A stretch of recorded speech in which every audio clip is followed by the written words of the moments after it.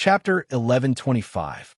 Through Yang Fan's consolation, the knot in Taiping's heart was somewhat eased, but she had not expected that the emperor, out of suspicion, would so quickly take action. Li Xian had first consulted Wu Sanci about his plans, and Wu Sanci had consulted Cui Bin and Zheng Chang.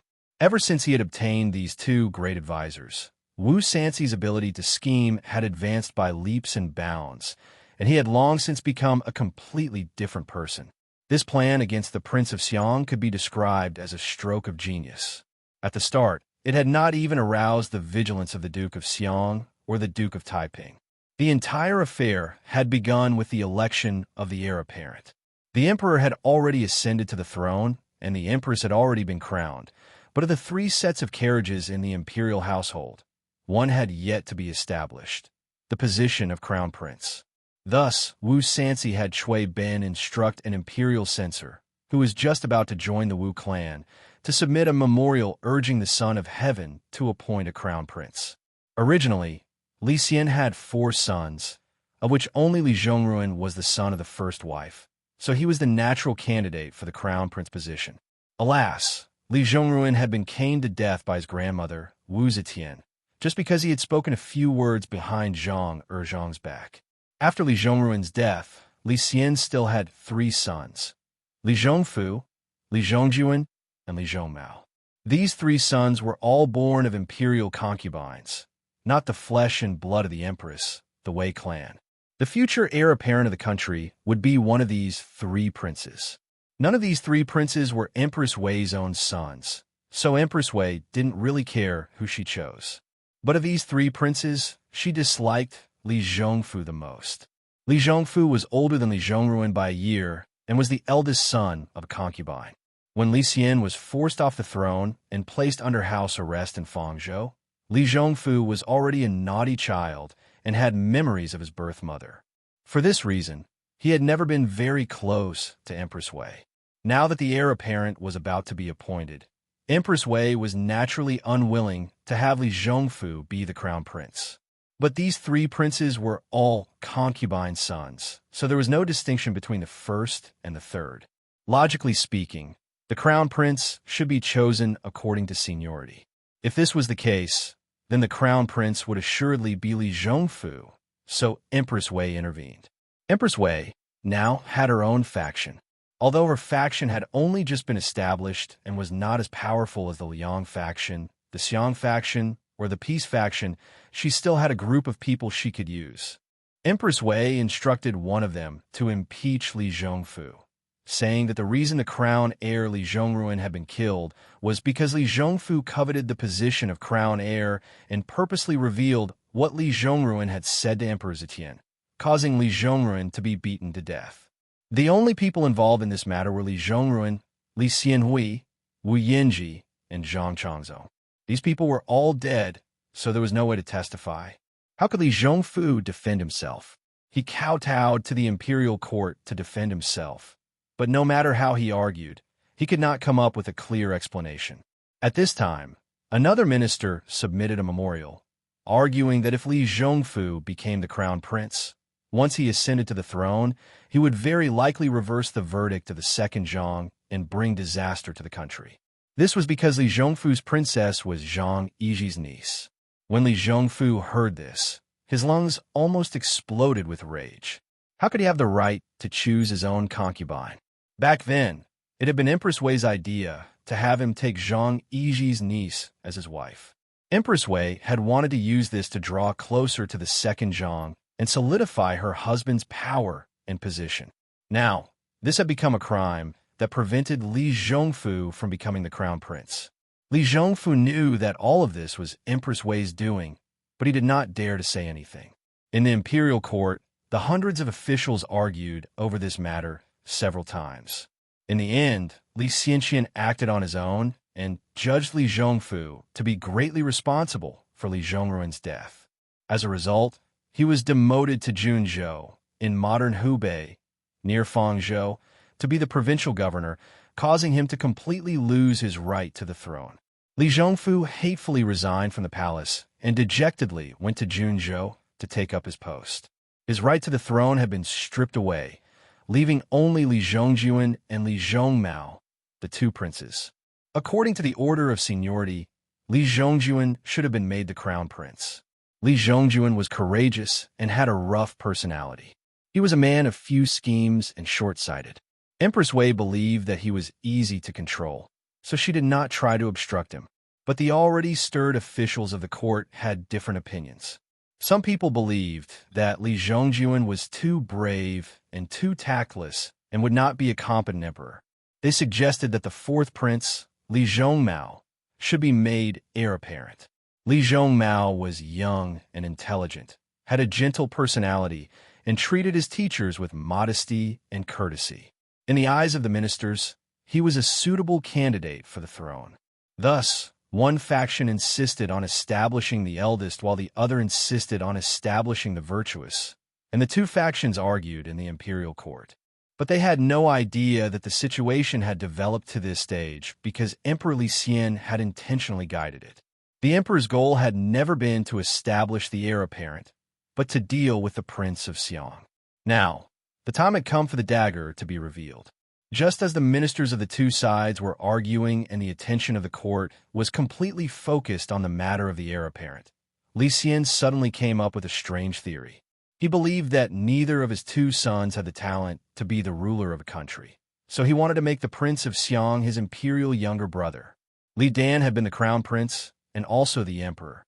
After the Divine Dragon coup, he had taken control of the 16 imperial guards of the southern government and possessed enormous influence and prestige in the army and the imperial court. Li Xian's sudden declaration that he wanted to make the Prince of Xiang his imperial younger brother instantly garnered the support of many ministers. Li Dan was like the saying, sitting in seclusion at home, disaster descends from the heavens.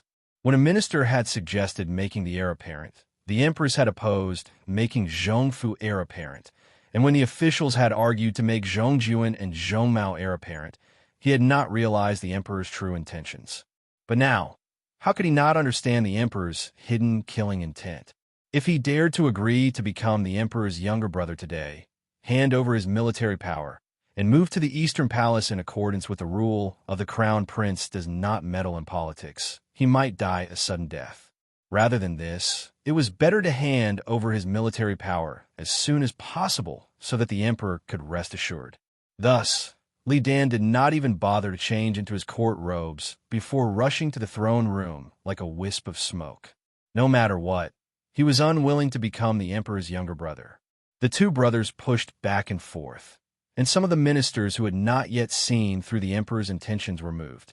In the end, the Prince of Xiang was forced into a corner by his older brother, the emperor, and simply handed over the commander seal that he used to control the 16 imperial guards of the southern government.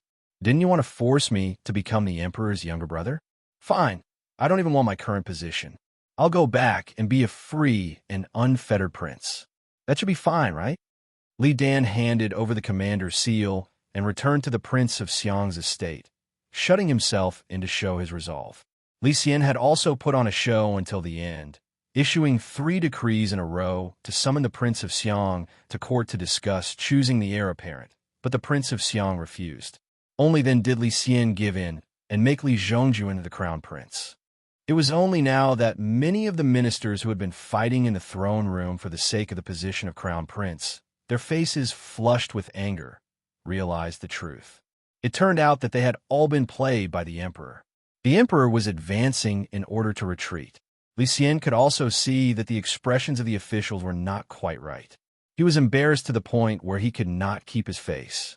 In order to cover up his embarrassment, he and Wu Sanxi held a secret discussion.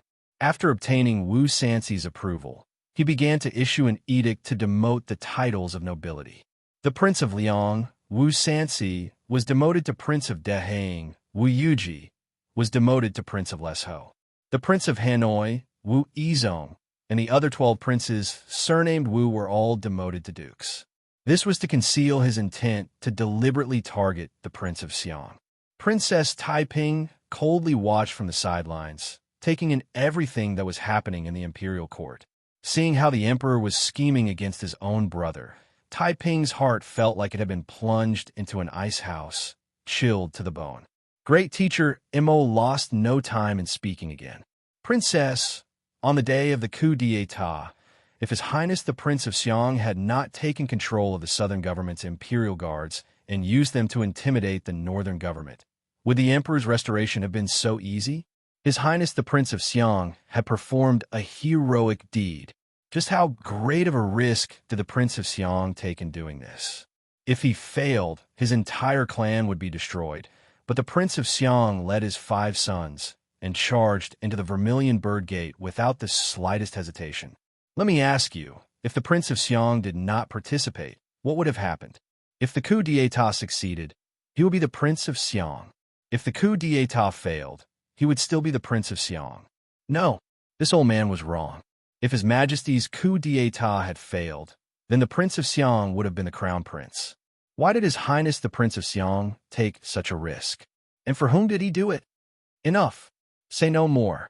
Princess Taiping could not restrain her anger and fiercely slammed her palm on the table. Great teacher Mo's face was as calm as an ancient well.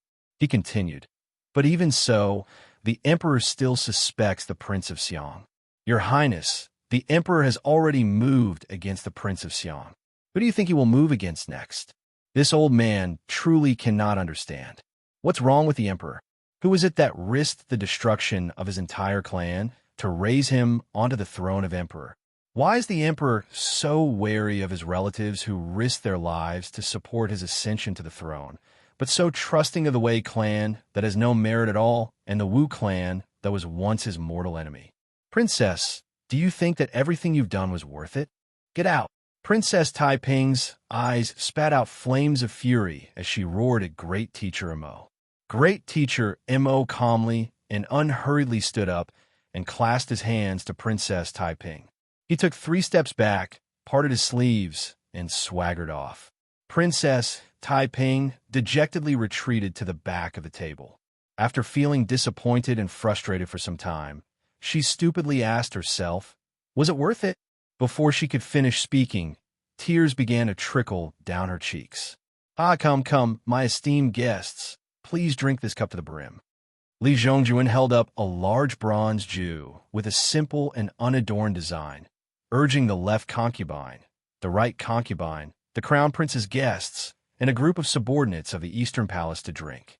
Li Zhongjuan had broad shoulders and a broad body, arms like an ape's and a waist like a bee's, exuding a heroic air. His square face was proud and arrogant, and he was born with a good appearance. Above him was the eldest son of the legitimate wife and the eldest son of the concubines. He had never imagined that there would be a day when the throne of Crown Prince would be delivered to his buttocks. But in a moment of carelessness, he had become the Crown Prince above all but one. Even now, he still felt like he was dreaming. Crown Prince, please. All the subordinates raised their cups in response. Li Zhongjuan raised his neck and drained a cup of fine wine in one gulp. Li Zhongjuan loved wine and disliked that cup for being too refined, so he purposely changed it to a large bronze cup so that he could drink to his heart's content. A young man dressed in martial attire came forward and said to Li Zhongjuan with a smile, "Chen Kuang, another toast to congratulate the Crown Prince." As soon as Li Zhongjuan saw him, he immediately moved to the side and patted the mat, saying to the man, Come, Chen Kuang, sit with me. Us brothers will drink a few more cups." The man smiled and did not decline, saying, "Thank you, Crown Prince." He walked around the wine table and sat with Li Zhongjuan at the same table. This man was called Li Qinkuang, also a descendant of Li Tang. His great-grandfather was the 5th son of Emperor Gaozu Li Yuan, Li Jian. When Wu Ziqian was in power, his branch was already a distant branch, so he was not persecuted, but his title was demoted from Wang to Duke. Now Li Qinkuang was the right general of the Imperial Guards. Don't look at how closely Zhongjuan and Li Qinkuang seemed to be, as if they had been good friends for many years. In reality, the two had only known each other for a little more than a month. Li Zhongjuan was a martial artist and fond of hunting. In the early spring, he went hunting in the suburbs and happened to meet Li Qinkuang, who was out hunting. Both of them appreciated each other's horsemanship and archery skills. After they introduced each other, it turned out they were still family, and soon they became close friends. Li Qingquang sat down next to Li Zhongjuan. Li Zhongjuan intimately put his arm around Li Qingquang's shoulder and said to his subordinates with a smile, "Qingquang is my lucky general. Ever since I became acquainted with Qingquang, my luck has been exceptionally good. Not long ago, I was just bestowed the title of Wang, and in the blink of an eye, I have become the crown prince. Come, Qingquang, let's drink to the brim." Li Qingquang smiled and raised his cup, whispering in Li Zhongjuan's ear, "Crown prince, don't drink too much." Ai. Li Zhongjuan glared at him reproachfully and said, "A man can't be as sentimental as a woman. Today, if we don't get drunk, we won't go home." Li Qingquang helplessly leaned his body toward him and said in a small voice, "Crown prince, you can't get drunk. You forgot. Qingquang has invited a few military generals for you to get to know. There are many of them, and it is not convenient for them to come to the Eastern Palace. Crown prince, please come out of the palace to attend the banquet." Li Zhongjuan suddenly understood and nodded his head seriously. Chapter 11:26. In the 4th month of the 1st year of the Divine Dragon, the 5 ministers returned to power. In the 5th month of the 1st year of the Divine Dragon, the Prince of Xiang fought. By the 6th month of the 1st year of the Divine Dragon, the martial faction and the Empress faction had subtly suppressed the Prince of Xiang and Taiping. Regarding Li Xian's actions, Yang Fan only had one comment: blinded by greed, self-crippling martial arts. However, the idiotic actions of Li Xian, the prodigy of the 6th Emperor Pill, were not something that Yang Fan could control. In this kind of situation, he could only put on a layer of protection for himself and preserve his strength to deal with the unpredictable situation in the future. At this time, the Xian Sex people in Zhuo State had sent a travel-worn representative to the capital and entered the Yang residence on a day of heavy rain. Originally, Renwei had followed Yang Fan's orders and requested that the Xian Sex people in Zhuo State submit a detailed report. However, the people in Zhuo State seemed to feel that they could not explain it clearly in words, so they sent someone to the capital to report. Thunder rumbled, and after a flash of lightning, a loud thunder shook the windows. Yang Fan, who was sitting in the room, was as unmoving as a mountain. He continued to quietly listen to the people from Zhuo State chattering to him. "Sect Patriarch, the hidden sect is actually complaining first," he said angrily. "The hidden sect is insatiable and overbearing. What qualifications do they have to complain? We did not seize their territory, and the people we sent to Zhuo State can only be considered traveling merchants. It is not like they're going to Zhuo State to do business. Do they have to act as if they're facing a great enemy?" Yang Fan forcefully knocked on the table and said in a deep voice, "I only want to know why our people extended their hands to Zhuo State." That person smiled bitterly and said, "Sect Patriarch, merchants move hastily and pursue profits far and near. How can they be limited to one place? Even if the Tang dynasty, Tubo, and Turkic Khaganate belong to 2 different countries and are separated by thousands of li with weapons, they cannot stop merchants from coming and going.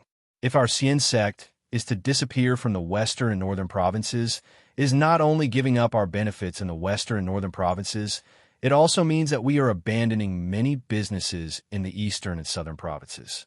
No one will be willing to do business with us or accept our control. The losses are unimaginable." Yang Fan frowned and asked, "Are the people going to Zhuozhou our trusted men?" The man shook his head and said, "No, even their head shopkeeper doesn't know about the existence of the succession hall. We control and influence them because of our powerful financial resources. Because of this, we don't have enough reason to stop them from going to Zhuozhou. How can we explain this matter to them?" Yang Fan did not say anything. Outside the window frame, under the eaves of the roof, the rainwater was pouring down, and his heart was also a little annoyed. Shen Mu's idea of the obvious and hidden sects working together was excellent, but the obvious and hidden sects were very different in terms of wealth, resources, and manpower. This meant that they had to run their own businesses and could not rely on each other's strength. As a result, it was inevitable that there would be conflicts in the fight for resources. They had clearly underestimated this before. The person from Zhuo Prefecture spoke resentfully. "Sect Patriarch, Why is it that the hidden sect doesn't have much influence in the eastern and southern prefectures? Why are they generously giving us those places now? Because the eastern and southern prefectures are near the sea, and their trade isn't as developed as the western and northern prefectures. Those who are virtuous live there. Isn't it the same for the pugilistic world? Are we just going to hand over such huge benefits to others? Yang Fan said slowly, the obvious and hidden sects exist for different purposes. What is the purpose of doing business for profits? Do not neglect the essentials and pursue trifles. Money is indispensable to us, but it will never be the most important thing. In the eastern and southern prefectures, we mainly focus on sea trade. Salt, rice, wine, cloth, and other industries that are highly profitable. We have a division with the hidden sect.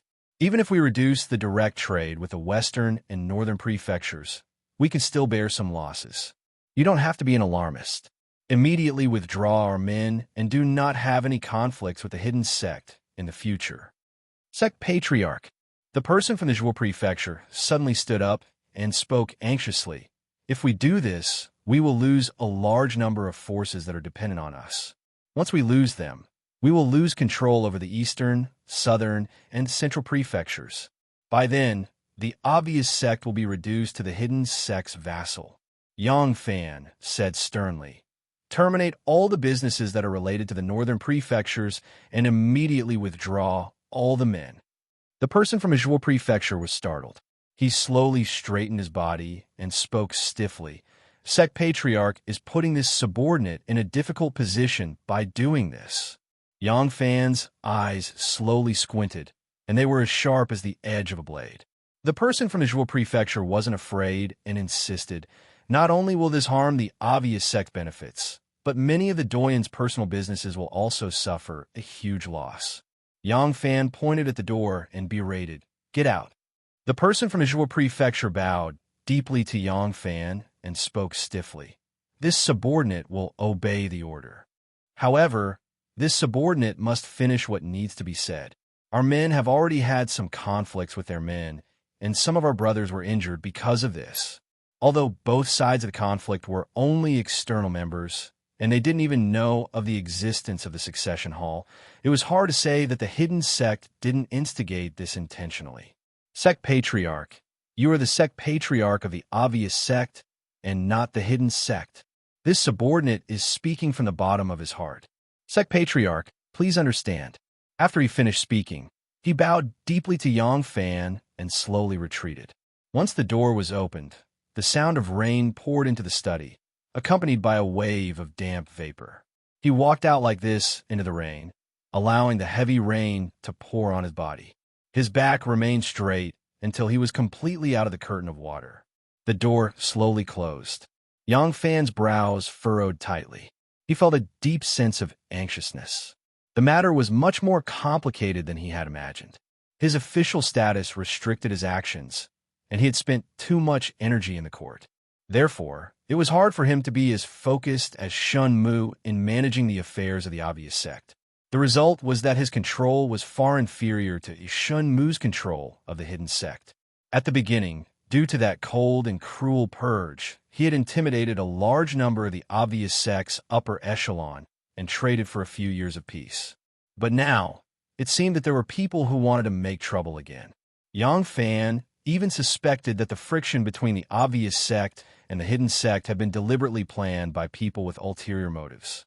He felt that there seemed to be an invisible black hand slowly grasping at him.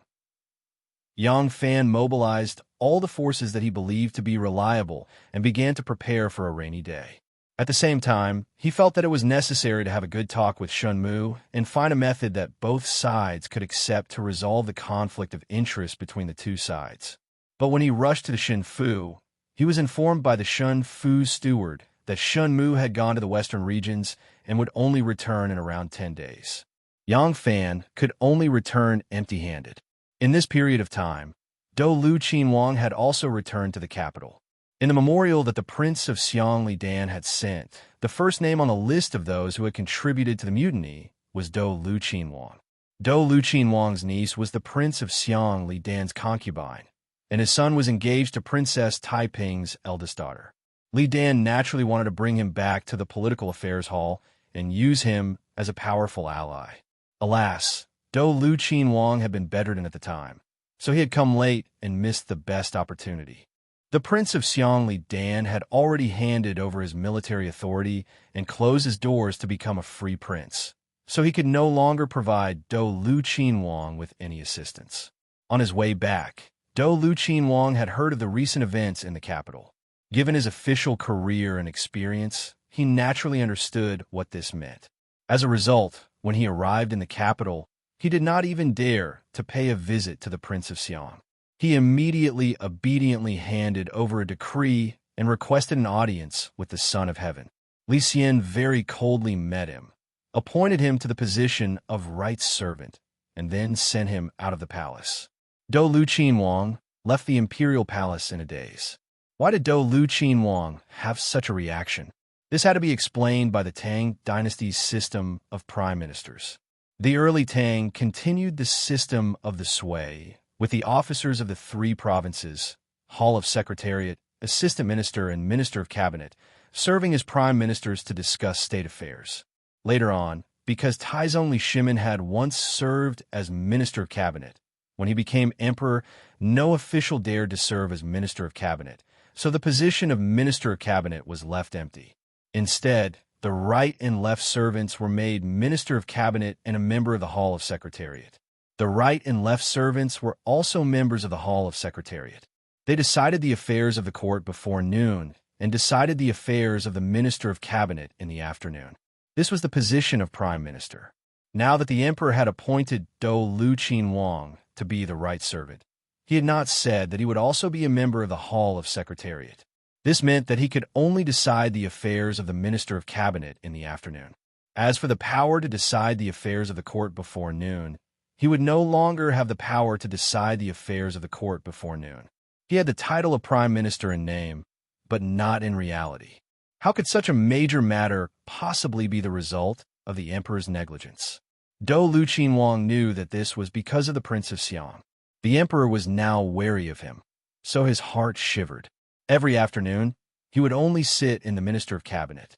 When the court was in session, he would not say a word, not daring to ask about state affairs.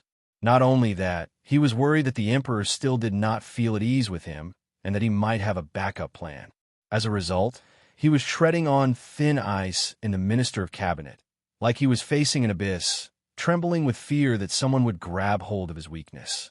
Seeing Do Lu Qin Wang's appearance, even those who had been slow and failed to see that the emperor's act of appointing his imperial younger brother was a complete show now understood that the emperor and the Prince of Xiang had fallen out. In the last few days, Yang Fan had strengthened the training and control of his 10,000 cavalry. Every day, he would appear in the army and struggle with the soldiers. At night, when he returned home, he would once more be busy with the many complicated matters of the Xinzong order. In the past, he had greatly delegated power, but now he could not be so generous. He was using interference to gently withdraw power and strengthen his control. Upon hearing of Do Lu Qin Wang's misfortune, Yang Fan knew that this matter was certain to make the Prince of Xiang and Princess Taiping even more uneasy. A single thought from the Son of Heaven would not be as simple as withdrawing power. Who could have imagined that a storm of blood would follow? Even when Yang Fan suddenly realized that the Xinzong order was becoming restless and unstable and that a situation might occur that he could not control, he immediately began to mobilize the military force of the Gu clan, preparing to strike like a thunderbolt at the crucial moment. Why could the emperor not do this? The Prince of Xiang had handed over his military authority, but his influence over the Southern Office could not immediately disappear with the transfer of military authority. If the emperor wanted to kill, this was enough reason for him to kill. Would the Prince of Xiang and Taiping still be able to calmly accept a steel blade that could be pressed against their necks at any moment? But the information Yang Fan had obtained from Wanner indicated that Li Xian had no intention of taking any further action against the Prince of Xiang and Taiping, at least not at all. Yang Fan was worried that Taiping and the Prince of Xiang would take this risk and give themselves an excuse, so he wanted to see Taiping and pacify him. But he had never expected that before he could even see Taiping, something would happen to Shen Mu, who had just returned from the western regions. Chapter 11:27. Shen Mu returned from Longyu and entered the Jiangyi region. He would arrive in Chang in a day. Shen Mu went to Longyu to pay a visit to old great-grandfather Li. Although Shen Mu and Yang Fan had set up a trap for the 7 aristocratic families and took the opportunity to get rid of the aristocratic family's control, the succession hall was born from the 7 aristocratic families. The relationship between them could not be broken. The reason why they could get rid of the aristocratic family's control was that if they fought to the death, it would only bring harm to the aristocratic families. Although the cooperation was not what the aristocratic families wanted, it was still within the acceptable range. Therefore, the aristocratic families voluntarily let go. Otherwise, the aristocratic families would still be aristocratic families without the succession hall, but the succession hall would quickly wither without the aristocratic families.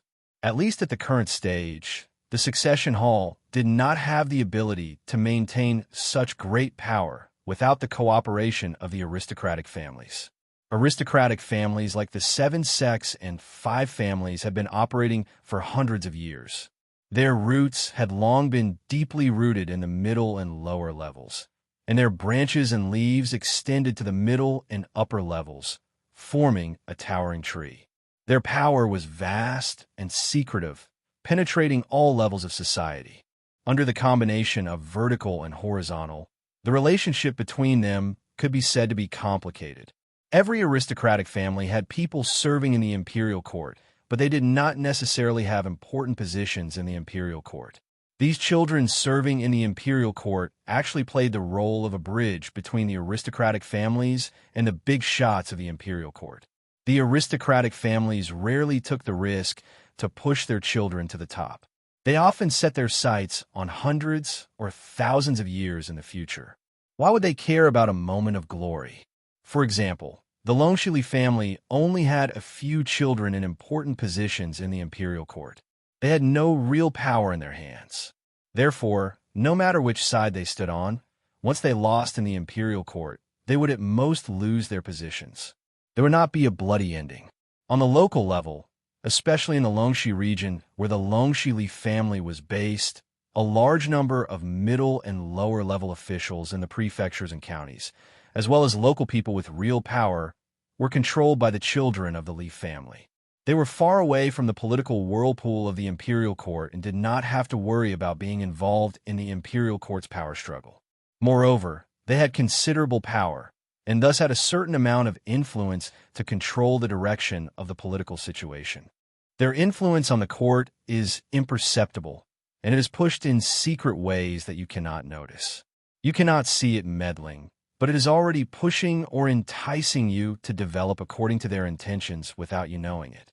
For example, when Empress Wei opposed the appointment of Li Zhongfu as crown prince, the result was that Li Zhongfu was demoted to a region and Li Zhongjuan became crown prince. Moreover, using this dispute, the emperor forced the Prince of Xiang to hand over his military authority. In the eyes of the common people, this was just a political struggle between the officials of the court, completely unrelated to anyone else. But if you knew that Li Chengquang, who was on very good terms with Crown Prince Li Zhongjuan, had long since been bribed by Liu Binji, if you knew that Empress Wei's most trusted chief eunuchs and palace maids had all received lavish gift from Liu Binji, if you knew that Wu Sanxi's right and left arms, Cui Shi and Zheng Chang, were also Liu Binji's people, would you still believe that the only people who played a role in this matter were the emperor, Prince Liang, and Empress Wei? Liu Binji was like this, the noble clans were like this, and Shen Mu and Yang Fan were also like this. Most of their methods of manipulating the political situation were like this. Although they possessed enormous power, they did not have the efficiency of the imperial court, so their methods of exerting influence were slow and secretive, and they would not let you see it clearly. Only a person as stupid as a pig would display this kind of power before the emperor for a moment of prestige. Thus, even though the noble clans had suffered a small loss, Shen Mu did not underestimate the power of the noble clans. With such a massive change in the structure of the court, He urgently needed to unify the opinions of the noble clans. Moreover, putting aside their cooperative relationship, Grand Duke Li was Chi-Chi's grandfather, so this marriage still had to be arranged. The current Longyu was not as turbulent as it was 10 years ago, so Shenmu did not use the same extravagance as when he went to Longyu with Yangfan. Instead, there were scouts in a 10-mile radius. Even so, it was still heavily guarded, and it was difficult to get close. Shenmu did not have the impressive martial arts of Yangfan. If compared to someone who had practiced martial arts, he would be too weak to stand up to a gust of wind. Thus, he was very concerned about his safety, especially in a place like Longyu where the situation was treacherous and complicated. But no one could always maintain a tense state of mind. No one could eat, sleep, bathe, or take a stroll and not relax at all times. When Shenmu entered the capital region, they naturally let down their guard, especially when they arrived at this small town, which was only a day's journey from Chang'an. This small town was the main route for travelers and merchants going to and from the western regions, so there were many guests coming from both north and south. The people here were simple and honest. It was rare to see people swindling and cheating customers in this town. If someone wanted to make money with a black heart, his shop would not be open for long. The people in the town would spread his bad name even before the tourists knew it. Every time Shenmu went to the western regions, he would stay in this town. Today, he could even accurately call out the names of some people in this town. Thus, when he arrived at the town that evening, he still stayed here. Here, he was as comfortable as if he was in his own backyard. Before dinner, Shenmu took a bath and took a walk on the streets with 2 guards. The golden sunset, the deep green trees, the narrow alleys, the yellow dirt roads, the simple shops by the roadside that exuded an alluring fragrance, the hawkers by the street, the barbarians from the western regions leading their camels, and the elderly with walking sticks, all of these gathered to form a special atmosphere. It was peaceful and lively, warm, lazy, and leisurely, making people involuntarily relax, their steps becoming lazier and their posture more leisurely. Shenmu's body was tired from the long journey. He immersed his body and mind in this slow rhythm that was full of smoke and fire, enjoying this rare leisure. But he would never have thought that danger and murderous intent would arise at this time, from this atmosphere. The camel bells rang out, and a few barbarians from the western regions with fur coats draped over their shoulders slowly walked over, leading tall camels. On the narrow road of the small town, this row of pedestrians and a row of camels took up more than half the road. When Shenmu heard the sound, he looked back and slowly retreated to the side of the road. He even smiled and greeted the hawker who had set up a roadside stall selling seasonings such as dried tangerine peel anise, pepper noodles, and other food condiments. This hawker had been setting up his stall here for a long time, and Shenmu had seen him more than once on his many trips to the west. The hawker also recognized him and greeted him with a smile. A sudden change occurred at this moment. Shenmu saw that the hawker's smile suddenly froze on his face, and his eyes suddenly widened, revealing a look of fear. He immediately felt that something was wrong. Shenmu's movements were not fast, but his mind was very quick, and it was precisely this that saved his life. He did not instinctively turn back, but immediately pounced forward, pouncing towards the terrified hawker.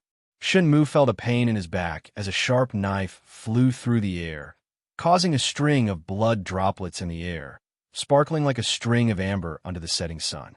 Young master, Shenmu's 2 subordinates had never expected to be attacked in this familiar small town, and in their great shock, their bodies paused for a moment. It was only this moment of delay that allowed the sharp knife to pierce straight towards Shenmu's back. The 2 guards were scared out of their wits. Fortunately, Shenmu used the most accurate reaction to save his life. If he had turned around to look or try to dodge to the left or right, he would not have been able to react as fast as the assassin and would have died. However, he took advantage of the situation and pounced forward. Although the sharp knife pierced his back, it did not penetrate deep because of the force. The assassin was overjoyed that his knife had hit its target, but he did not expect Shenmu to pounce forward and miss by a hair. He wanted to follow Shenmu and dive forward, but he leaped forward and used a bow step to stab Shenmu's back with all his strength. The knife had already reached its end, and he did not have the time to stab again. When he was about to pounce forward and stab again, one of Shen Mu's guards had already waved his knife, sweeping towards him like a waterfall. He hurriedly raised his short knife, and with a kung sound, he received the knife head-on. He was knocked back a few steps by a huge force, and the short knife in his hand almost flew out of his hand. At the same time, the people leading the camels all drew their short knives from their saddles and fiercely pounced toward Shen Mu. Another guard pulled out the knife from his waist and roared, "Young master, run quickly." He then pounced forward and used the fighting in 8 directions in the night to block the crowd. 7 or 8 short knives were like the sharp fangs of a pack of wolves preying on their prey, and mercilessly enveloped him. Shen Mu knocked the peddler and rolled on the ground. He flipped over, and ignoring the great pain on his back, he reached out and grabbed the piece of sheepskin on the ground.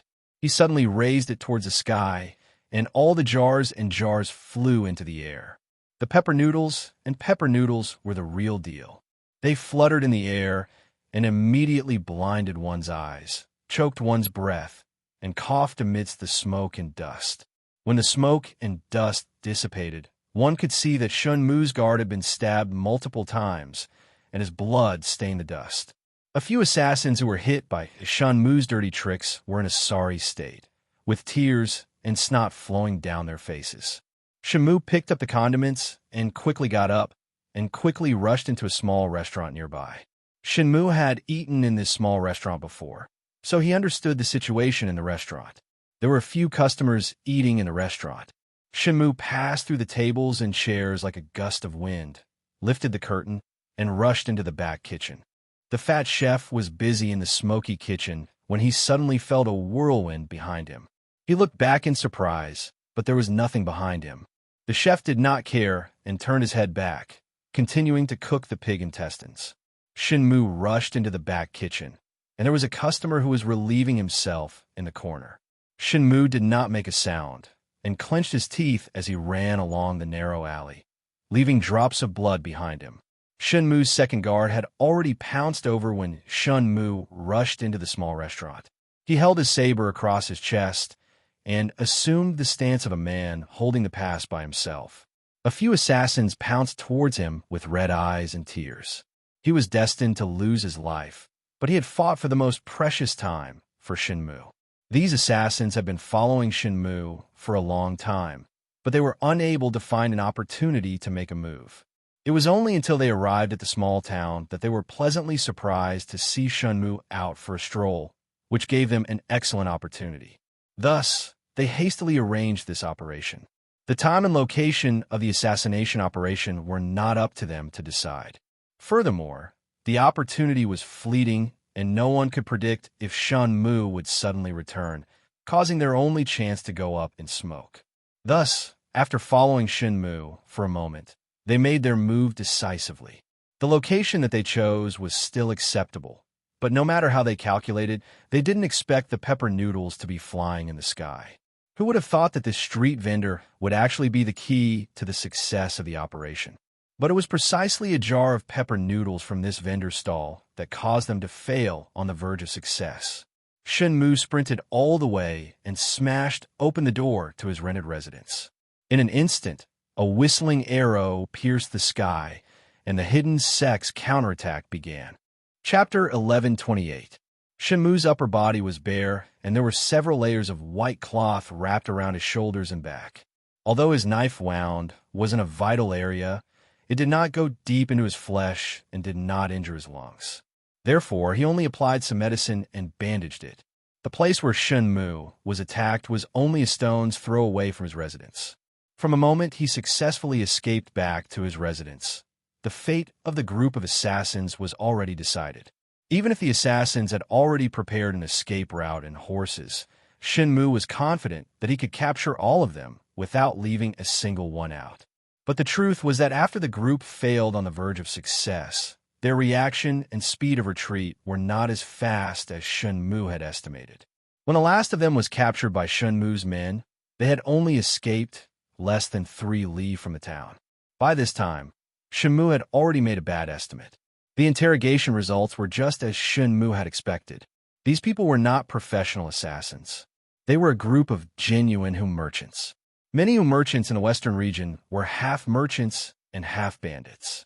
On a desolate journey, if they encountered a wealthy merchant group or village that could not protect themselves, they would sometimes drop their disguises and wield their butcher's knives. However, in a densely populated place where the law was enforced, or when they encountered an opponent that they obviously could not defeat, they were real businessmen. Because of this, when they first approached Shin Mu, they did not arouse the vigilance of Shun Mu and his subordinates. This time, they killed people in the capital region, which was somewhat out of Shun Mu's expectations. But the interrogation results were very simple. Someone had paid a large sum of money to kill them. The money was so large that they could not refuse, so they took the risk. These people did not know who Shin Mu was. They did not even know who had hired them. Shin Mu stared at Lan Jinhai and asked, "No clues?" Lan Jinhai said in shame, "No, the person who hired them always took the initiative to find them. They suspected that if they succeeded, the other party would pay the rest of the money. The money they had already received was enough for them to enjoy for a lifetime, so they even thought of running away." Why didn't they run away? Because Lan Jinhai took a deep breath and said, when they wanted to escape, a group of masked knights with excellent horsemanship and martial arts suddenly stopped them. They attacked, and 6 of them were killed. The rest could only obediently return to fulfill their promise. Shin Mu said, "So mysterious? Then the person in charge of contacting them must also be masked?" "Yes." Shin Mu pondered for a moment and slowly said, "In other words, we only know that the person who hired the hitman is very rich."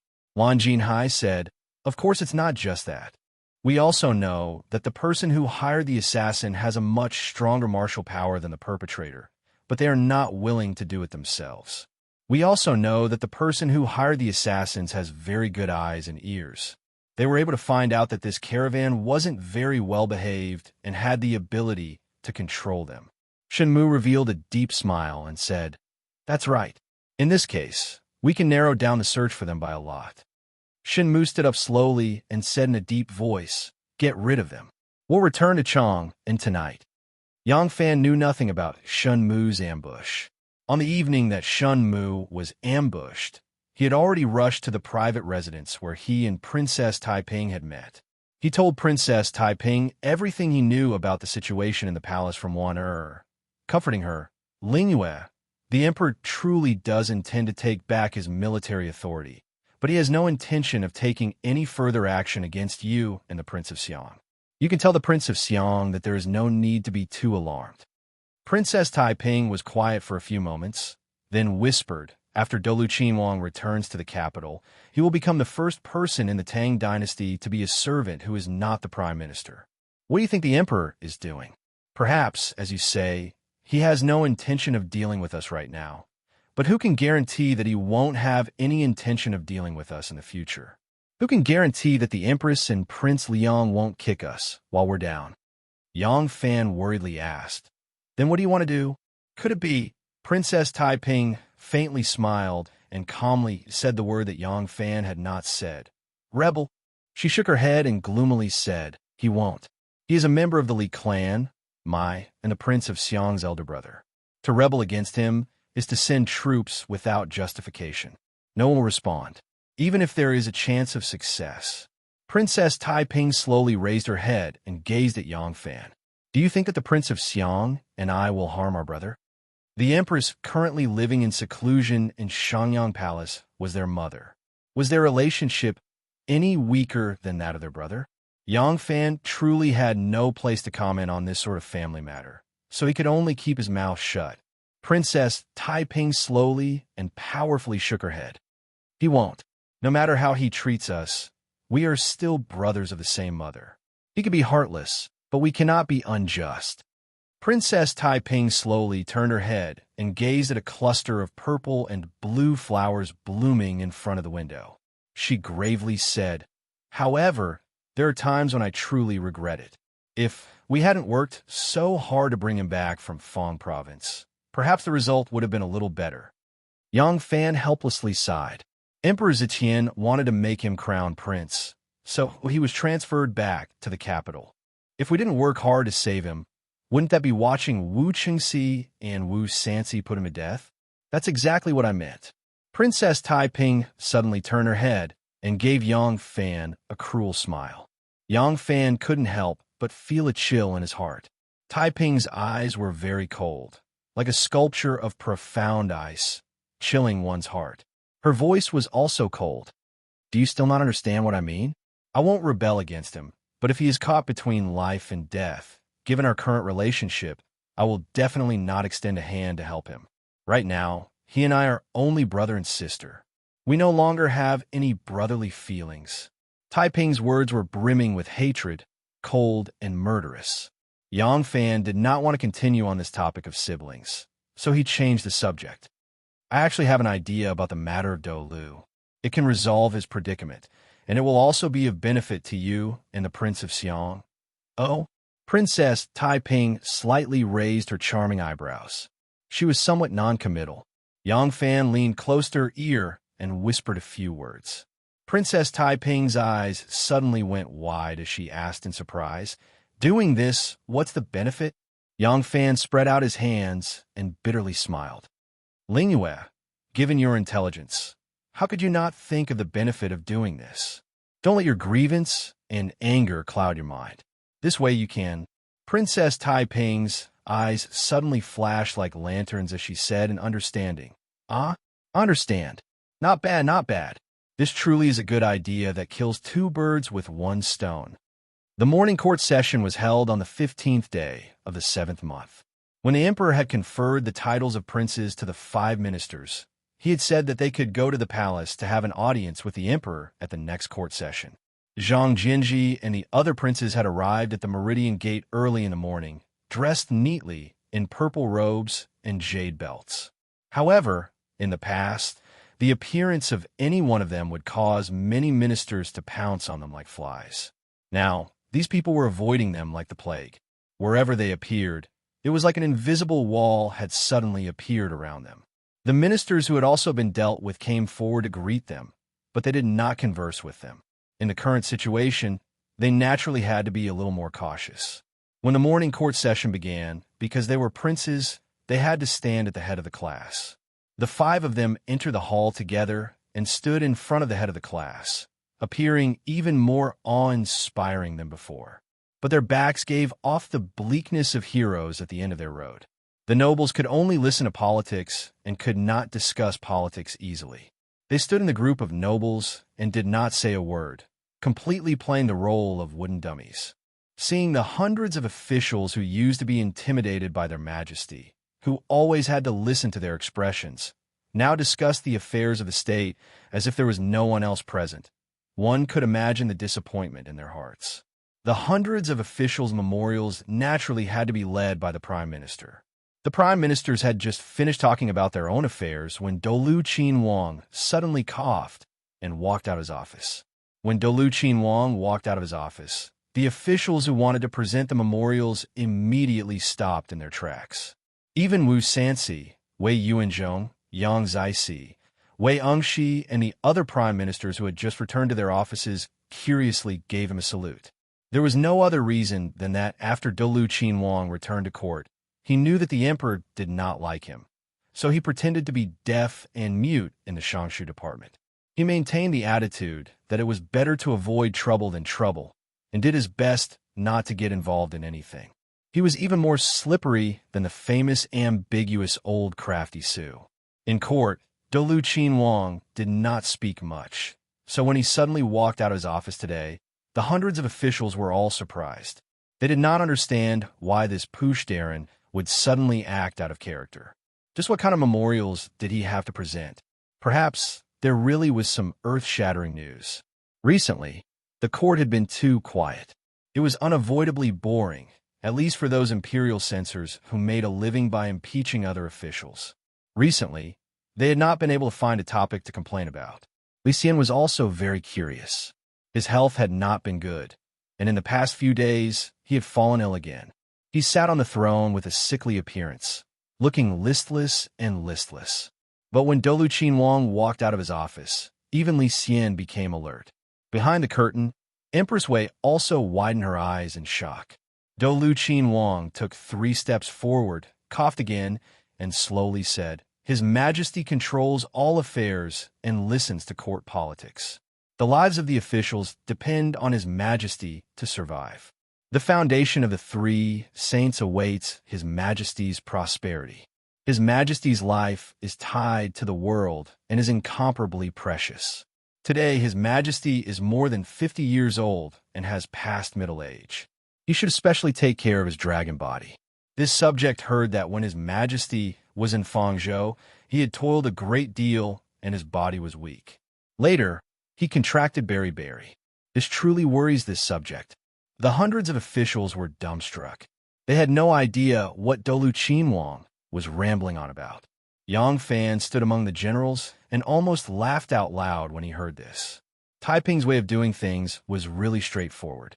Yesterday, he had just given her a plan, and today, Dolu Qinhuang was acting according to it.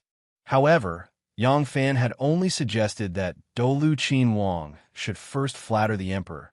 The weaker he appeared, the better. The more mushy, the better. As for what topic to find, he did not mention it.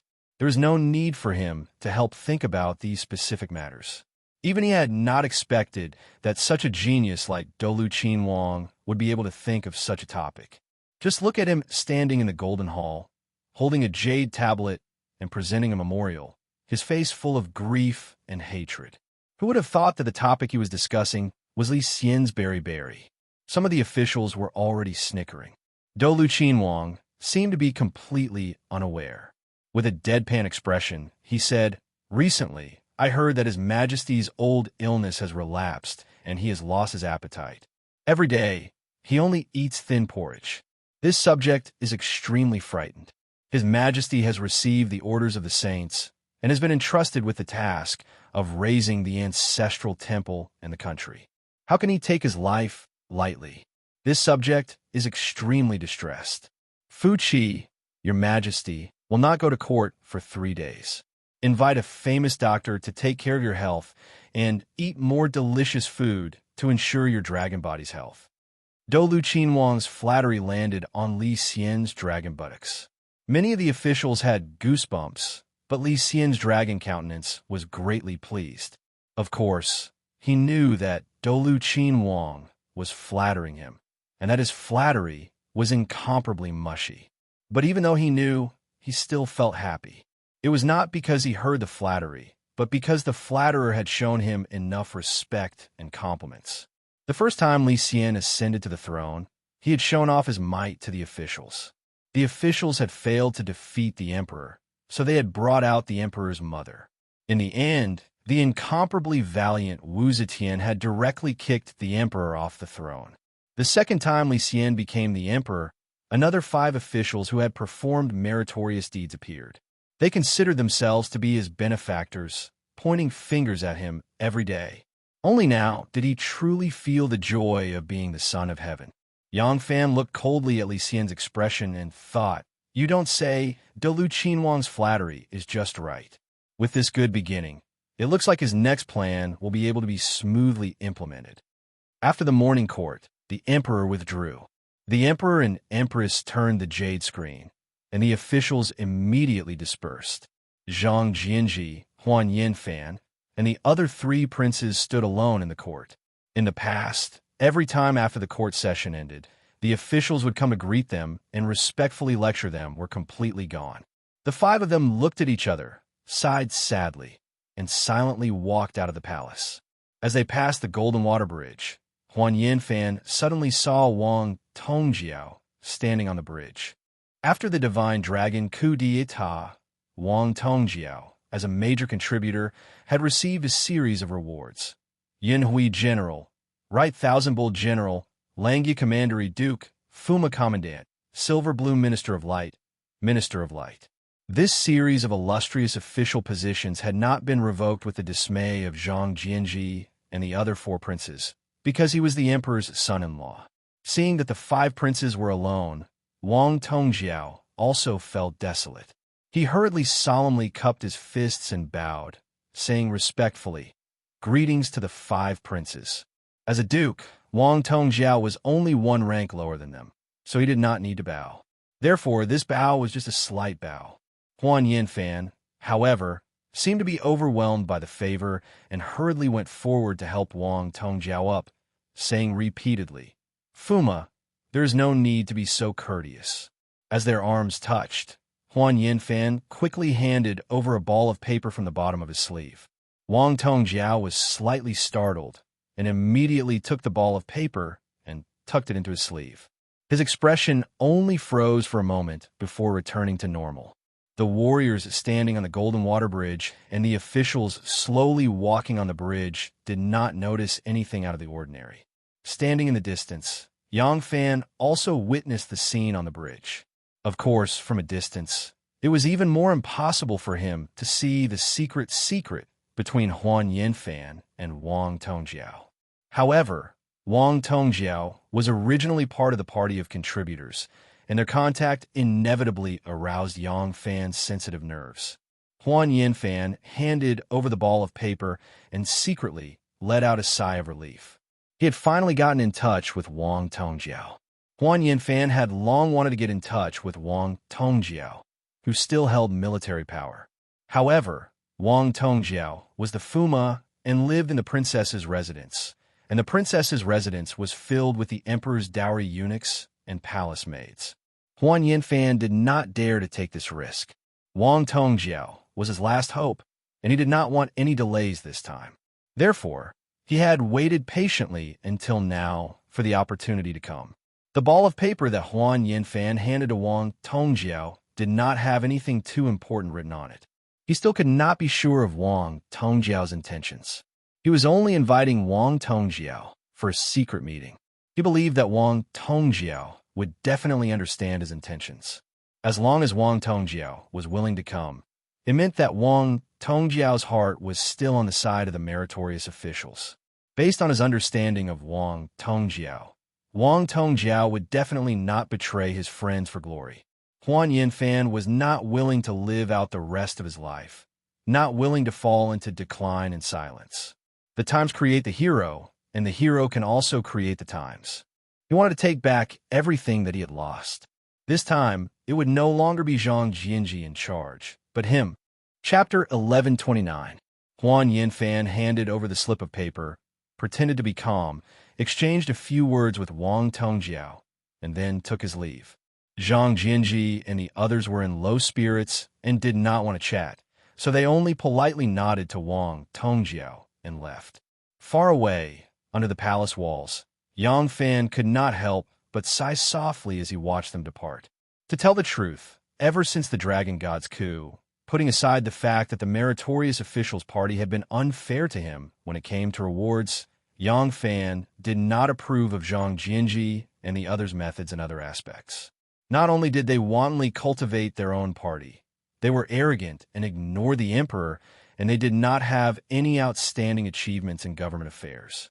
Of the 5 prime ministers, Cui Xianhui was slightly better. As for Zhang Jianji, he had been a county magistrate until he was 65. After that, he was promoted to provincial governor of a province, and he was in a barren land with a powerful local clan. His achievements were nothing to write home about. Although he had shown decisiveness and shrewdness in the coup, especially his courage, as a prime minister, these were not the only things that qualified him.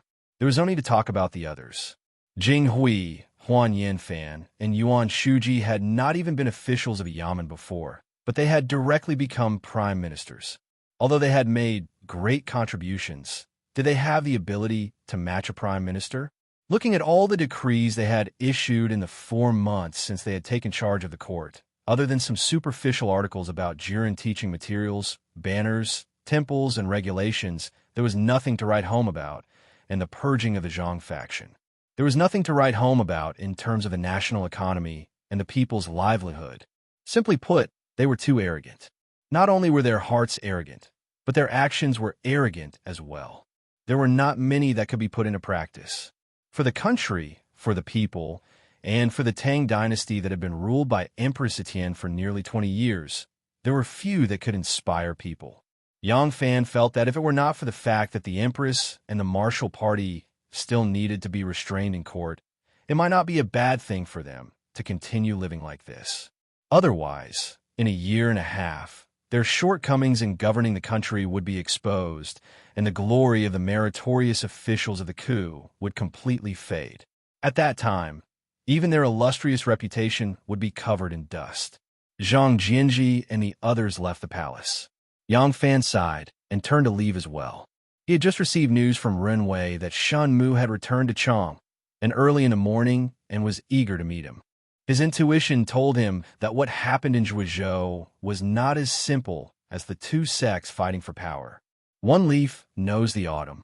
He had already detected that there seemed to be some restless element brewing within the Xian sect. He needed Shen Mu's help to deal with this. Yang Fan walked leisurely. He had just walked to the Imperial Road in front of the Eastern Palace when he suddenly saw a man wearing arrow sleeves, carrying a longbow and a quiver, with a few wild pheasants and hares on his shoulder, walking excitedly with big strides. Behind him were 4 eunuchs working together to carry an elk. When Yang Fan saw this, he immediately stopped and retreated 2 steps to the side. He cupped his hands and said, "This official greets the Crown Prince." "Ah, General Yang." Li Zhongjuan waved his hand carelessly at Yang Fan and walked past him like the wind without stopping.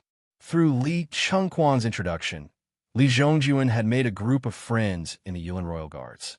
Among them, there was no lack of Yang Fan's colleagues, comrades, and subordinates. When they had free time, they would go hunting together and become very close friends. Through these people, he had gained some understanding of Yang Fan and did not have any ill feelings towards Yang Fan. However, his best friend, Li Chengquan, had some complaints about Yang Fan. Li Zhongjuan's closest and most trusted person was Li Chengquan. Therefore, he purposefully kept his distance from Yang Fan. Yang Fan did not go too far. He straightened his back and was about to leave when Princess Annel suddenly walked over with 2 palace maids. Logically, the relatives of the imperial family had to enter the palace through the back door, which was to enter through the Xuanwu Gate. This front palace was where the emperor handled government affairs. The women of the imperial family should not appear here. However, Princess Annel was the most favored in front of Emperor Li Xian and Empress Wei Shi. After Li Xian became emperor, this usually arrogant princess could do as she pleased in the capital. What place was off limits to her?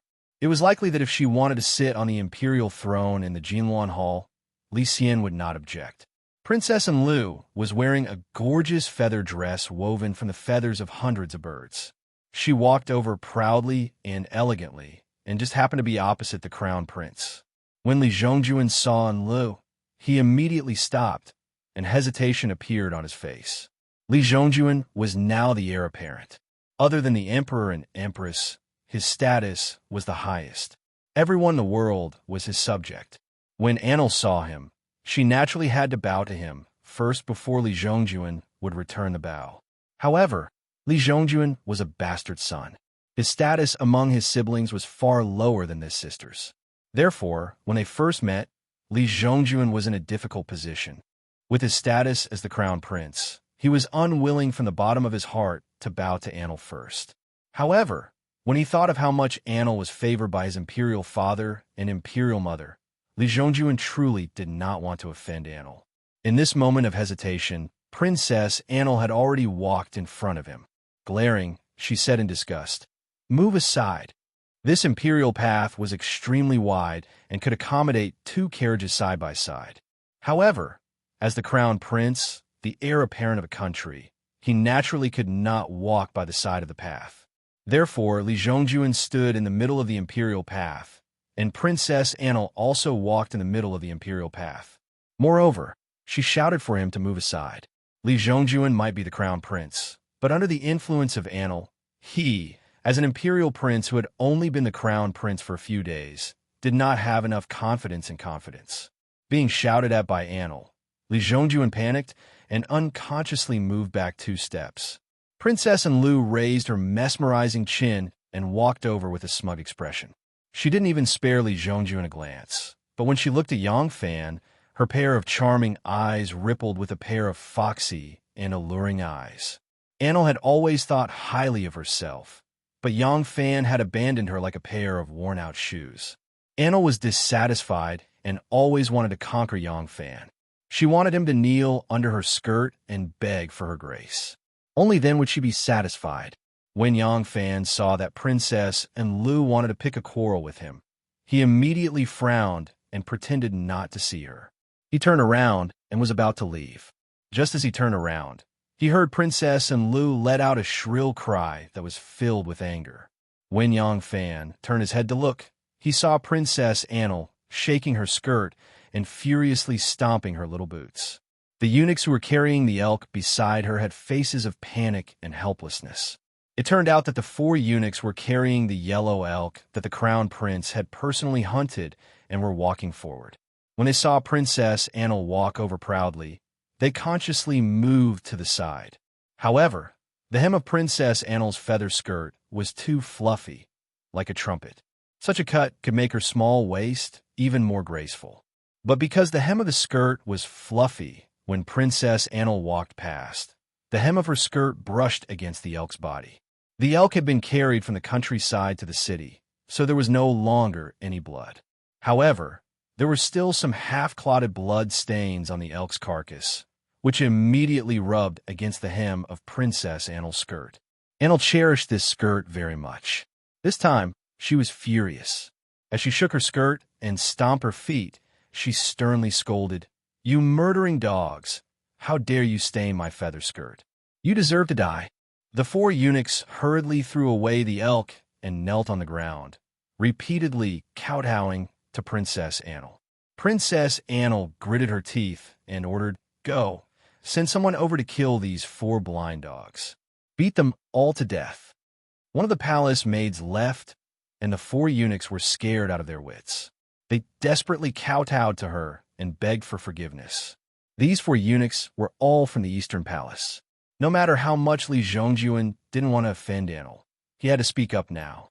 Otherwise, if he was killed because of this small mistake, who in the Eastern Palace would be willing to work for him? Li Zhongjuan braced himself and stepped forward. He bowed to Princess Anil and said, "Younger sister Gur, it was my men who were careless. I apologize to you here. Younger sister Gur is a magnanimous person. Please don't be like them for my sake. Get lost." Anil's face turned red with anger. She pointed at Li Zhongjuan's nose and scolded in a sharp voice, "What face do you have? You raised a maidservant." Li Zhongjuan's face immediately turned purple. Yes, his mother was originally an ordinary palace maid. Because she was favored by Li Xian and became pregnant, she was promoted to an imperial concubine. Her status was originally very low, but he never thought that after he became the crown prince, and Lu would still be so domineering towards him. For a moment, Li Zhongjuan's eyes were bloodshot. He clenched his fists in anger, and his joints made a series of cracking sounds. Anil raised her chin in disdain and provoked, "What? You're not convinced? You're raised a maidservant. Even if you've become the crown prince, you're still raised a maidservant. Do you think you're worthy of asking for face in front of me?" Li Zhongjuan was well-versed in martial arts. If he were to throw a punch now, and Li's palm-sized, extremely exquisite, extremely seductive face would turn into a pancake. She would no longer be able to charm all living things. But Li Zhongjuan did not dare to make a move. He was so angry that his entire body was trembling, but his tightly clenched fists were pressed against his body, and he did not dare to throw a punch. When Yang Fan saw this, he couldn't help but interrupt. "These people only made an unintentional mistake. Your Highness, the princess, has such an esteemed status. Why would you care about ant-like characters? Please spare their lives." Enlu glared at him, and her anger suddenly subsided. She turned towards Yang Fan and asked, "What? Is General Yang pleading for mercy on their behalf?" If he could save 4 lives, Yang Fan would not care about his own status. He nodded seriously at Enlu and said sincerely, "That's right. This lowly subject pleads for mercy on behalf of these 4 people. Princess, please be magnanimous." Princess Enlu suddenly giggled and nodded sweetly. "Fine, then I will give you this face." Yang Fan happily clasped his hands and said, "Many thanks, Princess." The 4 eunuchs seemed to be relieved of a heavy burden. They kowtowed in gratitude and said, Many thanks, Your Highness, many thanks, General Yang. Yang Fan sighed softly and clasped his hands towards Li Zhongjuan and Princess Enlo. He said, Crown Prince, Princess, this lowly subject bids farewell. Even though Li Zhongjuan was a martial artist, he wasn't very broad-minded. When he saw that he had humbly begged for mercy, Princess Enlo didn't give him any face at all. Instead, she humiliated him.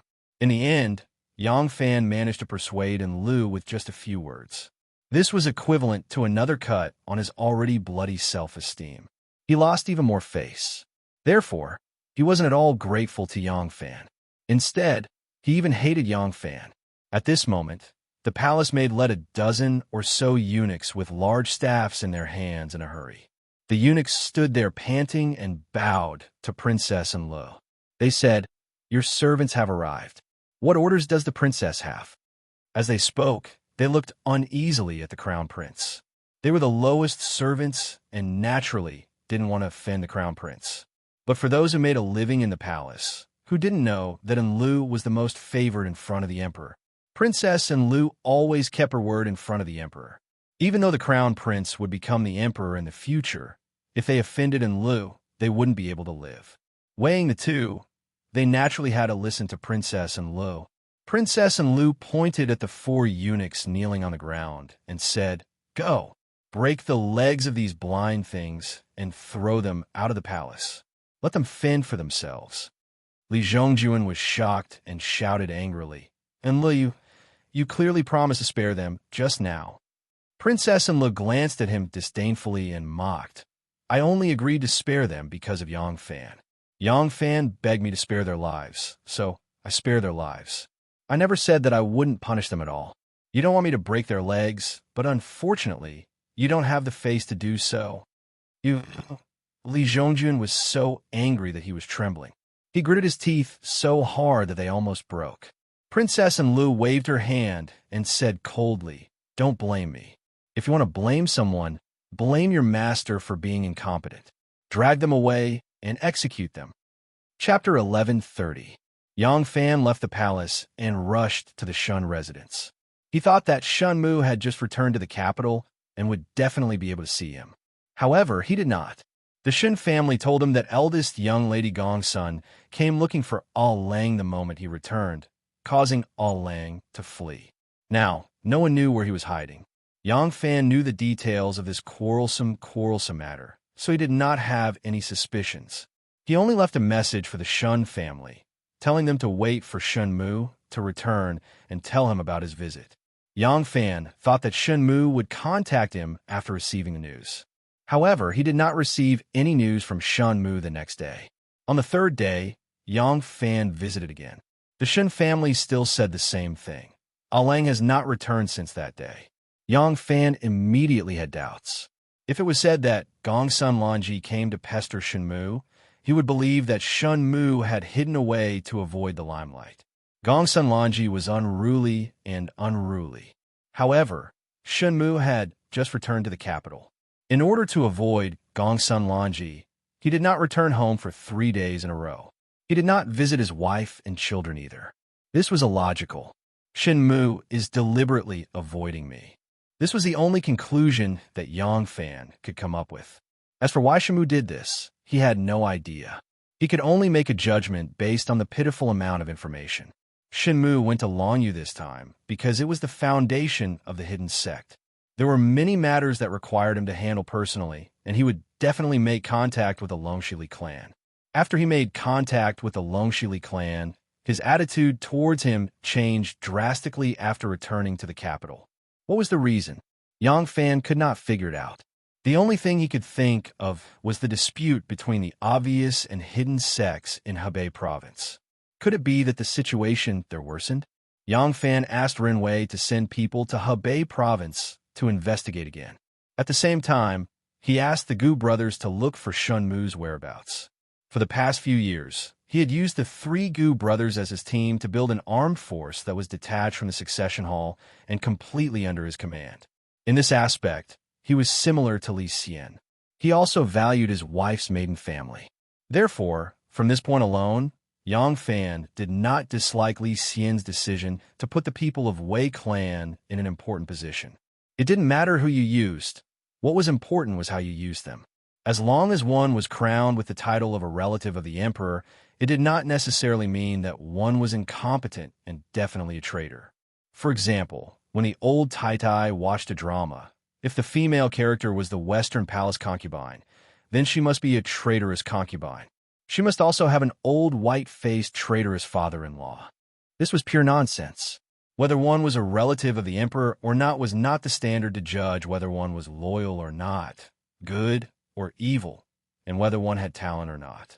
Emperor Wu of Han used Wei Qing and Hua Xiubing, who were both relatives of the emperor.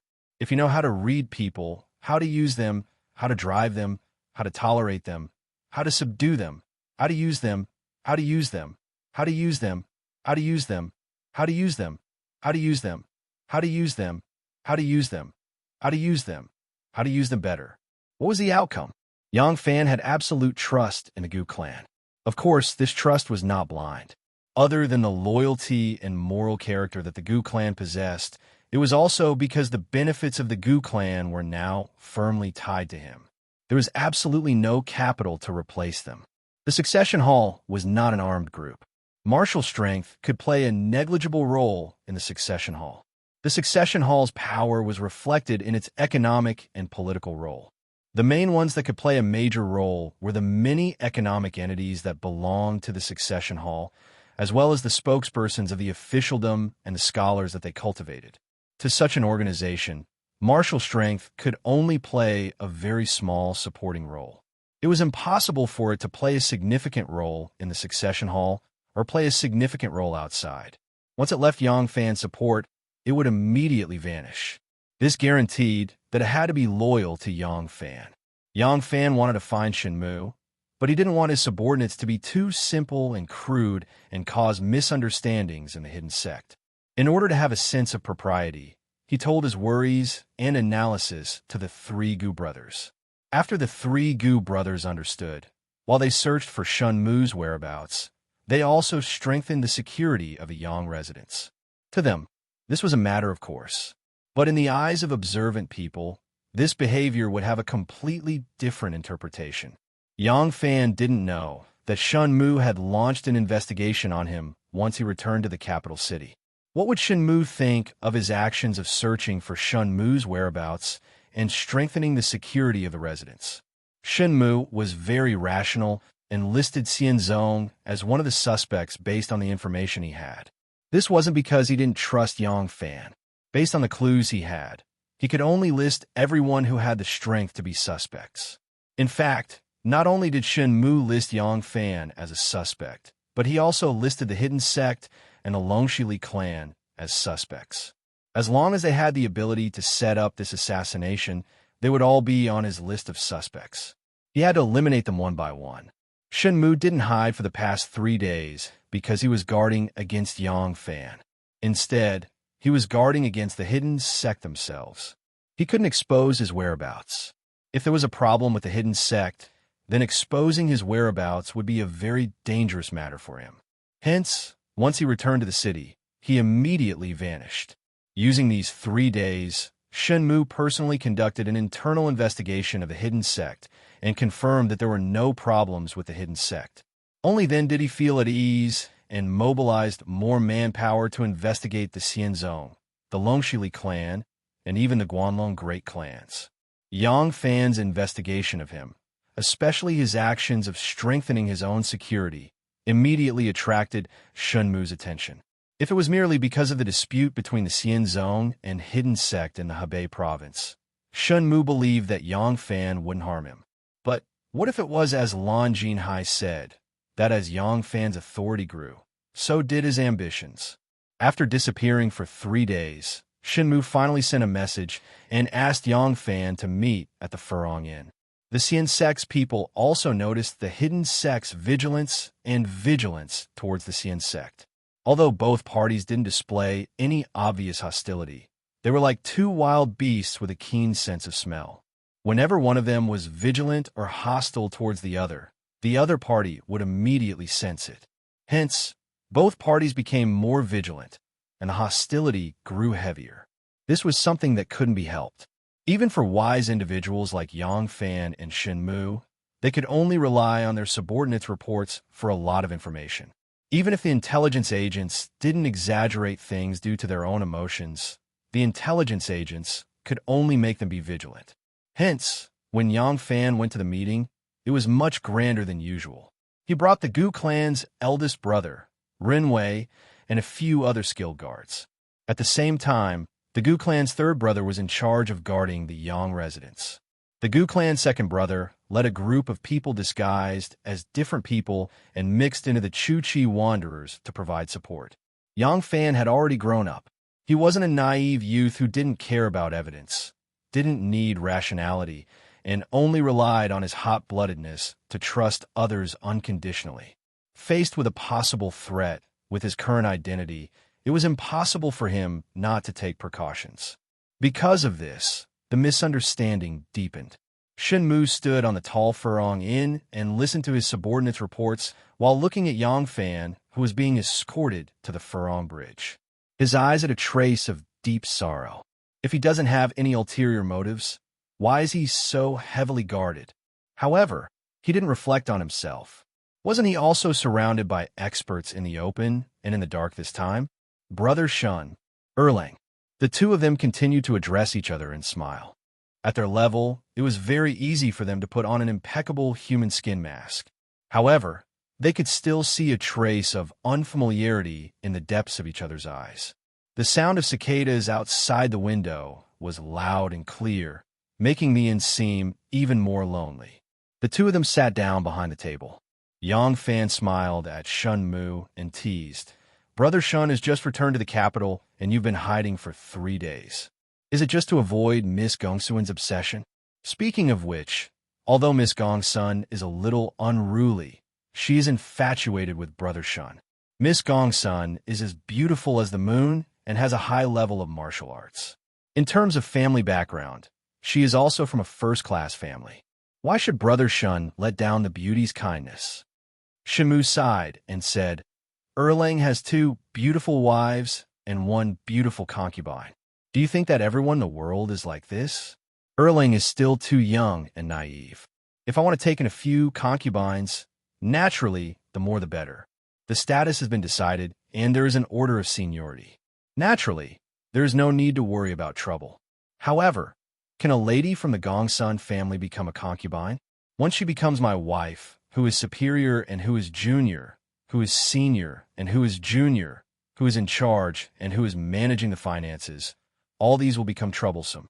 There are thousands of people in the family, and only one person is in charge. At that time, a little carelessness will lead to conflict. Forget about Shui who will not and dare not compete with her. But what about Chi-Chi? Chi-Chi is the eldest daughter of Long Yo's Li family. She is the eldest daughter of the Gongsun family. Both of them are like fire. How can my backyard be peaceful?" Yang Fan said, "Both of them are deeply in love with Brother Shun. I believe you will be able to get along with them peacefully." Shamu looked up to the sky and laughed. "I believe? I don't think so. There are some things that can't be done just because of your wishful thinking. You are not someone who can tolerate others. You also want to think for your own children. There are also maids and old maid around you and your own family behind you. It is hard to not have any problems." Shenmu's words were a test and a warning to Yang Fan. However, when Yang Fan heard the words, "your own family behind you," he did not think that Shenmu was pointing at him. Instead, he thought that Shenmu was talking about his own difficulties. Yang Fan's eyes instantly narrowed. Shenmu naturally saw this change in expression. Shenmu suddenly asked, "Erlang has 2 wives. Why can your family be harmonious? What is the secret behind it? Can you give me some pointers?" Yang Fan said, "The reason behind it is not worth mentioning. Xiaoman and I depend on each other. We are brother and sister. Even though we have been separated for many years, our feelings have not changed. After we grew up, we finally met again. We are like siblings and husband and wife. She knows that I will never let her down and naturally does not need to scheme. On the other hand, Anu has encountered difficulties since young. Her childhood experience is similar to Xiaoman's. It can be said that they are in the same boat. Moreover, even though she is beautiful and talented, she was born a servant. Even though she looks unruly, she is actually different from the arrogance that is ingrained in the bones of the young ladies of aristocratic families. When Yang Fan was framed by Lai Junxin and imprisoned, they even went through life and death together in order to save me from prison. They have a deep friendship with each other. Apart from that, they are both orphans and do not have any family behind them. Naturally, there will not be any disputes. The maids and old maids are also picky. Their own mistress is not that kind of person. How would they dare to have such thoughts? Shenmu sighed. That is true. Erlang is very fortunate. But my situation is completely different from yours. What can I do? Yang Fan frowned. If that is the case, why did Brother Shun provoke these two ladies who are incompatible as water and fire? Shenmu smiled bitterly. If I did not provoke them, how would I know what kind of character they are? Yang Fan sighed silently, shook his head, and did not say anything. Shenmu suddenly smiled. All right, let's not talk about this little family matter. Before going along you, I have mentioned to you about the Zhuozhou incident. I wonder how is Erlang's investigation? Yang Fan said, I was just about to mention this matter to Brother Shun. I have already ordered all my men to withdraw from Zhuozhou and will not clash with your men. However, my forceful withdrawal can only treat the symptoms and not the root cause. If we do not discuss a proper solution, I am afraid that there will be another dispute sooner or later. Shenmu took a sip of wine and stared at him. What do you mean? Yang Fan said, Little brother has carefully investigated.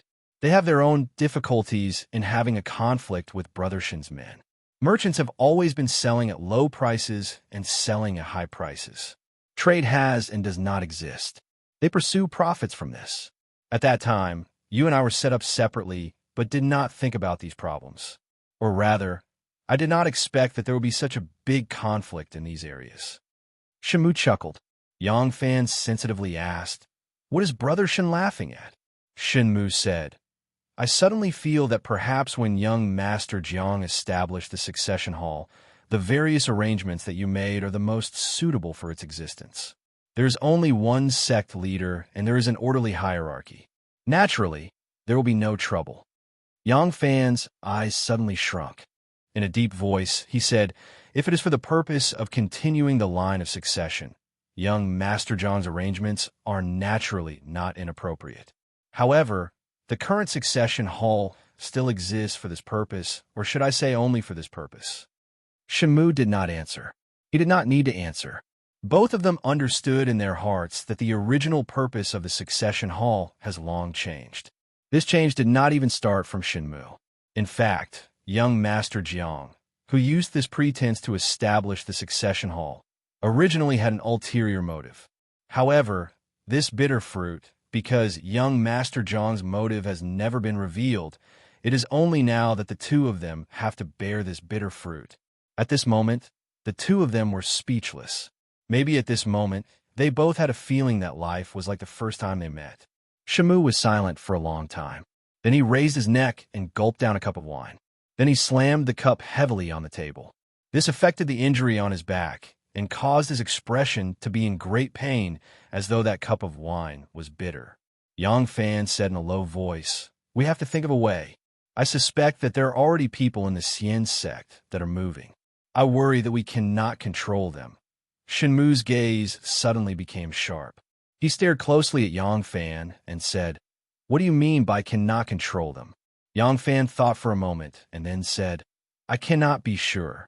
Maybe they will do something behind my back that I am not willing to do. When a situation cannot be changed, I can only act according to their wishes. They are familiar with this move because this is what we in the aristocratic families have always used to deal with the imperial court. Is it not so? Shenmu poured wine with his head lowered. Using this action, he concealed the hint of disdain that he could not disguise in his eyes. He thought that Yang Fan was setting up an ambush for the small town and was trying to shift the blame. When the two of them misunderstood each other and became even more wary of each other, what could they discuss? In the end, Yang Fan could only bid farewell helplessly.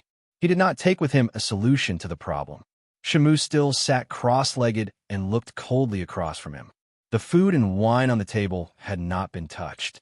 Yang Fan had not touched a drop of wine and had not moved a single chopstick. The corner of Shun Mu's lips slowly curled. He finally did not need to disguise that disdain.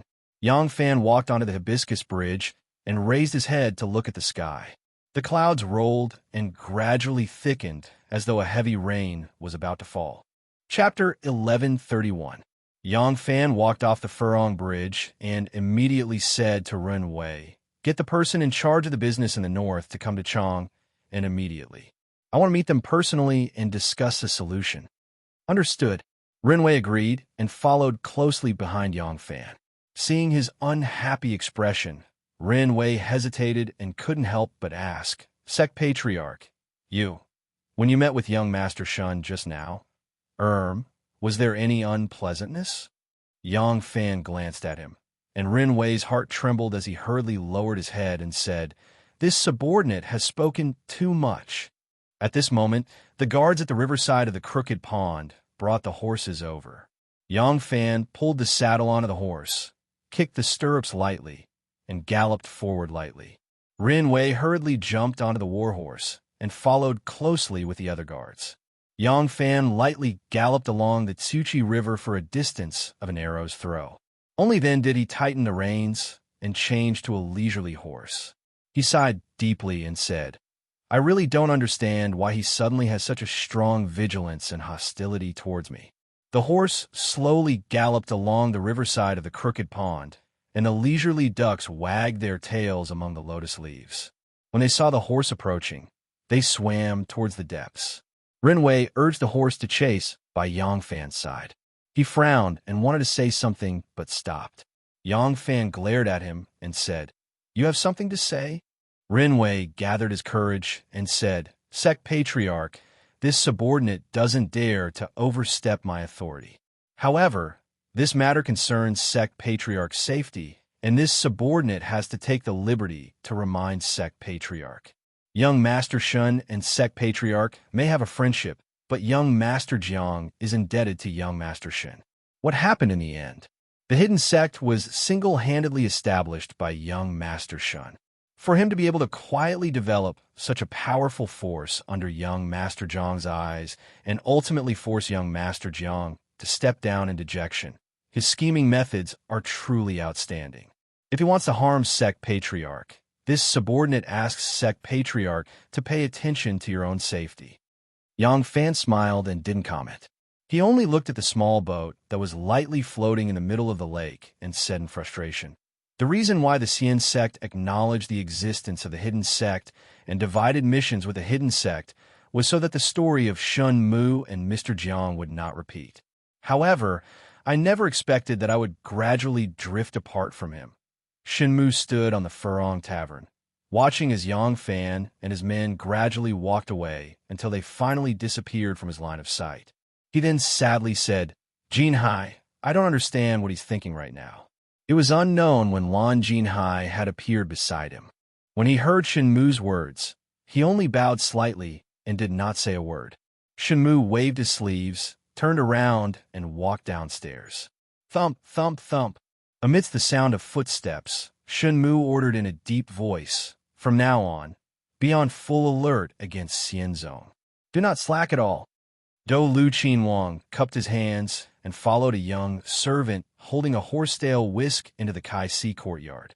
In the Kai Si courtyard, there was the sound of stringed instruments. On the stage, there was a songstress in colorful clothing singing loudly. Her voice was sweet and very pleasant to listen to. This songstress was Gao Lisher's older sister, the personal disciple of the musical house's chief guardian, Master Ru Mei. She had now grown into a beautiful young lady. It was said that her singing skills were catching up to Master Ru Mei, and she was the most promising of Master Ru Mei's disciples to become the chief guardian. While she was able to frequently appear in the palace to perform for the emperor and empress due to the help of her younger brother, Gao Lisher, she was very talented. Li Xian listened with rapt attention. Ever since they became emperor, after more than half a year, Li Xian and Empress Wei finally promoted a group of palace maids and eunuchs that were absolutely loyal to them. While these people were not even 1% of the total number of people in the palace, they could at least guarantee that the emperor and empress had a relatively private life and would not have the slightest disturbance immediately spread out of the palace. At this moment, the people serving in the Kaisi courtyard were the most trusted people of Li Xian and the empress. So when he heard that Do Lu Qinhuang wanted to see him, Li Xian had someone bring him here. Seeing that the emperor was listening attentively, Do Lu Qinhuang hurriedly waved his hand to stop the servant from calling his name. He bowed and stood to the side, his posture extremely respectful. Li Xian listened to the song and clapped his hands in praise. He cheerfully ordered, "Come, watch the reward." Empress Wei's bright and beautiful eyes moved slightly. She glanced at Do Lu Qinhuang, who was respectfully standing to the side. She slightly leaned to the side and said to Li Xian, "Sage, Do Lu Qinhuang is here." "Oh." Li Xian seemed to have just noticed Do Lu Qinhuang. He turned his head and said with a smile, "Beloved official Do Lu, you've come." Do Lu Qinhuang hurriedly stepped forward and stood across from Li Xian. He bowed deeply and said, "This old subject, Do Lu Qinhuang, greets your majesty." "Someone, come and watch Do Lu Qinhuang's seat." Li Xian had just finished listening to the sounds of nature and was in a good mood. He smiled as he gave the order. He said to Do Lu Qinhuang, "Beloved official Do Lu, Zhen has already used the 500-year-old ginseng you presented. It feels very comfortable. Beloved subject is truly considerate." Do Lu Qinhuang, who had just sat down, hurriedly bowed again and said, "It's good that your majesty has used it well. In the past, when your majesty was still in the Eastern Palace, this old subject was your majesty's palace attendant, your majesty's subordinate in the Eastern Palace. At that time, your majesty was young and handsome, brimming with talent, already displaying the demeanor of a wise ruler. The fate of the country has been rough. Now, with your majesty's help, the country has recovered. There are many things waiting to be done, and it is time to work hard. Your majesty has great talent and strategy. Once your grand plans are realized, you will be no different from a wise ruler of the present age. You will definitely be able to revive the Tang dynasty. However, because of your illness, you cannot realize your ambitions. This old subject often thinks about it and cannot eat or sleep in peace. This old subject does not understand medicine and does not know if that old ginseng will be effective for your majesty's old illness.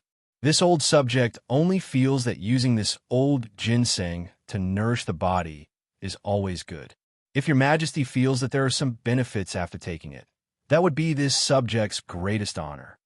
Li Xian smiled slightly and nodded his head. He thought back to the time when he was in the Eastern Palace, and then looked at Do Lu Qinhuang's head full of white hair. He couldn't help but sigh lightly and say, "Zhen remembers, at that time, you were my palace attendant. Every day, you did your best to assist me, teaching me the knowledge of governing a country. You were like a teacher and a friend to me." AI. In a flash, so many years have passed. At that time, beloved subject was middle-aged. Time flies, and now beloved subject's age has grown. Do Lu Qinhuang heard this, and tears streamed down his old face. He rose from his seat and bowed deeply to the ground. Choking with sobs, he said, "Assisting your majesty was originally this subject's duty and also the mission that the previous emperor entrusted to this subject. How dare I not serve your majesty to the death? However, this subject is old and can only do what is meager for your majesty. The country is tied to your majesty. The revival of the Tang dynasty completely depends on your majesty. For the people of the world, for the Tang dynasty's country, your majesty, you must take care of your dragon body. This old subject is like the setting sun past its twilight, but I still hope to be able to follow a wise ruler to accomplish great feats and leave my name in history." Do Lu Qinhuang's performance was very energetic. Not only was his voice full of emotion, his old tears streamed down his face. Li Xian was very moved as he watched. Empress Wei smiled slightly and said, "Do Lu Push is indeed a loyal subject of the country and a good subject. In ancient times, there were rulers and subjects who were close through marriage, never doubting or abandoning each other. It is a pity that you have a beloved son, but Zhen's daughters are all married. Fortunately, there are still women suitable for marriage in Taiping's Fu. I heard that you have already become in-laws with Taiping. This is good, this is good. Taiping is the saint's younger sister. Do Lu Push becoming in-laws with Taiping is the same as becoming a relative of the saint. Hearing this, Do Lu Wang suddenly retreated 3 steps. Lifting his robe, he knelt on the ground, his forehead touching the ground, and did not speak. Li Xian and Empress Wei both started. Li Xian quickly raised his hand and said, "Beloved subject, why are you making such a big bow?" Do Lu Wang touched his forehead to the ground and respectfully said, "Would your majesty first forgive this subject's offense of disrespect before this subject dares to speak?" Li Xian said, "Beloved subject, don't be like this. Please rise. If your words are inappropriate, Zhen will forgive you." Only then did Do Lu Wang crawl up. Cupping his hands, he said, "This old subject does not dare to deceive your majesty. My son is naughty and mischievous and does not study well. Even though he is an adult now, he is still a gambler, ignorant and incompetent. Even though this old subject often gives advice, there is no effect. Princess Taiping is your majesty's younger sister. Princess Taiping's daughter can be considered a descendant of the emperor's nobility.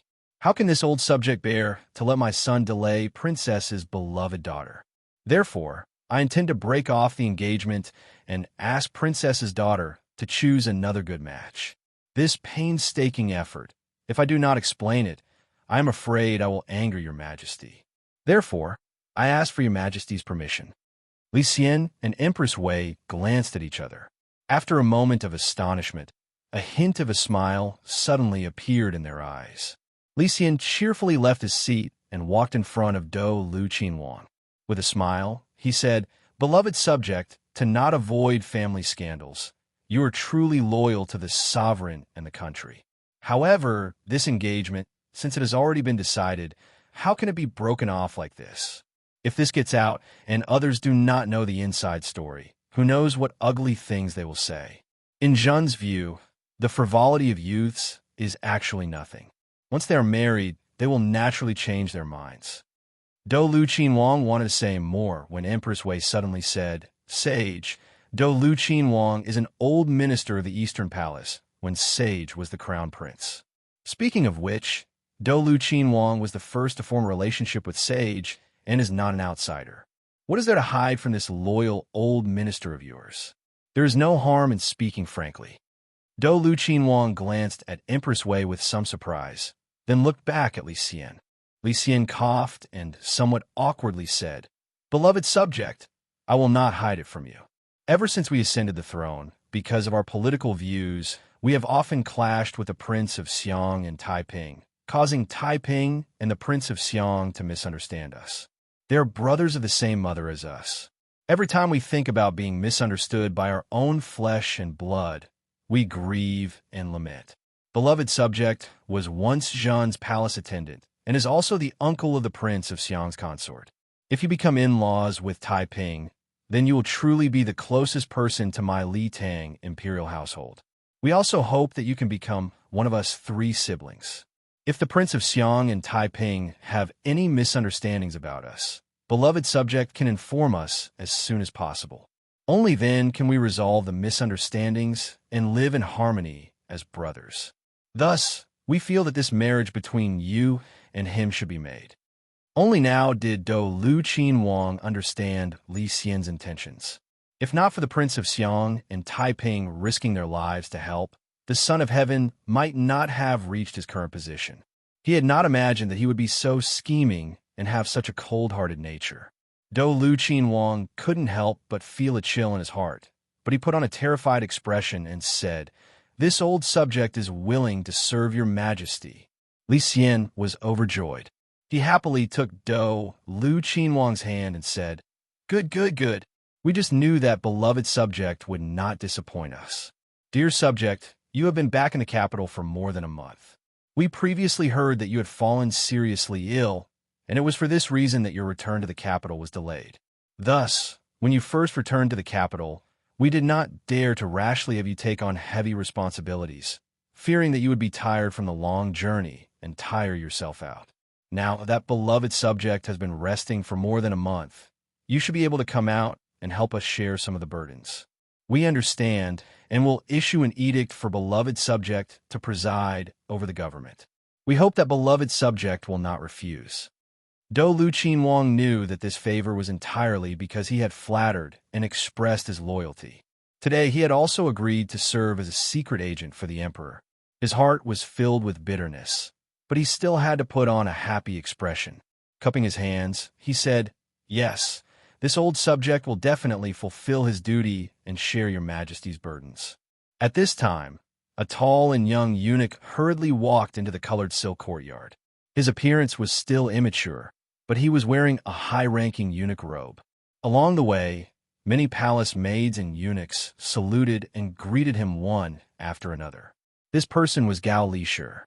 Because of his outstanding performance on the night of the coup, even though he was young and could still be considered an adult, he had become one of the few major eunuchs in the palace. Ever since Wu Zetian had been placed under house arrest, the important matters of looking after Wu Zetian had been his responsibility. Gao Lisher sprinted into Kai's Sea Garden and urgently reported to Li Xian, "Your Majesty, Emperor Zetian's old illness has relapsed, and his condition is serious." Li Xian was startled and hurriedly asked, "Has the imperial physician been summoned?" Gao Lisher replied, "Nubia has already summoned the imperial physician." Li Xian urgently said, "Quick, quick, Zhen will immediately go with the empress to visit Muhuang." Gao Lisher bowed and said, "Nubia has already had someone prepare the imperial carriage." Hearing this, Li Xian and Empress Wei hurriedly walked out of Kai Sea Garden. When Do Lu Qinhuang heard that Wu Zetian was critically ill, he was also very shocked. Seeing Li Xian leave in a hurry, he didn't even have time to say a word to him. Behind him, he bowed deeply and said, "This subject respectfully sends off Emperor and Empress." Chapter 1132. The day after Do Lu Qinhuang paid his respects to Li Xian issued an edict declaring, "When there is an important matter concerning the military or state, the Hall of Governmental Affairs may jointly mediate." With this edict, Do Lu Qinhuang had the authority of prime minister. But Li Xian's edict did not make any changes to Do Lu Qinhuang's position as the Bodhisattva. From this point onwards, the title of Bodhisattva became a title signifying the emperor's favor. He no longer had the authority of prime minister. The people of the outside world did not know the inside story of Do Lu Qinhuang's loyalty to Li Xian. As for Do Lu Qinhuang's reappointment as prime minister, the ministers, scholars, and common people all believed that this was the emperor's approval and encouragement for the Prince of Xiang to hand over his military authority. But in reality, even though the Prince of Xiang had already handed over his military authority, Li Xian still did not feel at ease. His authority and influence over the Prince of Xiang and Taiping was gradually being retracted and compressed. The weather grew colder by the day, and the relationship between the emperor, the Prince of Xiang, and Taiping also grew colder by the day. Meanwhile, the relationship between Yang Fan and Shun Mu also grew colder and colder as the distrust between the two grew. The source of the conflicts and troubles between the clear and hidden factions was extremely complex. Even though Liu Bingji was playing tricks in the shadows, he had not created them out of nothing. Instead, he had used the mutual dissatisfaction between the two sects and the inevitable competition in business to bribe the lowest few people in order to intensify and expand this conflict. This was just like the quarrel between two mulberry pickers on the border between Chu and Yu during the Warring States period. It first involved two families, then involved two villages, and then expanded to two cities, ultimately developing into a war between the two countries. If there had been a third person fanning the flames, how could the lofty sovereign have sensed it? Putting aside the fact that Yang Fan had personally summoned the stewards in charge of the North back to the capital to personally question them.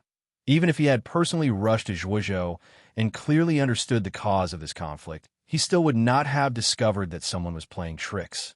This was because the problems between the two sides truly did exist.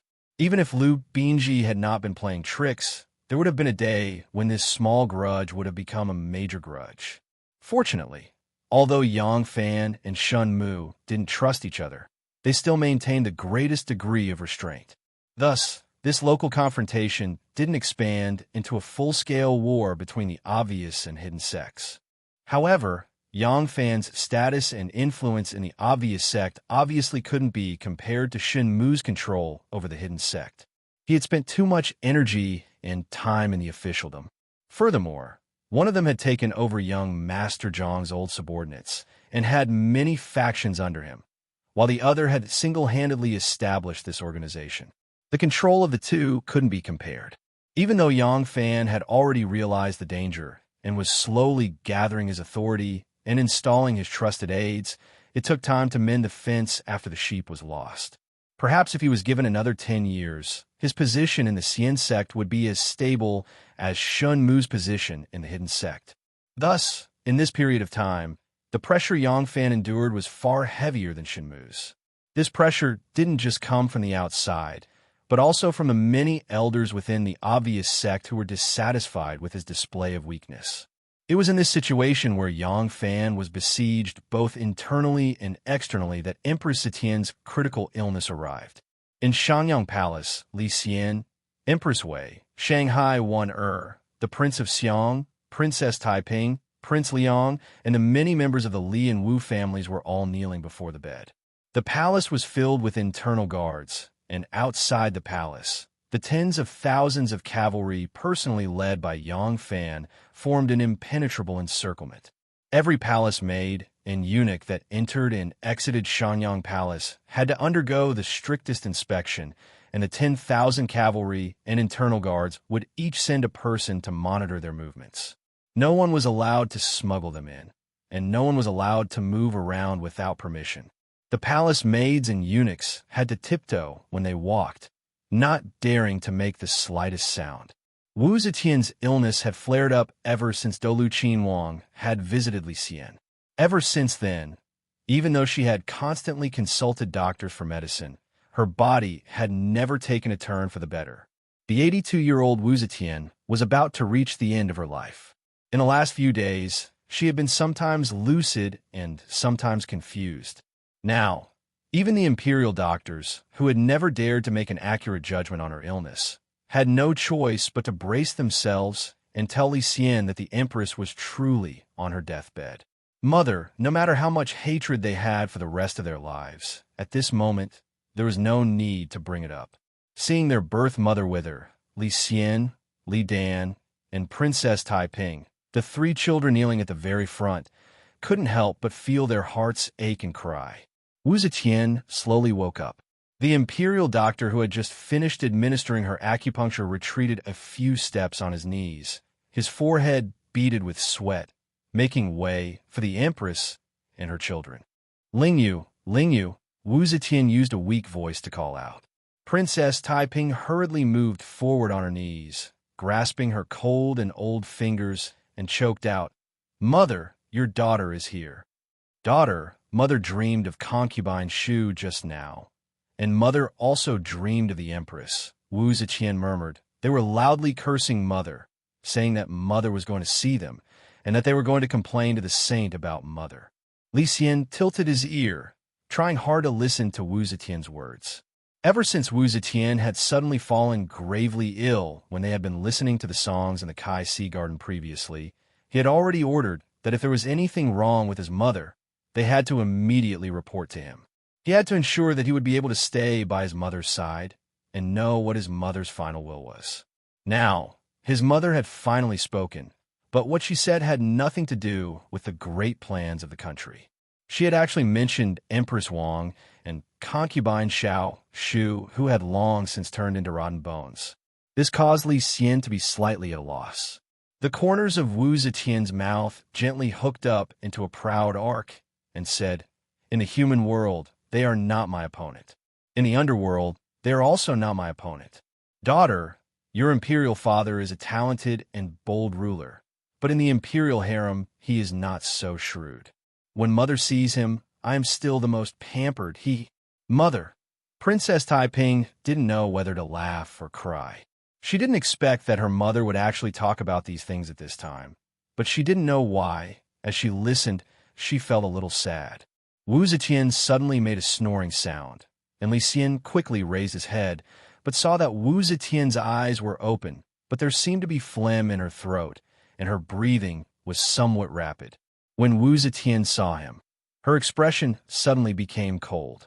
She closed her eyes and was silent for a moment, then slowly called out, "Xian?"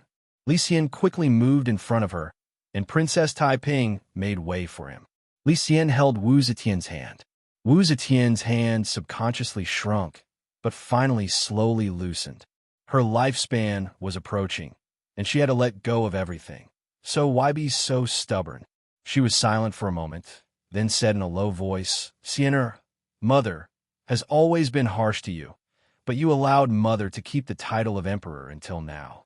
Mother's heart is really ashamed." This was the first time that Wu Zetian showed weakness in front of her son. Li Xian was somewhat frightened and didn't know how to answer. Wu Zetian sighed softly. Mother is about to leave. After Mother dies, remove Mother's title of Emperor. Li Xian's face was at a loss, and he only made a sound of agreement. Wu Zetian's thoughts seemed to be very clear, but what she could remember seemed to be the past events of 20 or 30 years ago. She had forgotten everything in recent years. She no longer remembered Shui Huai, who had accompanied her for more than 10 years, no longer remembered her most beloved Zhang Changzong, and even her glory as an emperor in the past 15 years. She thought hard and said, "The clansmen of Empress Wang and consort Xiao Shu, as well as the clansmen of Chu Suiliang, Hanan, and Lu Shi, should all be pardoned." Li Xian made another sound of agreement. Wu Zetian's face slowly revealed a trace of contempt and arrogance, and she said, "Mother can't do anything to them in the world of the living, and can only put the sins on their clansmen. Now that Mother is about to die, and they don't give up, then Mother will go to the world of the dead to deal with them. Naturally, there is no need to make things difficult for their clansmen in the world of the living." Her children had no way to respond to her words. Wu Zetian had fought all her life, and it seemed that she was getting stronger with age, and her fighting spirit was even stronger. But now, she planned to take her ambition and revenge to the world of the dead to show it. Wu Zetian's eyes became misty for a moment, and then gradually became clear. She murmured, "Forget about the Zhou temple that Mother built. After Mother dies, Mother's spirit tablet of the Lord of Gods will be attached to the grand temple of Litang. Mother will be buried in your father's tomb." Even though Wu Zetian's voice was very weak, it still seemed to have an indescribable magic. Li Xian did not have the courage to oppose, and only agreed in a low voice. Zhou Temple, Gui Mausoleum, and removing the title of Emperor. The Empress finally compromised when her life was about to end, and gave up what she had been pursuing all her life. She lowered her head to the world, and admitted that she was not the emperor, and that she was the empress of Litang. Even though the so-called abolition of Tang Jianzhou was actually a mother seizing the position of the son, and it was very different from the ordinary change of dynasty, and even the subjects under her rule had never acknowledged the so-called Wuzhou Empire. But for someone as strong as her to make such a decision was very rare. She lowered her head to her husband. After her husband died, she seized power step by step. Of her 4 sons, 2 died and 2 were crippled. She killed all of her husband's family and finally ascended the throne as she wished. At this moment, she was willing to return to her husband's side as a wife.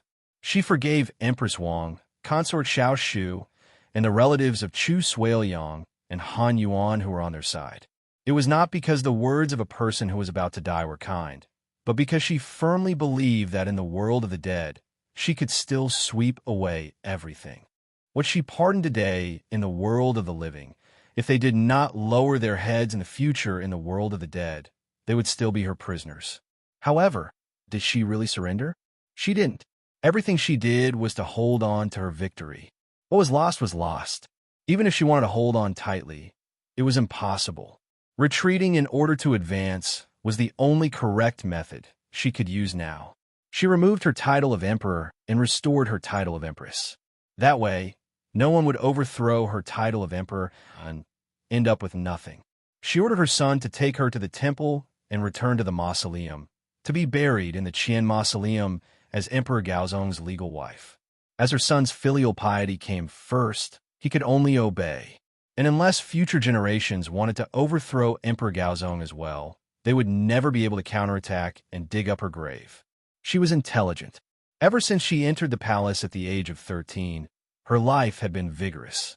Until the last year of her life, from the 22nd day of the first month of the first year of the Divine Dragon to the 26th day of the 11th month of the first year of the Divine Dragon.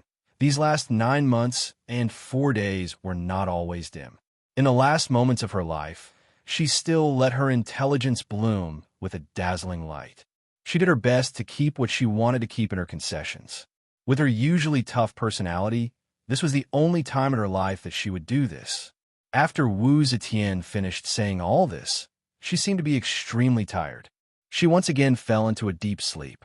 After an unknown amount of time, Wu Zetian suddenly woke up from her dreams with a start. She called out in panic, "Daughter, Linghua!" Power, status, fame, in the last moments of her life, they were all useless. At this moment, what she could remember, what could give her warmth, was only the bones of her bones, the flesh of her flesh.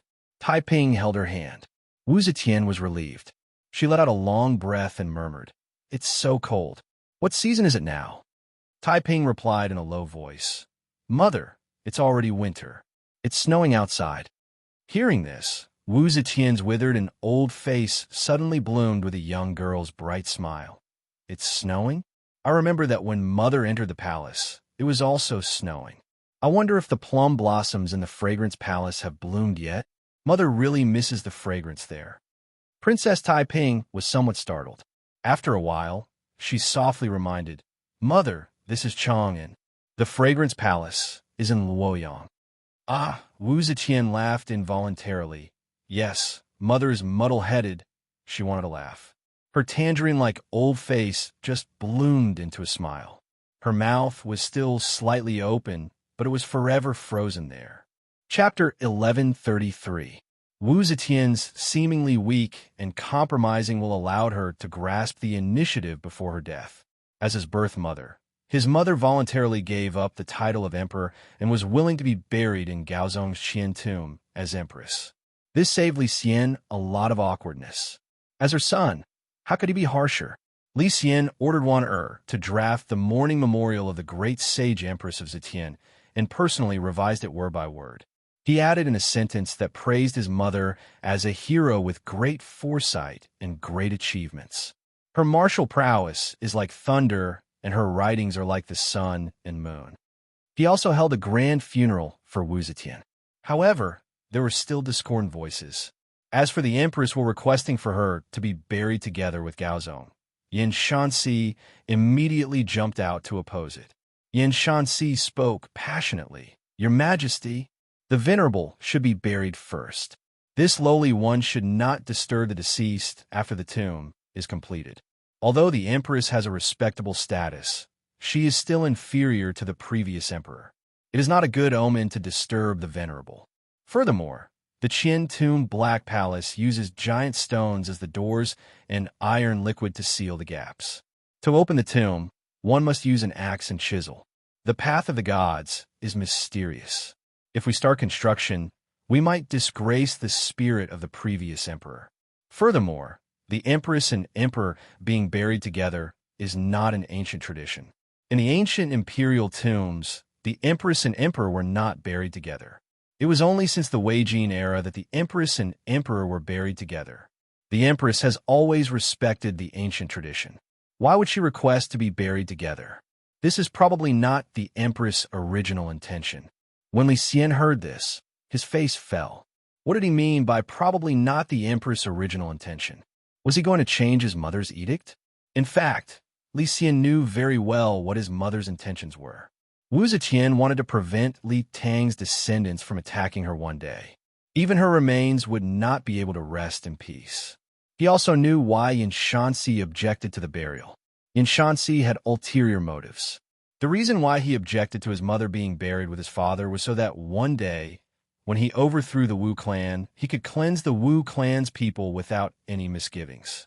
This was because Yin Shanxi was one of the accomplices of the meritorious ministers. Yin Shanxi didn't notice that Li Xian's expression had already darkened. He continued to speak passionately. This subject believes that your majesty should be buried in another auspicious place beside the Qian mausoleum. If the way of God is aware, the netherworld path will naturally be connected. If it is without consciousness and spirit, there is no benefit in being buried together. Li Xian interrupted him and sneered. We, the Prince of Xiang, Prince Liang, Taiping, and all the other members of the imperial family heard Imperial Mother's posthumous edict. Shangwan Zhaorong was also present, so how could it be fake? As a son, I will naturally follow my mother's last wish to be buried together. Ever since the 5 princes dethroned the government, Li Xian was in the limelight. In the imperial court, he had the momentum to make decisions with a single word. As a member of the accomplices of the meritorious ministers, Yin Shanxi's power was currently at its weakest. It was difficult for him to find a few people to support him. Helpless, he could only hold his scepter and retreat to the side. Li Xian swept his gaze over the officials and indifferently said, "There is no need to discuss this matter anymore. Everyone, let's discuss the inscription on Empress Zetian's mausoleum." At the beginning, Li Xian wanted to entrust this matter to Wanner. This was because Wanner had assisted Wu Zetian at the age of 14 and was the most familiar with her life. In the end, even with Wanner's ability to weigh the world, she couldn't write a single word after one night. Li Xian also knew that this matter was difficult, so he instructed Prime Minister Wei Yuanzhong to write. Wei Yuanzhong braced himself and agreed. In the end, after holding it in for 2 days, he still asked the Son of Heaven to choose someone else in shame. In terms of writing, whether it was Wanner or Wei Yuanzhong, there was no problem. The problem was, what could they write? The inscription on the mausoleum was a final evaluation of a person's life. The scholars of the world attached great importance to these words that had been left for thousands of years. But how could people evaluate Wu Zetian's life? The current emperor was her son. She was the former emperor's empress, but she was also a usurper and a traitor. They couldn't write derogatory words. If they only sang praises, which of her great achievements didn't have dirty and embarrassing things hidden behind them? Li Xian had no choice but to bring this difficult problem to the imperial court for discussion. As a result, as soon as he said this, all the officials immediately shut their mouths. The Golden Hall was completely silent. Because of the matter of erecting the mausoleum, all the officials actually kept their mouths shut. Not a single person spoke. Li Xian looked around and saw that all the officials had their eyes on their noses and their noses on their hearts. Not a single person dared to say anything. He couldn't help but smile bitterly to himself. His gaze slowly moved. Young husband, why don't you say something? How should we write the inscription on the mausoleum? Li Xian's Yang word dragged on for a bit too long. Everyone in the hall with the surname Yang jumped in fright. Even Yang Fan, a military general, was on tenterhooks even though he knew that the task of writing the inscription on the mausoleum wouldn't fall to him. Fortunately, Li Xian followed up with the word husband. All the officials let out a sigh of relief and looked at Yang Zixi with gloating eyes. Hearing this, Yang Zixi's face twisted into a steamed bun. He felt that he was about to become a jack of all trades. Anyone who had any trouble would pull him out. Even the emperor was like this. Yang Zixi hummed and hawed for a while. In the end, he could only awkwardly reply, In this subject opinion, the Empress Dowager's achievements in her life are really hard to describe with words. There is no harm in erecting a mausoleum without words. Her merits and demerits, gains and losses, will be left for later generations to evaluate. Yang Zixi's suggestion was originally an act of helplessness, but when Li Xian heard it, his eyes brightened. When the other ministers and generals heard this, they all whispered to each other, feeling that this idea was a stroke of genius. That's right. How would the previous empress, the present emperor's mother, comment on her life? Could they say anything bad about her? But if they ignored their conscience and only picked out good things to say, whoever wrote the inscription would feel guilty. Erecting a wordless mausoleum would be the best. Since it was hard to describe, then they might as well not describe it. The more Li Xian thought about it, the more reasonable it seemed. This difficult problem that he couldn't avoid had been solved in an instant. He nodded and said, "Beloved subject's words are reasonable. Then, let's not write the inscription on the mausoleum." Prince of Xiang, Prince Liang, Li Dan, and Wu Sanxi stepped forward at the same time and cupped their hands. "Your subjects are here," Li Xian said. "The Prince of Xiang and Prince Liang will be in charge of all matters related to the national mourning." The two of them bowed and said, "Your subjects receive the decree." Li Xian believed that this was a very appropriate way of handling things. The son did not speak of his father's faults, and this was naturally the same for his birth mother. How could he criticize his mother on the mausoleum? That was not the way of a son. But if he spouted some nonsense, speaking nonsense with his eyes closed, then he would lose the meaning of the mausoleum and become a laughingstock for future generations. This was the most appropriate way of handling things. But he had never expected that by setting a precedent like this, he would suffer the same treatment in the future. After he passed away, his successor didn't know how to evaluate his life. In the end, he also erected a wordless mausoleum for him. Unfortunately, he was one of countless male emperors throughout the ages, while Wu Zetian was unique. Just by being unique, it was enough for some people to view her in a different light. Wu Zetian's wordless mausoleum was said by those who flattered her feet to be an empress with a broad mind and extraordinary spirit. They said that she didn't want to evaluate her own life, and that her merits and demerits would be up to future generations to judge. They completely ignored the fact that this mausoleum had been carved for her by her descendants after her death. As for Li Xian, the majority of people overlooked that he also had a wordless mausoleum. Occasionally, someone would think of it, but they attributed it to bystanders who were busy fighting for power and had no time to care about Li Xian's funeral. When they said this, they completely ignored the fact that the imperial court had arranged for Li Xian's national funeral. So why didn't they have time to carve a mausoleum? After the Prince of Xiang and Prince Liang presided over the funeral for Wu Zetian began to formally begin. The officials entered the palace in batches to pay their respects. Of these officials, the ones who drew the most attention were Zhang Jianji, Huan Yanfan, and the other two princes with different surnames. They had all been subjects under Wu Zetian's rule, and they had all pulled down Wu Zetian. Now, standing before Wu Zetian's spiritual coffin, what were they thinking? Yang Fan didn't want to know. Before the five princes entered, he had been in the morning hall, paying his respects. He had no personal grudge with Wu Zetian, so he did not feel any joy at Wu Zetian's death. Ever since he had rushed to Luoyang for revenge and entered the official career by chance, he had never approved of Wu Zetian's various actions. In his heart, he had never submitted to this empress, so he could not be said to feel sorrow. But this empress who had just passed away was still someone who had borne the most legendary and colorful experiences of his youth.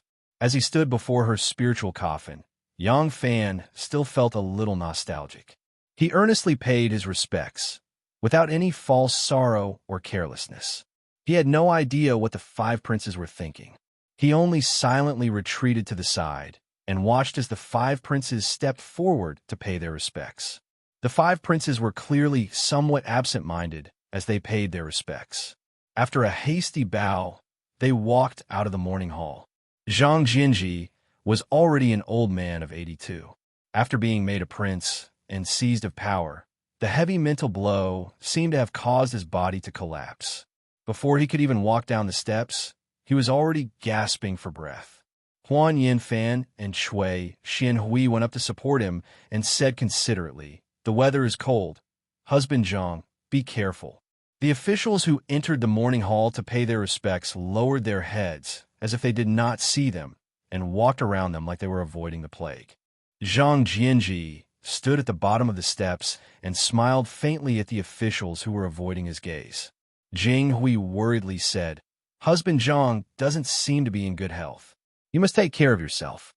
Zhang Jianji shook his head and said, "I'm old. It's no use. This old man is of the same age as the Heavenly Empress.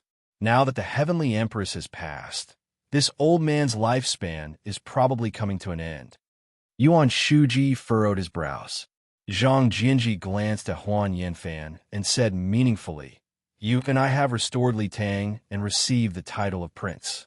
From now on, our descendants will never be able to take our place, and our children and grandchildren will never be able to enjoy it. Speaking of which, the emperor has not treated us unfairly.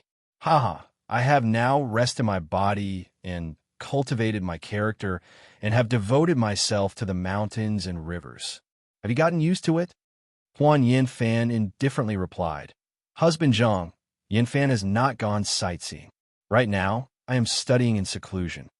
Zhang Jianji stroked his beard and said, "Oh, reading is good, but I wonder what books are you reading?"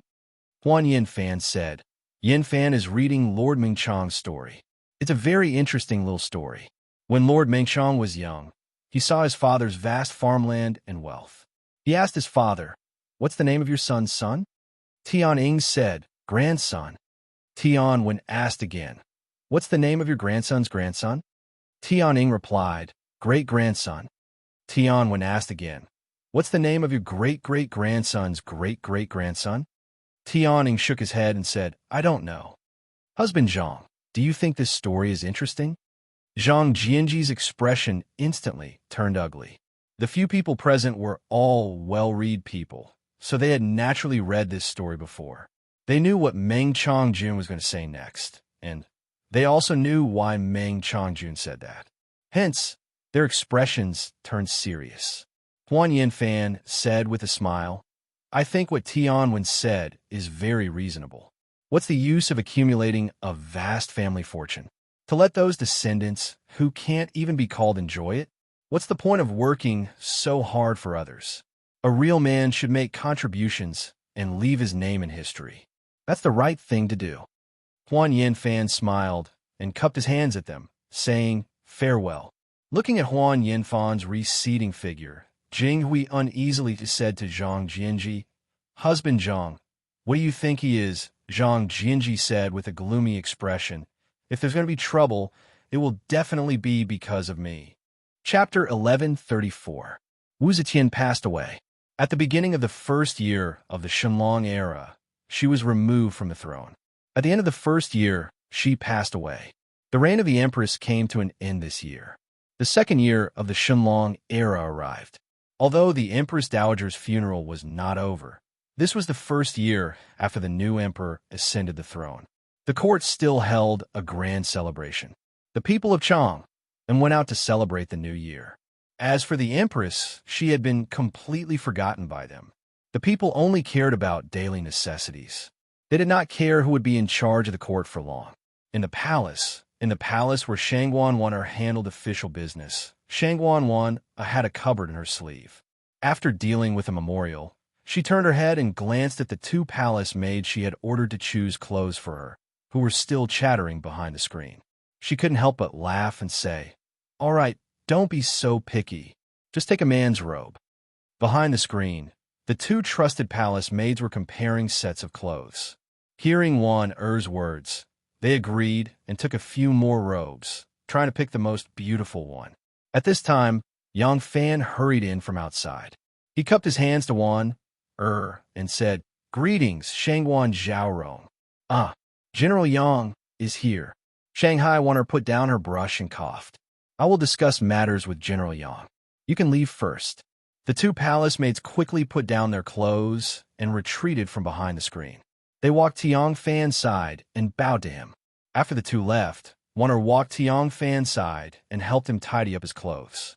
She said sweetly, "How come you have time to come here today?" Nowadays, Wan Er often lived outside the palace. She was only on duty in the palace for 1 day out of 5. She could often see her lover and daughter, so she was naturally calm when she saw Yang Fan. Yang Fan said, "His Majesty ordered 10,000 cavalrymen to choose a capable team to follow the emperor to Longqingpo. I have settled down and heard that you're going, so I came to see." Wan Er winked at him and smiled mischievously. "What are you looking at? It's not like I'm the one getting married." As he said this, he couldn't help but feel a bit resentful. People were greedy. At first, she only hoped that she could stay with her Lang Jun for a long time. She didn't care about anything else. Now that she could spend the rest of her life with her Lang Jun, she hoped that she could have a proper identity in the Yang family. It would be best if she could even hold a wedding that she had always regretted. Yang Fan knew what she was thinking. He hugged her gently and said apologetically, "With the current situation, it's hard for us to get away." Sigh. Who would have thought that with the death of the Empress, the political situation of the world would become even more? Warner stretched out her hand and gently covered his mouth. She said, "All right, I was just saying. Don't take it to heart. Did you come because you don't understand why His Majesty wants to go to Longqing Pool?" Yang Fan said, "Yes, speaking of which, Longqing Pool is not a very prominent place in Chang, but the Emperor has his eyes on that place." "That's fine, but the Emperor is too grand this time. He wants to take the 4 white elephants in the palace gardens. The scale is even grander than a court meeting. Does the Emperor want to go for a walk in spring or do something else? I feel it's a bit strange." Warner looked towards the entrance of the hall and gently pulled Yang Fan to the side. She said in a low voice, "You haven't heard the rumor that Longqing Square has dragon energy?" Yang Fan stilled and said in shock, "What? Longqing Square has dragon energy?" In these days, all of Yang Fan's energy had been used to control Xianzong and organize the internal affairs. One person's energy was limited, so he didn't pay much attention to the matters of the court, much less the rumors on the streets. Other than having a few fixed eyes and ears in the court, Xianzong did not have a specialized intelligence organization. Even with the power of the Tang dynasty, it was not enough to build an intelligence organization that covered the entire country. Xianzong's information sources mainly came from the members of Xianzong who were spread across all trades. Most of these people did not know of the existence of the succession hall, but this did not stop them from gathering information from top to bottom when they needed it. Usually, when the upper levels of Xianzong wanted to pay attention to a certain area of information, they would order the people below to report the information when they had it, or order the people below to pay attention to the information during this period of time. It was impossible for the people below to report back to the higher levels when they heard any movement. How long would the secret of the succession hall be kept secret? If these people, who were everywhere at the bottom, were allowed to report all sorts of news to their superiors every day, would find out, however stupid they were, that they were not merely scholars, not merely shop assistants, not merely tenants, but that there was a very large organization above them. Also, even if these people reported all kinds of information that they heard, saw, and even had no basis like writing a diary every day, who would sort and choose? Even if the Sky Observation Division was expanded 100 times, those people would not be able to handle it all. But Warner did not know too much about the inside story of Xianzong. She was also careful and never asked Yang Fan about the details of Xianzong. In her heart, she thought that Xianzong was omnipotent and knew everything. Yang Fan shook his head at Warner and said, "I really do not know anything about this." "What is it?" Warner said, "There are rumors in the streets that there is a Longqing pool in Longqing Workshop. Longji, Longye, and Longfan live next to the Longqing pool. When the 5 dragons gather in one place, the aura of a king will gather. There are also people who vividly said that they once saw a faint white dragon hovering above the Longqing pond during heavy fog and heavy rain." Yang Fan's expression became serious. Warner said, "The Emperor used the excuse of going to the Longqing pool to actually use his identity as a true dragon to suppress the dragon energy there. Taking the white elephant with him is the same reasoning." Saying this, Warner couldn't help but laugh.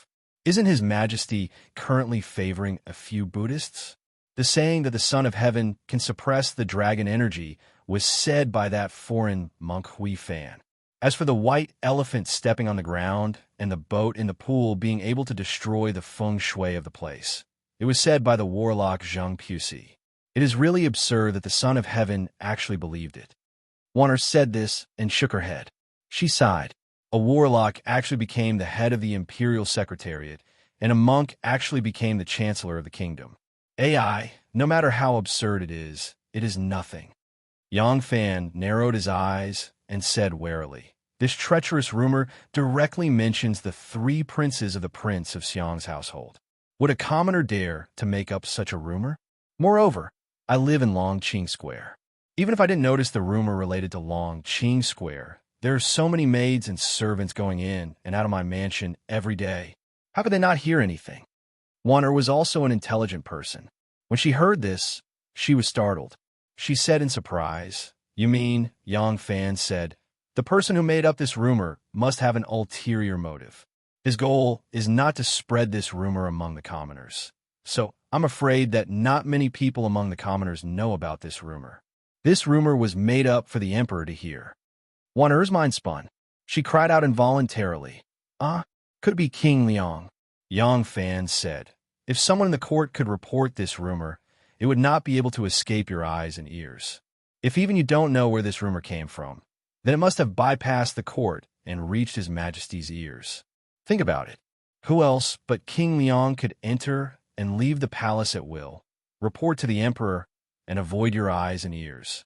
Moreover, the emperor consulted the foreign monk Hui Fan and the warlock Zhang Pusi.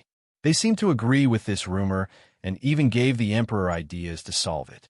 They solemnly said that they would help the Son of Heaven suppress this dragon energy. And these two heterodox people just happen to be close to King Liang. Do you still need to say who all of this is pointing to? The five brothers were all seated in Li Chengqi's residence. After Wu Zetian passed away, Li Longji and the other two brothers returned to the capital to celebrate the new year. After the new year, they had to prepare the coffin for Wu Zetian's burial, so Li Longji and the other princes stayed in the capital. The five brothers were already 60 to 70% drunk, so their words were somewhat unrestrained. Li Qingyi slammed his wine cup down heavily. "The palace has ordered us to prepare to receive the Son of Heaven." The Son of Heaven is our uncle. Have you ever heard of an elder paying a visit to a junior? Moreover, this elder is the current Son of Heaven. Li Longji twirled his wine cup and said playfully, "Second brother, you're wrong. The emperor is here to tour Longqing Pool." Li Qingyi said angrily, "Tour Longqing Pool? Does the emperor even need to bring an elephant out for an outing? You brat, stop putting on an act. I know you have people in the palace. Hurry up and tell me, why did the emperor come?" Hearing Li Qingyi's words, Li Longye and Li Longfan became suspicious and looked at Li Longji curiously. Li Longji spread his hands. "I've already told father and big brother. You can ask big brother." Li Qingqi sighed. "Don't force the third brother. Isn't it the same as why the emperor came to Longqing Lane? On New Year's Day, the emperor decreed that the seventh princess could open a mansion and get an official position. Do you still remember?" Li Longfan said, "I do remember. But, big brother, what does this have to do with what we're talking about?" Li Chengqi glared at him reproachfully and said, "You just don't have a brain. Now the emperor's daughters have the same rights as Aunt Taiping. They all have the right to open a mansion and get an official position. What do you think Aunt Taiping is? If the Political Affairs Hall originally had one prime minister and suddenly there were 7, would there still be one prime minister?" Li Chengqi looked at his brothers, who seemed to be deep in thought.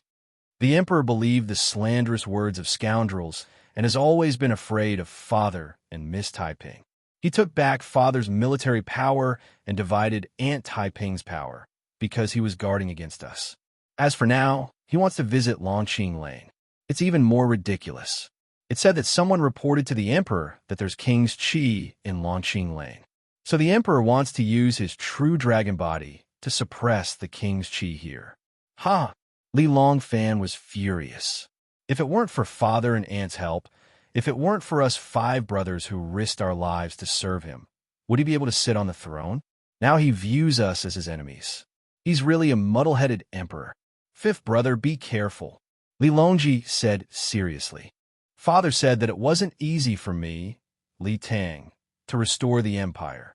Now that the Wu family is still in power, no matter what the emperor thinks, as descendants of Li Tang, we can't cause trouble to prevent outsiders from taking advantage of us. If the emperor wants to step on the dragon's qi, let him. In front of the emperor, you must not show any resentment. Li Longye rolled his eyes and asked word by word, What if the emperor's wariness doesn't stop there? What do you think he'll do next? Li Longji was silent for a moment. He raised his wine cup and drank it in one gulp. He then slammed the cup heavily on the table. His pair of heroic eyes faintly revealed a murderous aura. His voice faintly carried the sound of metal and stone. He said, "Block soldiers with arms and water with earth." Chapter 1135. The true intentions of Li Xianyu and Long Qingqi could not be hidden from the eyes of the world. He had put on a full show of honor, even leading the lion and the white elephant during the Grand Court Assembly, and still saying that this was just a spring outing was a bit too much. Moreover, some people had deliberately spread this news, implying that the Prince of Xiang had fallen out of favor. Li Xian's true intentions were naturally known to everyone. When Prince Consort Tong Jiao heard of this matter, he felt indescribable grief and indignation. Wang Tongjiao was not implicated in the purge of the Meritorious Subjects Party because he was the emperor's son-in-law and had the status of a member of the emperor's party. But in his bones, he only regarded himself as the emperor's son-in-law. As for his faction, he believed that he belonged to the Meritorious Subjects Party. This was normal. Who would be willing to think that they had such achievements just because they married the emperor's daughter?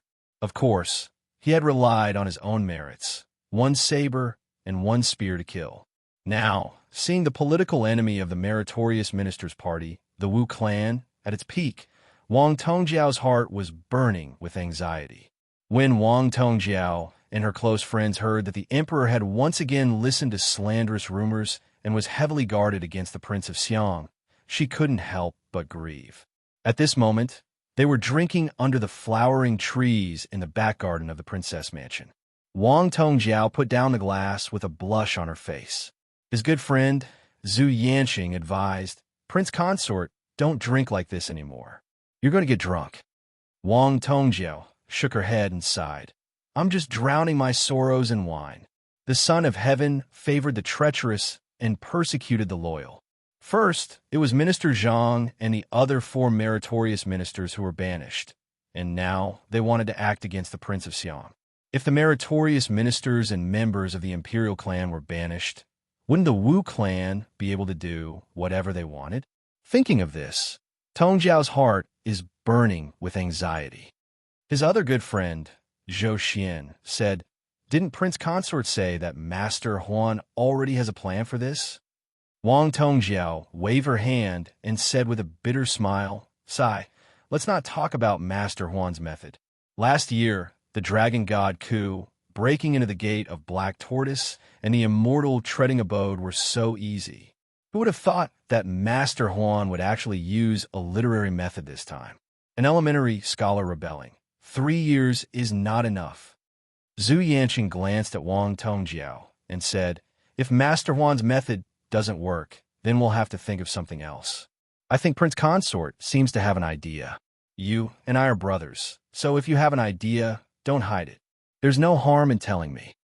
"Indeed," Wang Tongjiao said. "Tongjiao indeed has other plans. Today, I have invited all of you here because I want to discuss it with you." Zhang Zhongji, Zhu Yanqing, Zhou Xiang, and the others looked at each other and said in unison, "Consort, please speak your mind." Wang Tongjiao knelt on the ground and placed her hands on her knees. She solemnly said, "Everyone, the Wu clan is wreaking havoc now, and they only rely on Wu Sanxi. As long as Wu Sanxi dies, the Wu clan will immediately collapse. Therefore, Si Jiao wants to assassinate Wu Sanxi with all of you. We want to get rid of this traitor and protect the country. What do you think?" Zhang Zhongji said, "For the sake of the country, we must eliminate the traitor without hesitation. However, our martial arts are limited. King Liang's entourage is huge, and he has experts protecting him. How are we supposed to succeed?" Wang Tongjiao said, "The opportunity is right in front of you. The day of the great sage empress funeral is approaching. As the host, King Liang must be in front of all the officials, and it would be inappropriate for his guards to accompany him. Tongjiao can use her status as the imperial guard to wrap the spears and swords in white silk. When the time comes, we can take our weapons and wait for an opportunity to assassinate Wu Sansi. Once he is dead, the outcome will be set. Zhu Yanqing frowned. But how are we going to sneak into the entourage? Wang Tongjiao said, "Leave it to me." After a brief discussion, Zhu Yanqing spoke on behalf of everyone. The Wu clan's perverse actions have angered even the gods. We are willing to work with Prince Consort to eradicate these evils and achieve great feats. Wang Tongjiao said excitedly, "Good. I knew that you are all hot-blooded men." Behind the thicket, a silhouette quietly left. None of them noticed it, as they were too engrossed in their passion. The man hurriedly ran to the west wing. Inside the guest room, two middle-aged men in Confucian robes were shaking their heads and reciting poems. The man rushed in and said in panic, "Father, uncle, a disaster has come. We'd better run away quickly." His words, which came out of nowhere, startled the two men in the room. One of them asked in surprise, "Tana, what disaster has arrived?" The person panted and said, "Prince Consort is planning to assassinate King Liang. If he fails, the entire clan will be exterminated. If we stay in the princess residence, we will be seen as the Prince Consort's henchmen. We should run for our lives as soon as possible." The two poets in the room turned pale with fright when they heard this. The two middle-aged men in the room were the famous Tang dynasty poets, Song Jiwen and Song Jixuan. When Zhang Yizhi and Zhang Changzong were favored by the emperor, these two great poets sought refuge with the two Zhangs. They wrote poems to flatter the emperor, and when the two Zhangs were executed, they were exiled to Lingnan as their henchmen. The two of them did not want to go to the plague and suffer, so they begged Prince Consort Wang Tongjiao. They did not have much of a relationship with Wang Tongjiao, but their cousin married Zhu Yanqing, who was a good friend of Wang Tongjiao's. Through this relationship, the two of them begged Wang Tongjiao to be their disciples. Wang Tongjiao felt that they did not have any great evil and were only forced by the circumstances to curry favor with the two Zhangs, so she made the decision to let them stay. But at that time, Zhang Jianji was in the middle of purging the remaining henchmen of the two Zhangs. Wang Tongjiao did not want to make things difficult for Zhang Jianji and the others, so she let them stay in her residence for the time being. In less than 2 months, Zhang Jianji and the others were secretly demoted and driven out of the imperial court by Li Xian. From then on, the imperial court was controlled by the Wu family and the Wei family. Wang Tongjiao did not have much of a relationship with these two factions, so it was not appropriate for her to speak up for them. Therefore, the two brothers and their families stayed in the prince consort's residence. Song Jixuan asked his son Song Tan for the details and could not help but panic. Song Jiwen rolled his eyes and suddenly slapped the table, saying, "Good. Jixuan, a great opportunity has come for us brothers." Song Jixuan was taken aback. "Big brother, what great opportunity?" Song Jiwen smiled. "The faction of meritorious officials has already lost power. You and I have been living in the prince consort's residence with our families for a long time, but we have still not been able to get our posts back. It seems like the prince consort is no longer of any use. You and I want to rely on King Liang, but there is no way to do so. But hasn't this chance come knocking on our door?" Song Jixuan was suddenly enlightened. "You mean, on Longqing Lake, Li Xian, the empress, King Liang, and the other important ministers boarded a boat for a leisurely stroll. The prince of Xiang, Li Dan, accompanied them. His heart was heavy, but he still forced himself to appear cheerful. The 5 sons of the Prince of Xiang stood at the railing of the boat. In the distance, they could see a row of green willows by the lake. Behind the willows, they could faintly see beast masters leading lions and elephants back and forth. They could also see that someone was wearing a Taoist robe with 7 stars, his hair draped over his shoulders and his sword in hand. He seemed to be performing some sort of ritual. Li Qingyi couldn't help but spit fiercely outside the boat. "Io, who is this?" Unexpectedly, a small boat was approaching. Li Qingyi spat on the back of that person's neck. The man angrily raised his head, but suddenly remembered that this was the son of Heaven's ship. The people on this ship were all rich and noble, and none of them were people he could afford to offend. He could only resentfully shut his mouth and take out a handkerchief to vigorously wipe his face. The man on the small boat was Song Jishuan's son, Song Tan. When the two brothers learned that Wang Tongjiao wanted to assassinate Wu Sanxi, they completely disregarded the kindness Wang Tongjiao had shown them and immediately thought that this was an excellent opportunity for them to return to their official careers. The two brothers were worried that they would arouse Wang Tongjiao's vigilance if they went out, but Song Tan, who often went out, had no such worries. As a result, the two brothers ordered Song Tan to immediately inform Wu Sanxi. By the time Song Tan arrived at Wu Sanxi's residence, Wu Sanxi had already accompanied Li Xian to Longqing Lake. When the steward of the martial house heard Song Tan's reason for coming, he knew that this matter was of great importance and did not dare to be negligent. He immediately brought Song Tan to Longqing Lake. By the time the two boarded the ship, Li Longji and his brothers had already gone elsewhere.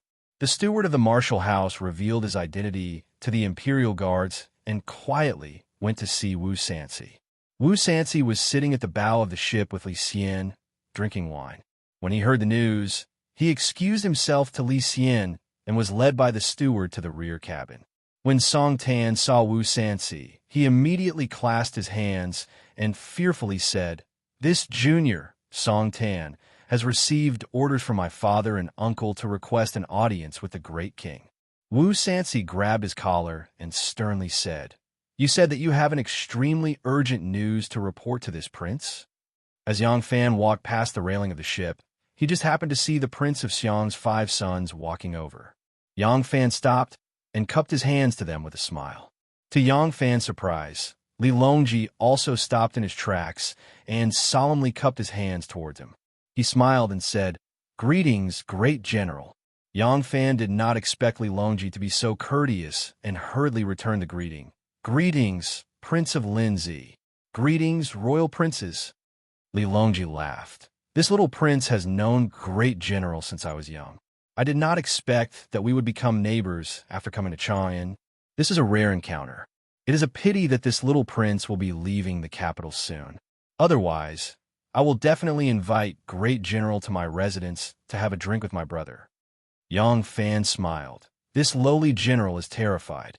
If royal prince does not mind, when royal prince is free, I am willing to buy some wine and drink with you. Li Longji laughed and nodded. "That is my wish. I dare not invite you." Both parties passed by each other. Li Longfan was a little surprised and whispered to Li Longji, "Why is Samling so courteous to that man surnamed Yang?" Li Longji smiled. "Under the sun of heaven's apprehension, our Prince of Xiang's lineage is like a candle in the wind. What is wrong with befriending the heroes of the world?" Li Qingqi thoughtfully said, "Oh, Yang Fan seems to be under Aunt Taiping's tutelage. Speaking of which, he can be considered to be on friendly terms with my Prince of Xiang's estate. We can get close." Li Longji smiled mysteriously. "Hee, I am afraid that is not the case." Pausing for a moment, he explained, "What I am saying is that he may not be under Aunt Taiping's tutelage. This person's strength may not be as simple as what we see. But, fortunately, his attitude towards Li Yin Wu should be genuine. Yang Fan's hearing is extraordinary, and he is currently traveling with the wind. Therefore, even though Li Longji and company's voices are extremely soft, he can vaguely hear them." Yang Fan had just dodged a fluttering dragon flag when he suddenly heard Li Longji's words.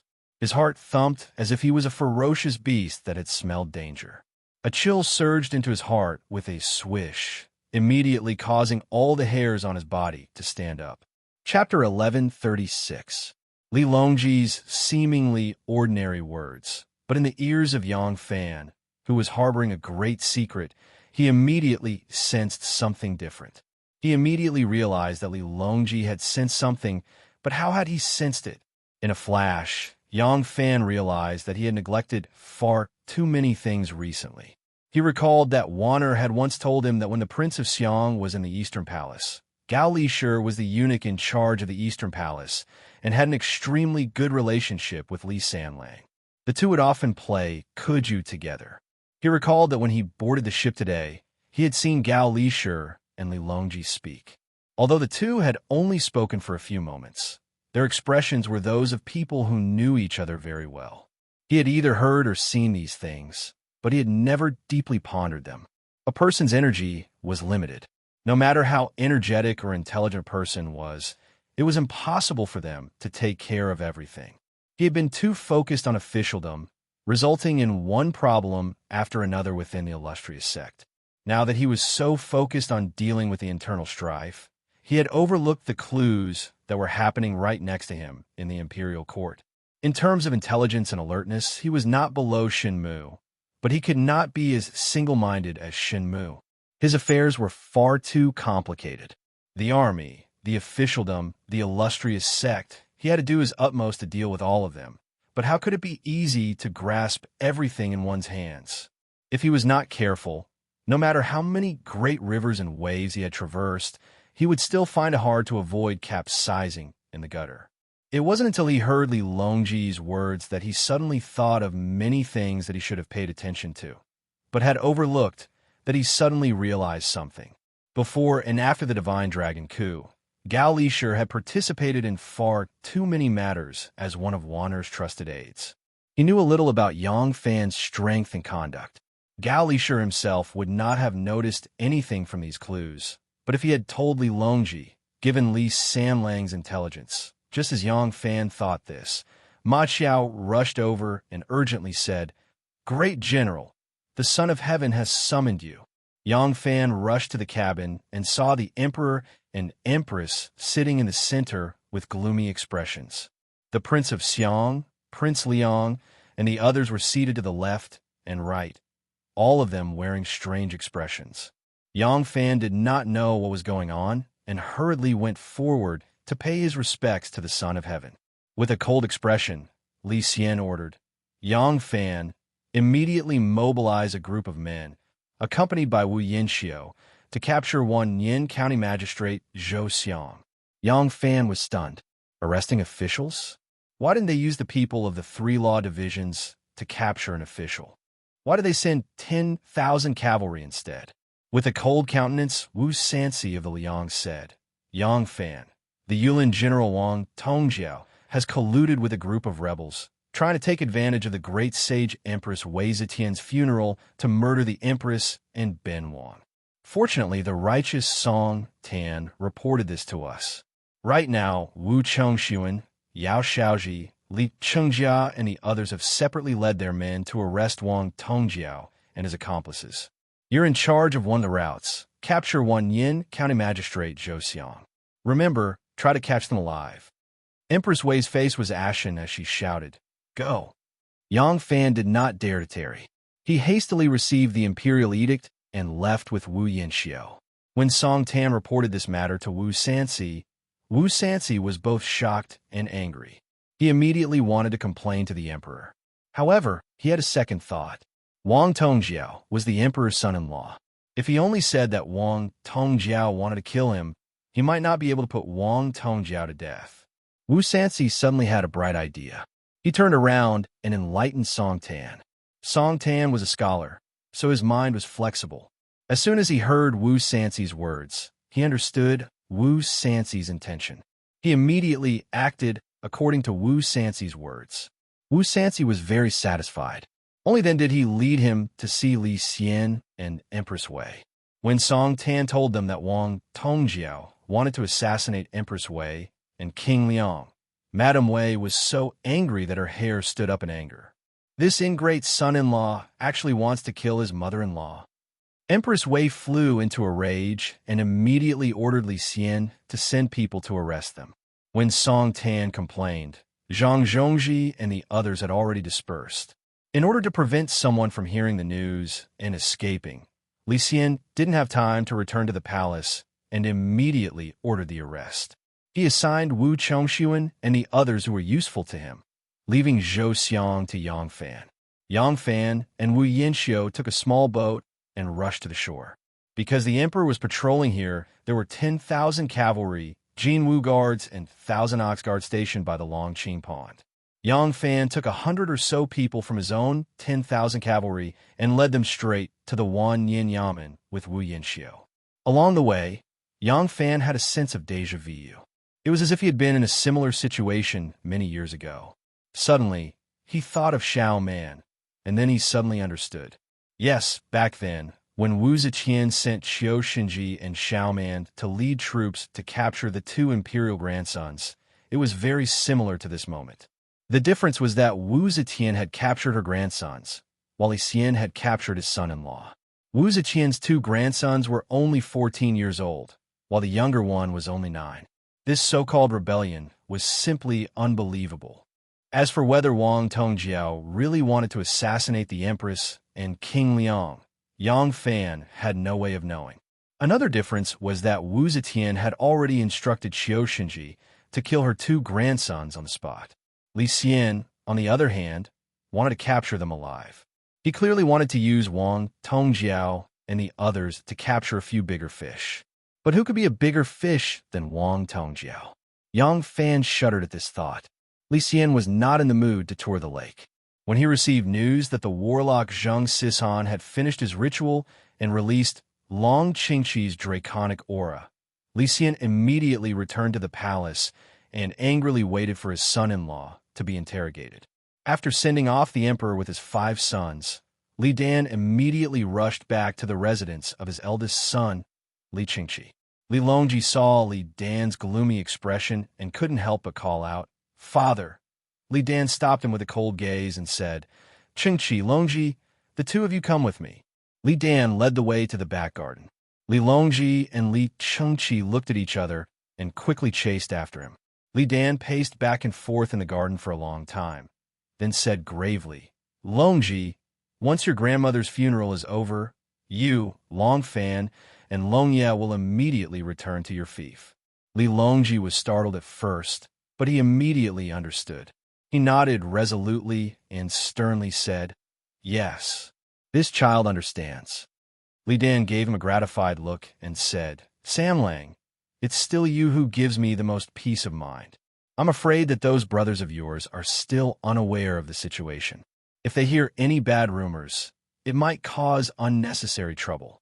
Go and explain it to them. Keep a close eye on them." Li Longji acknowledged and left. Li Qingqi said anxiously, "Father, King Liang wants them captured alive. He's clearly targeting you. How can we let Longji and the others leave at this time? Longji is the smartest. With him around, if anything happens, we, father and son, can brainstorm and learn from each other. We can also work together to face our enemies." Li Dan glared at him and said, "If Wu Sansi succeeds, he will definitely be acting on the emperor's orders. What can we do then, even if we are together? Longji and the others must leave. I can only hope that this case isn't concluded before the funeral is over. That way, Longji and the others can leave safely. The less they are by our side, the safer we will be. Do you understand?" Li Qingqi looked at his father in confusion. It took a long time for him to understand. Zhou Xiang was the Wanyan County magistrate. He was also in charge of guarding the perimeter on the day of the emperor's funeral. Since he was determined to kill King Liang with Wang Tongjiao, he couldn't be entangled with external affairs on the day of the funeral. Zhou Xiang racked his brains after returning to the Wanyan County magistrate. He could only think of a way to leave this matter to the assistant county magistrate's assistant. Wu Zetian's funeral was in 2 days. Time was of the essence. If he resigned on that day, he was afraid that something unexpected would happen, and it would also attract attention. With this in mind, Zhou Xiang immediately sent someone to summon the assistant county magistrate Sierra Weiqi. When Sierra Weiqi arrived, Zhou Xiang said that he had some urgent matters to deal with at home. It would be difficult for him to leave during the funeral, so he asked for Sierra Weiqi's help. As the assistant county magistrate, Sierra Weiqi would definitely have to maintain order on the streets of Chang'an. How could he refuse this request from his superior? Sierra Weiqi agreed immediately. Zhou Xiang smiled and said, "Thank you for your hard work, Brother Xie. I'll treat you to a drink when this matter is over." The matter at home is quite urgent, so I'll leave now.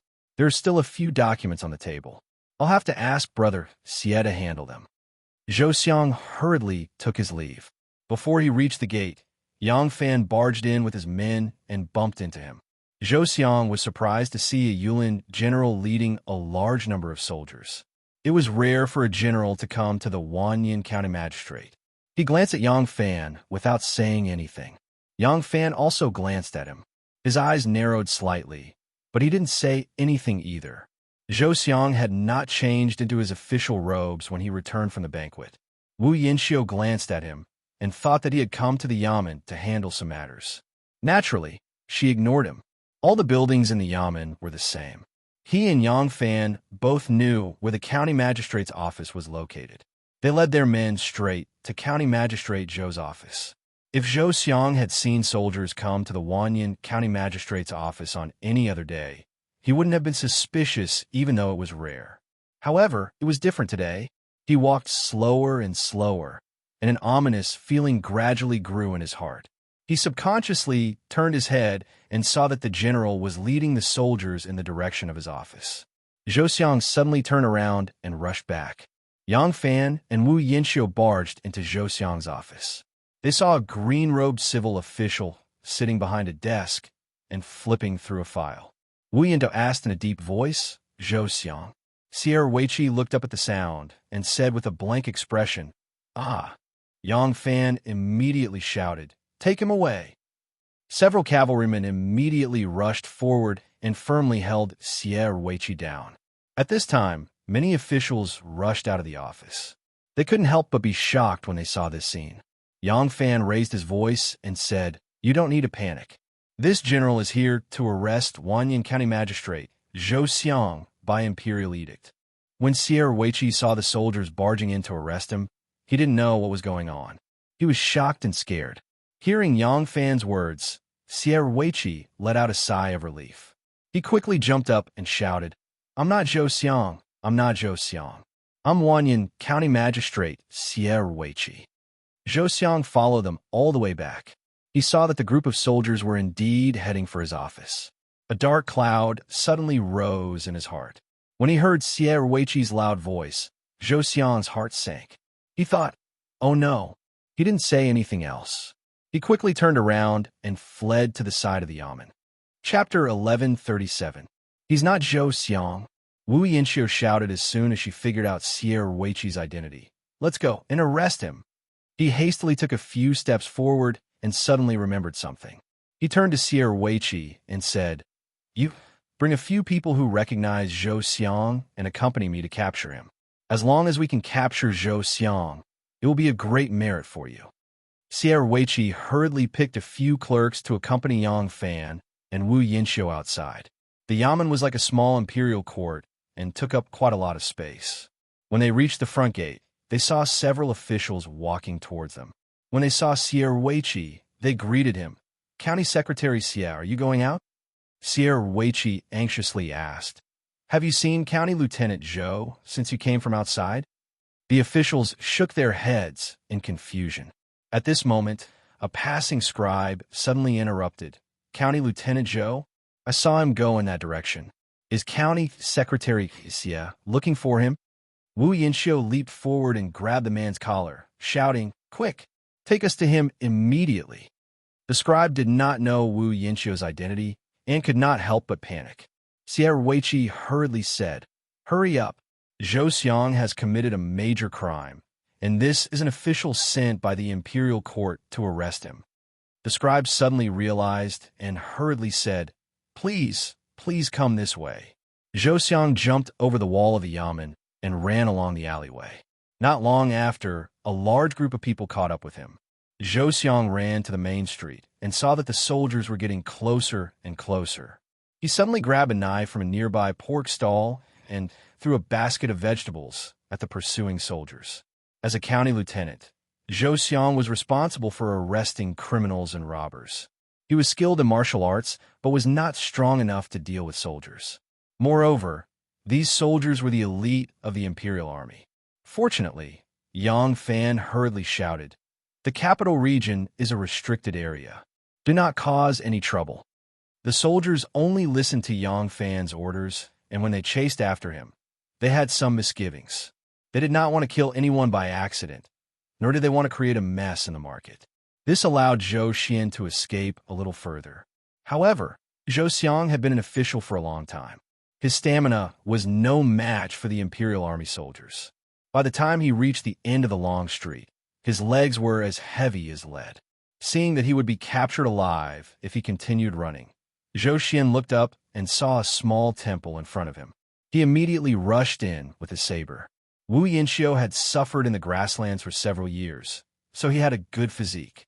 He lifted his robe and ran quickly. Seeing that Zhou Xiang had escaped into the small temple, Wu Yinxiu immediately shouted, "Quick! Surround the temple immediately!"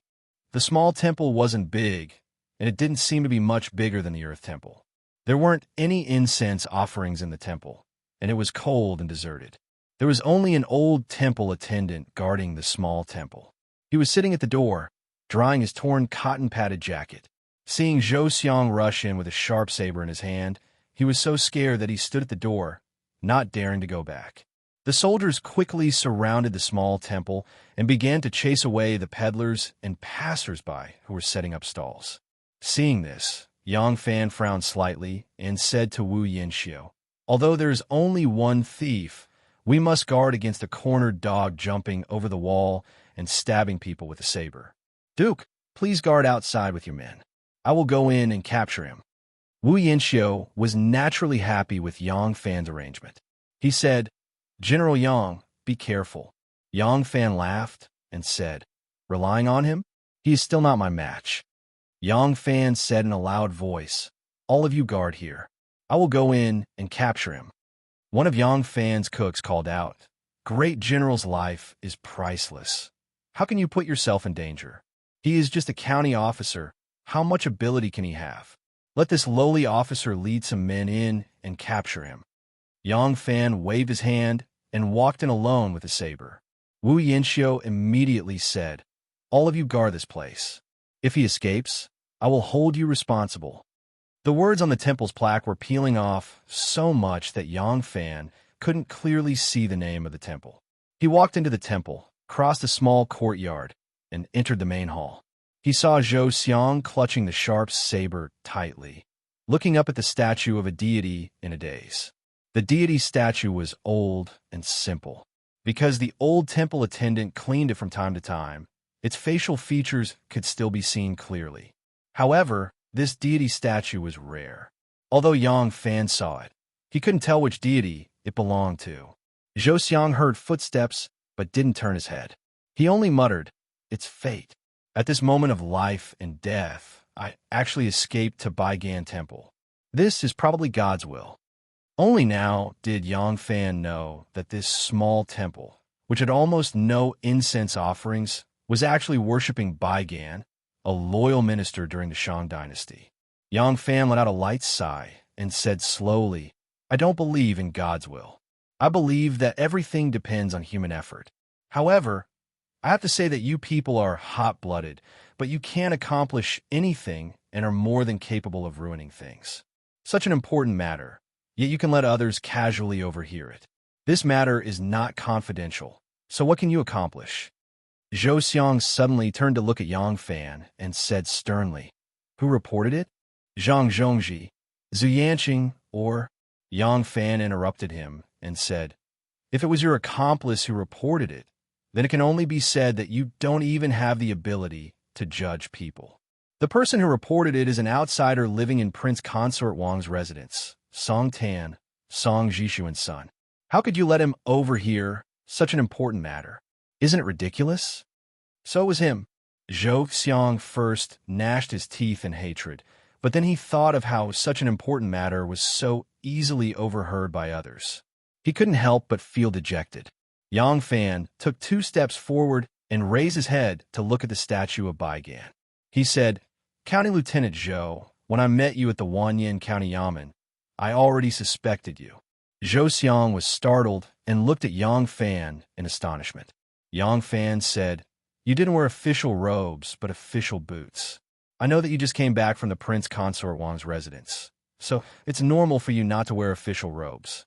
There are actually not many people with official positions in the Yamen, so I should have stopped you to ask about your identity, but I didn't do so." Zhou Xiang looked at him in a daze, not knowing what to do. Yang Fan continued, "When we rushed to your detention room, I saw County Secretary Xie's blank expression when he answered you. I knew that he wasn't you, but I still ordered him to be arrested hoping to buy some time. Even when we were on the street just now, I still hoped that you could escape. Zhou Xiang's eyes brightened, and his excited voice began to tremble. You also hate the Wu clan for monopolizing power and bringing chaos to the court? You and I are kindred spirits. Can you let me go? Yang Fan looked regretfully at him and lightly shook his head. I once wanted to create an opportunity for you, and I created 3 opportunities for you. Unfortunately, you still couldn't escape. There are people from the Wu clan among the people who came with me. I can't let you escape now. Zhou Xiang's face drained of blood and turned deathly pale. Yang Fan said, "The Son of Heaven wants me to capture you alive. Do you understand why?" Zhou Xiang was at a loss. Why? Yang Fan couldn't help but sigh. These people had nothing but hot blood. They really weren't made for changing dynasties. He whispered, "Because the Emperor, or King Liang, wants to use you to involve the Prince of Xiang and Princess Taiping. Do you understand?" Zhou Xiang was suddenly enlightened. Yang Fan looked at him sympathetically. Some people are willing to sacrifice their lives for their ambitions, but they might not be able to endure the torture of torture. In the end, even their illustrious reputation will be ruined. Thus, I cannot allow you to be captured alive. Zhou Xiang slowly nodded and bitterly smiled. I understand. Yang Fan slowly held his blade across his chest and stared at him. Are you going to do it yourself? Or do you want me to send you on your way? Zhou Xiang brightly laughed. There is no need for you to do it. I'm not a coward. He flipped his wrist and pressed the sharp knife against his chest. He looked up at the majestic statue of Baigan and said in a deep voice, "Since you're a person of my Tao, I'll leave the matter that we haven't competed into you yet."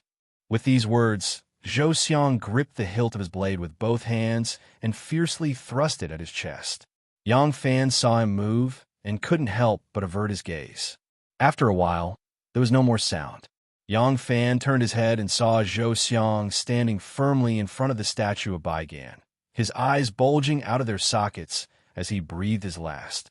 Wang Tongjiao, Zhang Zhongji, and Zhu Yanqing had all been captured alive by Li Xian's men. Li Xian had brought Wang Tongjiao back to the palace and given him a thorough scolding. No matter how Wang Tongjiao explained, he refused to believe that Wang Tongjiao only wanted to assassinate King Liang, and that he had no intention of assassinating his mother-in-law or forcing his father-in-law to abdicate. Li Xian's line of thought was not unreasonable. If he wanted to ensure the success of the coup, he truly couldn't just eliminate King Liang. If he wanted to achieve his goal, he had to kill Wei Empress after killing Wu Sanxi.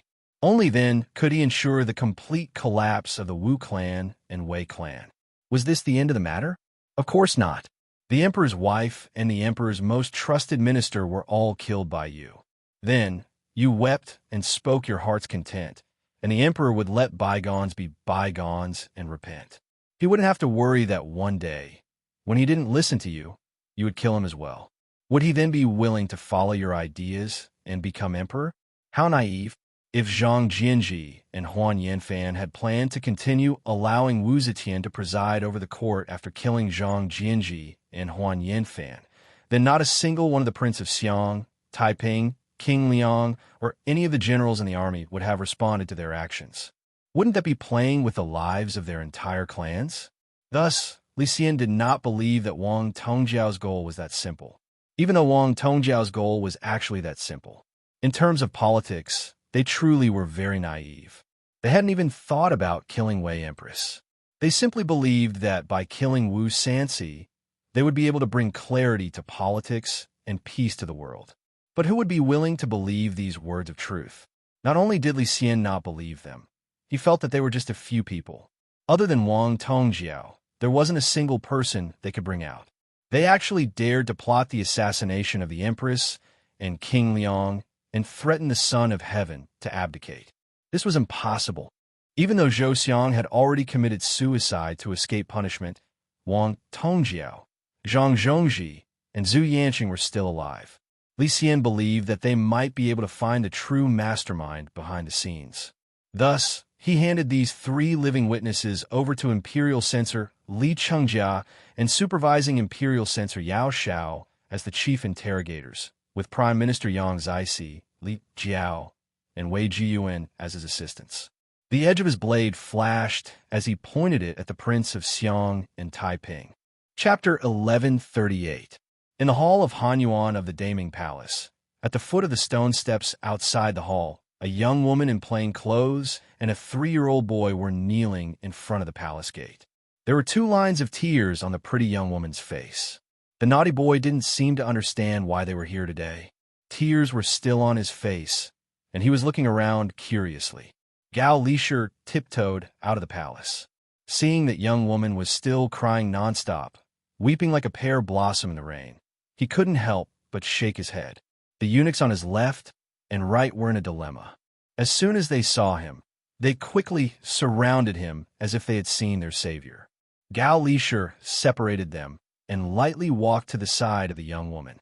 In a small voice, he comforted, "Princess, Her Majesty the Empress has said that the matter of the Fuma is related to rebellion.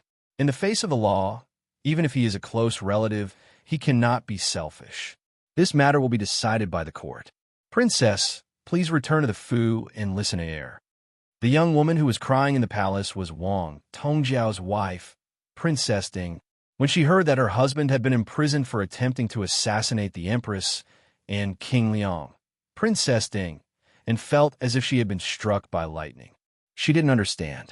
Her husband was the Honorable General of Yunhui, General of the Right Thousand Ox, County Duke of Langyi, Commandant of the Emperor's son-in-law, Grand Minister of Yinqing, and Honorary Minister. Putting aside the salary brought by these official positions, her husband also had an additional 500 households. She, as a princess, had 1,300 households. The 2 of them lived a life of glory, splendor, wealth, and rank without any worries. What else could her husband be dissatisfied with? Why couldn't he just live a good life? Why did he have to rebel? But as much as she hated, he was still her man, the father of her child. Even though she was not Empress Wei's own child, she had always been afraid of this shrewd and strict mother. She still braced herself and ran to the palace crying. Princess Ding raised her teary eyes and pleaded, "Gao Gonggong, would Gonggong please pass on a message for Ding and to ask Imperial Father to be merciful?" Tong Jiao was muddled for a moment. Imperial Father can remove him from his official position and put him under house arrest in the Fu. Please do not pass down a heavy punishment." Speaking to hear, tears streamed down again. Gao Lisher sighed deeply and said, "Princess, you are making things difficult for this servant." The saint was by Her Majesty's side at that time.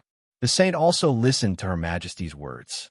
I've already broken the rules by delivering a message to the palace for the princess. I really don't dare to offend you again." When Princess Ding heard this, she understood. Of course, Empress Wei did not care about Wang Tongjiao's life or death. It was likely that Empress Wei did not even care about her daughter.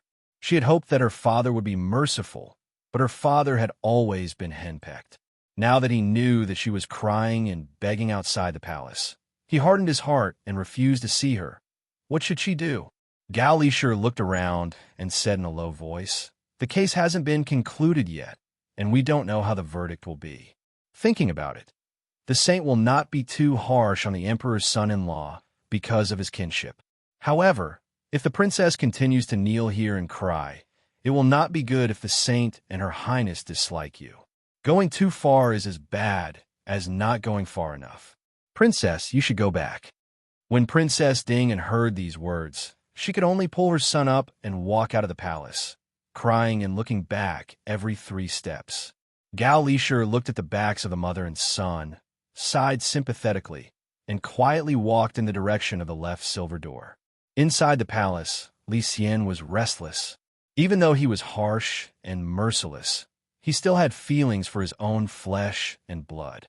Thinking about his daughter bringing her 3-year-old grandson to knock on the door and cry, he could not bear it. He sneaked a glance at Empress Wei and probed with some guilt. "Wife, what do you plan to do with Tong Jiao?" Empress Wei glared at him fiercely and said, "What Tong Jiao? That is a rebel of the court, a traitor plotting to usurp the throne. Do not be soft-hearted. If no one reports, if you are lucky, you will be a prisoner. If you are unlucky, Your head will be separated from your body. At that time, who will be soft-hearted for you? Li Xian had always been henpecked. As the power of Wei Shi's paternal family rose, the communication with the Wu family was mainly conducted through Wei Shi. Wei Shi's words became more and more important, and he became more and more afraid. Hearing Empress Wei's words, Li Xian no longer had the courage to plead for Wang Tongjiao. But thinking about his daughter's youth and how few grandchildren he had, he knew that his wife had steeled her heart to kill Wang Tongjiao. He couldn't resist mumbling, "Wang Tongjiao. It is true that her death is not to be regretted, but Dingen is still so young. When your husband thinks about it, my heart does not feel good." Empress Wei rolled her eyes at him and said, "Look at your good-for-nothing appearance. Does the emperor's daughter still have to worry about marriage? Don't worry about this matter. Didn't my cousin Wei Zhu's wife just die last year? He hasn't remarried yet. I think it would be better to have Ding and marry Wei Zhu. That would be even more intimate." Li Xian nodded and sighed, saying, "AI, this is the only way." "And what did you say?" Li Xian suddenly reacted and said in shock, "Your cousin? Ding, and is our daughter. Your cousin, in terms of seniority, isn't he her uncle?" Empress Wei impatiently waved her hand and said, "They don't have any blood relationship. What's the big deal about seniority? All right, don't worry about this matter. Later, I will have young Zixi go matchmake them." Gao Li went to the imperial kitchen and found a young eunuch in charge of purchasing. Purchasing was a lucrative position in the palace. This young eunuch had been arranged by Gao Li, so he listened to everything Gao Li said and was Gao Li's confidant. Gao Li went to the young eunuch and only stayed for the time it took for an incense stick to burn before leisurely leaving with a bag of dried meat. Looking at his appearance, it seemed like he was hungry and had come here to get something good to eat. But not long after he left, the young eunuch also left the imperial kitchen and quietly left the palace. The young eunuch went to the East Market to stroll around and casually bought some things before returning to the palace. The entire matter did not appear to be out of the ordinary. Ever since Yang Fan had developed suspicions about Gao Li, he had told Wanner. Wanner had arranged for people to watch Gao Li's every move. There were all kinds of networks in the palace. The emperors, the empresses, the female officials, the eunuchs, and also the powerful officials. None of these networks could compare to Wan Er's network of connections and ears. Therefore, Gao Li's every move in the palace was under Wan Er's surveillance. After the young eunuch in charge of purchasing left the palace, he left Wan Er's surveillance network and fell into Xian's own surveillance. In the end, the information that was sent back to Yang Fan was only one sentence. The young eunuch often went to a meat and vegetable shop, and it was a shop designated by the Prince of Linzi's residence. At this point, Yang Fan finally understood that he was not the only one with capable eyes in the palace. Wanner could not tolerate Yang Fan's betrayal. She angrily said, "Lang Jun saved Gao Li's life. I did not expect him to be used by Li San Lang. All factors that are disadvantageous to Lang Jun should be nipped in the bud. Lang Jun, leave this matter to me." Yang Fan glanced at her and smiled. "What do you plan to do?" Wanner replied, "It is not a difficult matter for someone to die accidentally in the palace." Yang Fan shook his head. "No. Gao Li's life is pitiful. Although I helped him, I did not think of using him. Him accepting Li Longji's recruitment is not considered a betrayal to me. Moreover, since we know that Li Longji has this spy, he may be of great use." He smiled thoughtfully and said, "This person is very useful. In order to dig out useful confessions from Wang Tongjiao and the others, the imperial censor Li Chengjia and the supervising imperial censor Yao Shaoji racked their brains. They were Wu Sanxi's people, and of the three prime ministers overseeing the trial, Yang Zixi was a typical opportunist. Wei Jiyuan was a descendant of the Wei clan of the capital. Empress Wei had already recognized the Wei clan of the capital and could be considered a brother of the empress, so she naturally belonged to Empress Wei's faction. As for Li Jiao, he was an old minister of the Eastern Palace, a pure member of the emperor's faction. With this group of people controlling the court, one could easily imagine the fairness of the trial. However, Wang Tongjiao and the others were all hot-blooded men. Even though they had been tortured and beaten, They remained silent in the face of enticement. Wu Sanxi's original intention was to use this opportunity to bring down the Prince of Xiang and Taiping. But not only did Wang Tongjiao and the others not give up any information that was detrimental to the Prince of Xiang and Taiping, they did not even reveal the slightest information that Huan Yanfan was plotting against Empress Wei and Prince Liang. Helpless, Li Qingjia could only concoct a plausible confession for Wu Sanxi. Faced with this confession that was full of loopholes, Li Xian actually believed it. He immediately summoned the imperial censor, Xiao Zhizhong, and ordered him to take over the case. At this point, the case was no longer something that a single imperial censor could handle. But Gao Lishur had already secretly sent out a message, and the Prince of Xiang and Princess Taiping had already made contingency plans. Deputy Minister of Imperial Censor Xiao Zhizhong was Princess Taiping's disciple. So when he heard the emperor's order, Xiao Zhizhong burst into tears and immediately cried out, "Your Majesty, you are rich and powerful, so why can't you have a younger brother and a younger sister? Does your Majesty feel that they are people who are plotting rebellion? If not for them during the Divine Dragon coup, would your Majesty have been able to sit on the throne? When your Majesty had just returned to Luoyang from Fangling, the Prince of Xiang was still an imperial heir, and it was he who took the initiative to abdicate the position of crown prince. He didn't even want to fight with your Majesty for the throne, so why would he participate in a rebellion now? If this subject accepts the edict, it would be placing your Majesty in an unjust position. This subject would rather die 10,000 times than obey." Li Xian's face turned red from Xiao Zhizhong's interrogation, and for a moment, he didn't know what to do. Xiao Zhizhong left, tears streaming down his face. The moment he left the imperial city, he spread word of this matter. This time, Li Xian felt like he had poked a hornet's nest. Wu Jing, the right mending K, was the first to rush into the palace.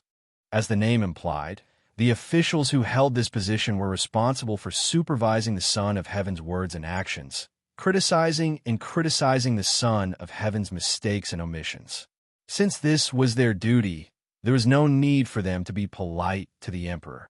Wu Buke vehemently expressed his views to Li Xian, his spittle spraying all over Li Xian's face. "Your Majesty, you are muddle-headed. The imperial clan is your Majesty's greatest support.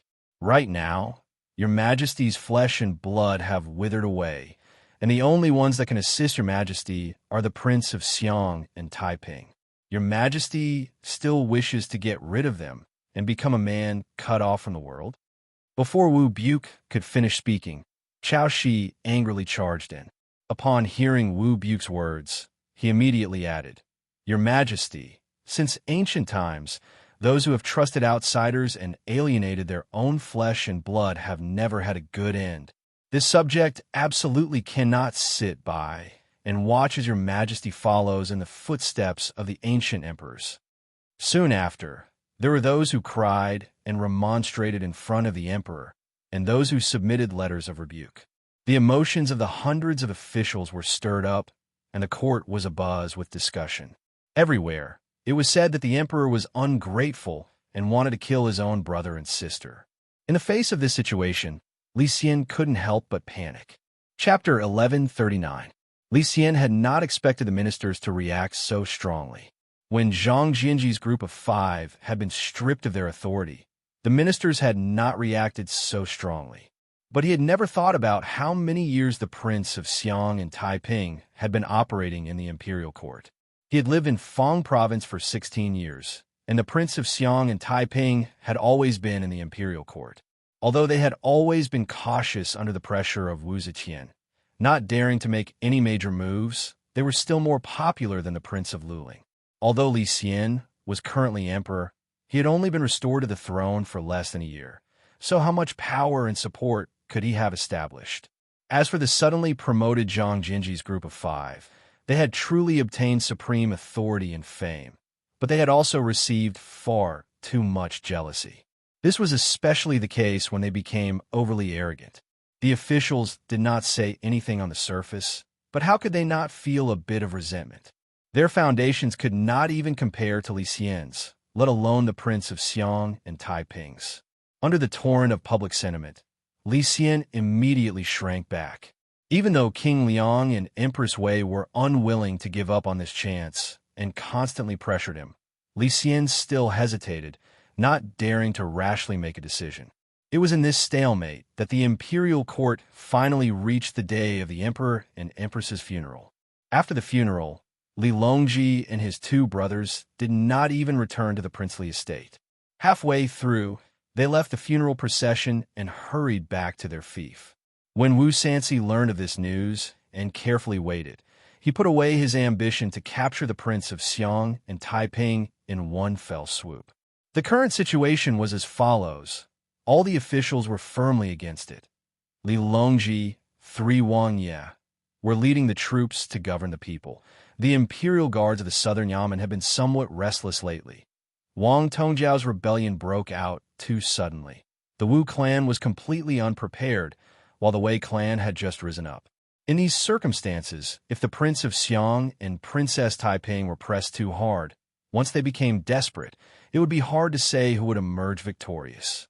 In this situation, Wu Sanxi, who already held the advantage, had no need to take such risks. Wu Sanxi gave his opinion to Empress Wei, but Empress Wei was not willing. Her eyes darted around, and she turned her attention to Zhang Jianji's group of 5. Wu Sanxi also felt that although Zhang Pianji and the other 4 were already tigers without teeth, if there was a chance to kick them again and completely destroy the possibility of them making a comeback, it might not be bad. Therefore, he immediately instructed a group of lackeys to create a new confession. Li Xian clearly knew that Zhang Jianji's group of 5 were innocent, but he did not remember the kindness of Zhang Jianji's group of 5 in helping him ascend to the throne. Instead, he firmly remembered how arrogant Zhang Jianji's group of 5 had been after he became the emperor. Li Xian tacitly acknowledged the authenticity of this confession and acted against Zhang Jianji's group of 5. Li Xian issued a decree. Because the 5 princes were dissatisfied with the emperor, they incited Wang Tongjiao and the others to assassinate the king of Liang and the empress, attempting to coerce the son of heaven into ordering the feudal vassals. Considering that they had performed meritorious service in assisting the dragon, plus they had the iron ticket to avoid death 10 times, he did not punish them severely. The 5 of them were stripped of their Wangye title and were demoted to local prefectural governors. Wang Tongjiao and the others were careless. Just as Yang Fan had said, not only did they harm themselves, they also harmed others. It was now the 3rd month of the spring of the 2nd year of the Divine Dragon.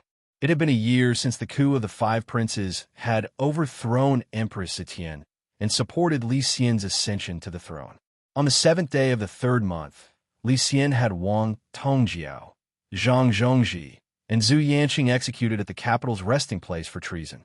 Song Jiwen and Song Jixuan, the 2 brothers, were immediately conferred the title of 5th-rank official for their meritorious service.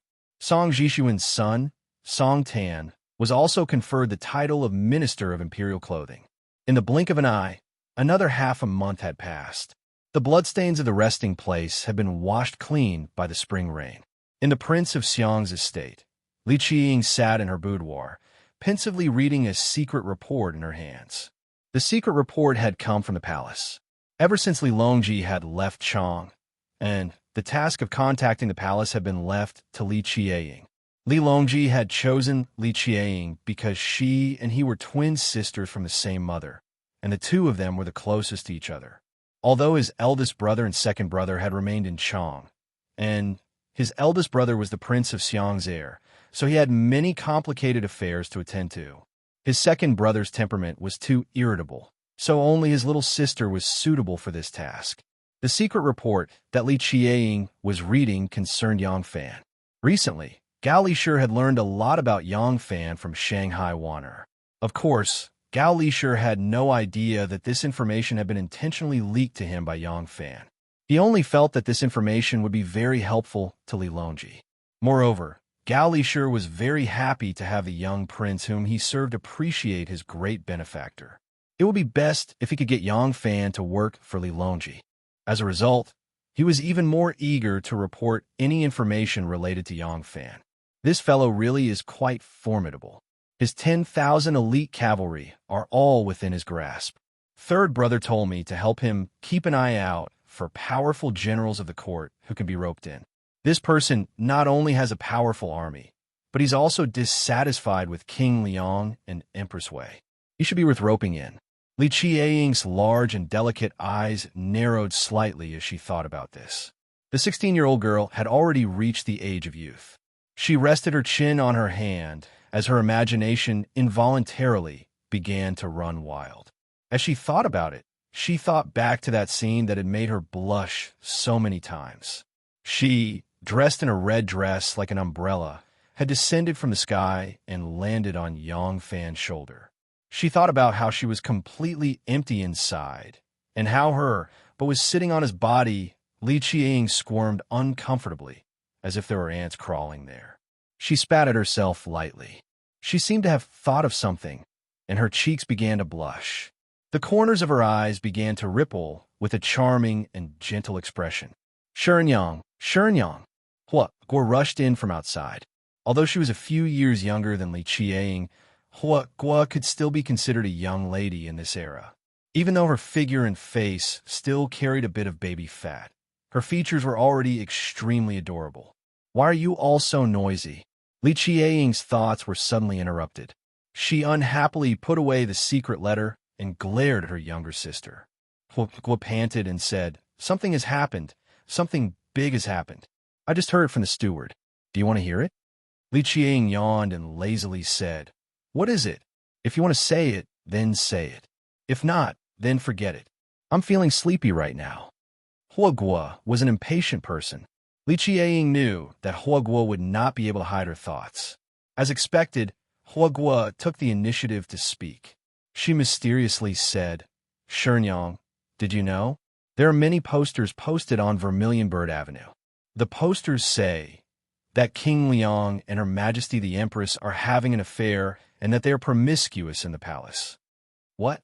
Li Qiaying's beautiful face paled in fright. She jumped up and cried out involuntarily. Something like this actually happened? Sage, Her Majesty has committed suicide. What? Li Xian jumped up in fright, knocking over the stack of memorials. He asked in shock, "The Empress committed suicide? What happened? How was the Empress?" The palace maid hurriedly shook her head. "This servant does not know why Her Majesty committed suicide. Fortunately, we discovered it in time, and Her Majesty was rescued. She is currently being treated." When Li Xian heard this, he hurriedly left the table. "I'm going to see her." Li Xian hurriedly walked to the entrance of the hall. At this time, a eunuch hurried over and said, "Sage, King Liang requests an audience." Li Xian swung his sleeve and said, "Let him wait." Li Xian hurriedly rushed to the Empress Palace.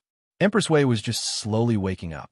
When she saw Li Xian, she immediately burst into tears. "My Wei clan was born into a great family. Ever since we followed you, Li Xian, we have never enjoyed any good fortune. Instead, we followed you in Fangzhou for 16 bitter years. It was not easy for us to get through all the bitterness and enjoy the sweetness. But because of you, we were slandered. I am now the esteemed empress of the empire, but I am being mocked by the common people. What face do I have to continue living in this world?" Li Xian said in shock, "Wife, just what happened?" We were reading through memorials and did not know anything."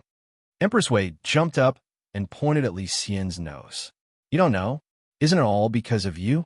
Was it your idea to invite that Wu Sansi into the palace? Was it your idea to rope in Wu Sansi to work for you? Now, someone is spreading rumors and putting up posters on Vermilion Bird Avenue, saying that I am having an affair with Wu Sansi and that I am promiscuous in the palace. That Wu Sansi is an old man over 60 years of age, with wrinkled skin and white hair. Even if I don't follow the ways of a woman, do you think I would fancy that damned old man? My clean reputation has been ruined by your hands. Are you happy now? Ooh, I don't want to live anymore." Empress Wei suddenly jumped up and slammed into a pillar. Li Xian was greatly alarmed and hurriedly shouted, "Quick, stop the Empress!" Several palace maids and eunuchs rushed forward to stop her. For a moment, the palace was thrown into chaos. After a while, The confused Li Xian finally understood what had happened. He was so angry that his hair stood on end. He angrily roared, "Who is so shameless? We definitely won't let him off. Definitely not." Wu Sansi respectfully knelt in front of the palace without his hat and hat. He had also heard that posters had been put up on Vermilion Bird Avenue, saying that he was having an affair with the Empress, so he had hurriedly come to beg for forgiveness. As the head of the Wu clan, Wu Sansi could ally with others for the sake of profit, but he wouldn't work for others for the sake of pleasure in bed. Moreover, he was a noble prince. He could obtain any beauty, so why would he be interested in a middle-aged woman? At his age, he didn't like women in their prime, but rather beautiful young girls. Moreover, he had been exiled by his aunt, Wu Zetian, and married very late. So, although he was related to Li Xian and his wife by marriage, and their children were of similar ages, he was 20 or 30 years older than Li Xian and his wife. How could an old man like him be favored by the Empress? It was hateful that someone had shamelessly created this rumor and put it up in the market. Wu Sansi felt somewhat apprehensive. Although he knew that Li Xian wouldn't believe this, and that Li Xian relied on him in many ways and wouldn't harm him, he was still worried that the emperor would distance himself from him. After all, he was a man. Even if it wasn't true, he would still feel a knot in his heart. He knelt in front of the palace gates for a long time, but Li Xian still didn't summon him. His heart couldn't help but feel uneasy. Jing Hui hurriedly rushed to the royal prince of Fuyang, Huan Yinfan's residence. Without waiting for the gatekeeper to announce his arrival, he barged in. There were dozens of carriages parked in the Huan residence, some already filled with things. The 5 princes had all been demoted to provincial governors, but with their large families and large businesses, they hadn't been able to leave in time. Huan Yinfan had just come out to welcome him when he saw Jing Hui angrily walk in. With a shake of his sleeve, he ordered his servants to leave. With an ashen face, he said to Huan Yinfan, "Was the poster on the street you're doing?" Chapter 1140. Huan Yinfan saw Jing Hui's face full of anger and couldn't help but frown. He looked left and right, then lowered his voice and said in displeasure, "Zhongyi, did you come in such a rage just for this matter?" Jing Hui saw that he had avoided his question and couldn't help but say angrily, "So it really was you? Shirzei, you're muddle-headed. You're muddle-headed. Are you afraid that there aren't enough disturbances in court?" Roping in Wu Sansi was the emperor's idea, but it was just the fake Empress Wei's idea. Do you think the emperor will believe those preposterous words? Huan Yinfan smiled and said, "I naturally know that the emperor won't believe it. But even you think that I want to use this rumor to get rid of Wu Sansi. Very good, very good. Haha, if even you can't see my true intentions, then the emperor naturally won't." Jing Hui froze and relaxed his tone. He asked in bewilderment, "Could it be you have other plans?" Huan Yinfan nodded and said, "Correct. I do have other plans. Why are we standing here and having a long talk? Come this way. Let's talk in the study." Huan Yinfan led Jing Hui into the study. The two had just sat down when Jing Hui impatiently asked, "Shirzei, speak. Just what are your plans?" Huan Yinfan said, "Zhongyi, although the emperor doesn't believe that Wu Sansi and Empress Wei have an affair, once this matter gets out, the emperor will certainly be furious, right?" Jing Hui nodded. Of course, the imperial court is about to stir up another storm of blood. Huan Yinfan chuckled, his expression extremely pleased. Jing Hui couldn't restrain himself. "Shirzei, you still haven't told me your plans." Huan Yinfan's expression turned serious. Tong Jiao died for the country. The emperor listened to slander and wanted to use this to move against the Prince of Xiang and Princess Taiping. But because the officials reacted too fiercely, the emperor had to settle for the next best thing. The 5 of us were stripped of our titles and banished to other places. The Prince of Xiang and Princess Taiping barely managed to escape. Think, now that something has happened, who will the emperor suspect first? Jing Hui froze and slowly sank into thought. Huan Yinfan said, "We've already been demoted and are about to leave the capital. How could we have caused this storm? The greatest suspects should be the Prince of Xiang and Princess Taiping. I want to use this matter to force them to stand with us." Jing Hui's body trembled as he hesitantly said, The will of the heavens is hard to fathom. Will the emperor definitely suspect the Prince of Xiang and Princess Taiping? Wouldn't it be reasonable for us to take revenge out of anger? Besides, do you have the confidence to pull over the Prince of Xiang and Princess Taiping? If they are willing to stand up for you, then what are you going to do? Huan Yinfan shook a finger contentedly and said, "Your first question isn't a question at all. It wasn't that the emperor wouldn't suspect the Prince of Xiang and Princess Taiping, but that pushing the blame onto them was in the best interest of the emperor, the Prince of Xiang, and Empress Wei. So they would definitely do this. Of course, I will not discuss this matter with the Prince of Xiang and Princess Taiping in advance. But once the emperor becomes suspicious of them, the emperor will press forward step by step, and I will not be afraid that they will not seek to protect themselves. At that time, as long as we generously extend a helping hand, not only will they be of use to us, they will also shed tears of gratitude." Jing Hui's eyes flickered with uncertainty. Huan Yinfan sighed and said, "What happens after that is not something we could decide alone. We still need the Prince of Xiang and Princess Taiping to agree. Either we ask the crown prince to ascend to the throne, or we just let the Prince of Xiang proclaim himself emperor. The current emperor must be the Emperor Emeritus, and he can only be the Emperor Emeritus." Huan Yinfan suddenly stood up and shouted, "I want to borrow Tong Jiao's blood, borrow the emperor's repeated treacherous attacks to incite all of Prince Liang's enemies to unite against a common enemy. Everyone will join hands and fight another battle. With the strength of us, the Prince of Xiang and Princess Taiping, we might be able to reenact the story of the divine dragon." Jing Hui stared in shock at Huan Yinfan, like he was looking at a stranger. Huan Yinfan looked at him fervently and said, "Zhongyi, we are about to leave the capital. The 5 of us will be sent to 5 different places. When the time comes, we will be under the surveillance of the imperial court, and it will be difficult for us to communicate with each other. We cannot wait any longer, or we will never have another chance." Jing Hui powerlessly said, "Scholar, you're playing with fire. You're taking risks." Huan Yinfan pointed at him and began to laugh. Oh you. Riches and honor have always been sought in danger. Relax.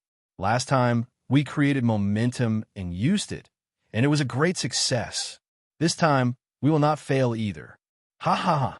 Huan Yinfan laughed, laughing like a gambler who had lost all his capital. In the emperor's bedroom, Empress Wei sat hatefully, her face still wet from her tears. Wu Sanci sat awkwardly next to her and lowered his head without saying a word. Li Xian's anger had not yet subsided. He hurriedly walked around the hall, muttering to himself, "Who is it? Just who is it?" Empress Wei couldn't help but ask, "Who else? The imperial court is dissatisfied with you and wants to push this servant and Prince Liang to the brink of death. Who else but that good brother of yours and your good sister could it be? The Prince of Xiang and Princess Taiping?" Li Xian shook his head. "Impossible. This matter has completely thrown away the dignity of the imperial household. As members of the imperial household, do they look good?" Empress Wei angrily retorted, "This is a matter of life and death, involving the throne. Who cares about face?" Wu Sanci loathed the person who had framed him, but when he carefully thought about it, he also shook his head. The Prince of Xiang and Taiping had just escaped calamity because of Wang Tongjiao's case. So why would they take the initiative to stir up trouble? This old subject also feels that it's not very likely. Empress Wei said, "If not them, who else could it be? Who else in the court is dissatisfied with us?" Wu Sanci creased his brow in thought for a long time, unable to make up his mind. Li Xian turned around and said to Wu Sanci, "King Liang, I leave this matter to you. You and Imperial Censor Li Chengjia will work together to handle this case. They put up so many posters on Vermilion Bird Avenue, so there's no way they won't have any clues. Investigate. We must get to the bottom of this." Wu Sanci hurriedly rose from his seat and cupped his hands. This old subject obeys the imperial decree. Tinkling, tinkling, the melody of the zither came to an end. Lubin's 10 fingers pressed down on the zither strings, stopping the sound. With a smile, he said, "Interesting, interesting. This matter is getting more and more interesting. He was surrounded by a cluster of flowers, their fragrance assailing the nostrils. Several of his subordinates were kneeling around the mat. Lu Bin said, "After this calamity, the Prince of Xiong and Taiping will definitely be like frightened birds." One of his subordinates said, "Young master speaks correctly." This subordinate has discovered that the Prince of Xiong and Princess Taiping are frequently in secret contact. They seem to be discussing countermeasures. Another subordinate said, "Zheng Ji has sent word that Wu Sanxi has received Empress Wei's orders to push this matter onto the Prince of Xiong and Taiping." Lu Bin closed his eyes and thought for a few moments, then suddenly opened them. No, at present, the Prince of Xiong and Princess Taiping still have considerable influence. If they are driven to desperation, even if they can't win, they will still cause both sides to suffer. If they win, we want to place our bets on them. If that happens, our plans will be for naught. We cannot be too hasty right now. Lu Bin stood up and slowly paced around the mat with his bare feet.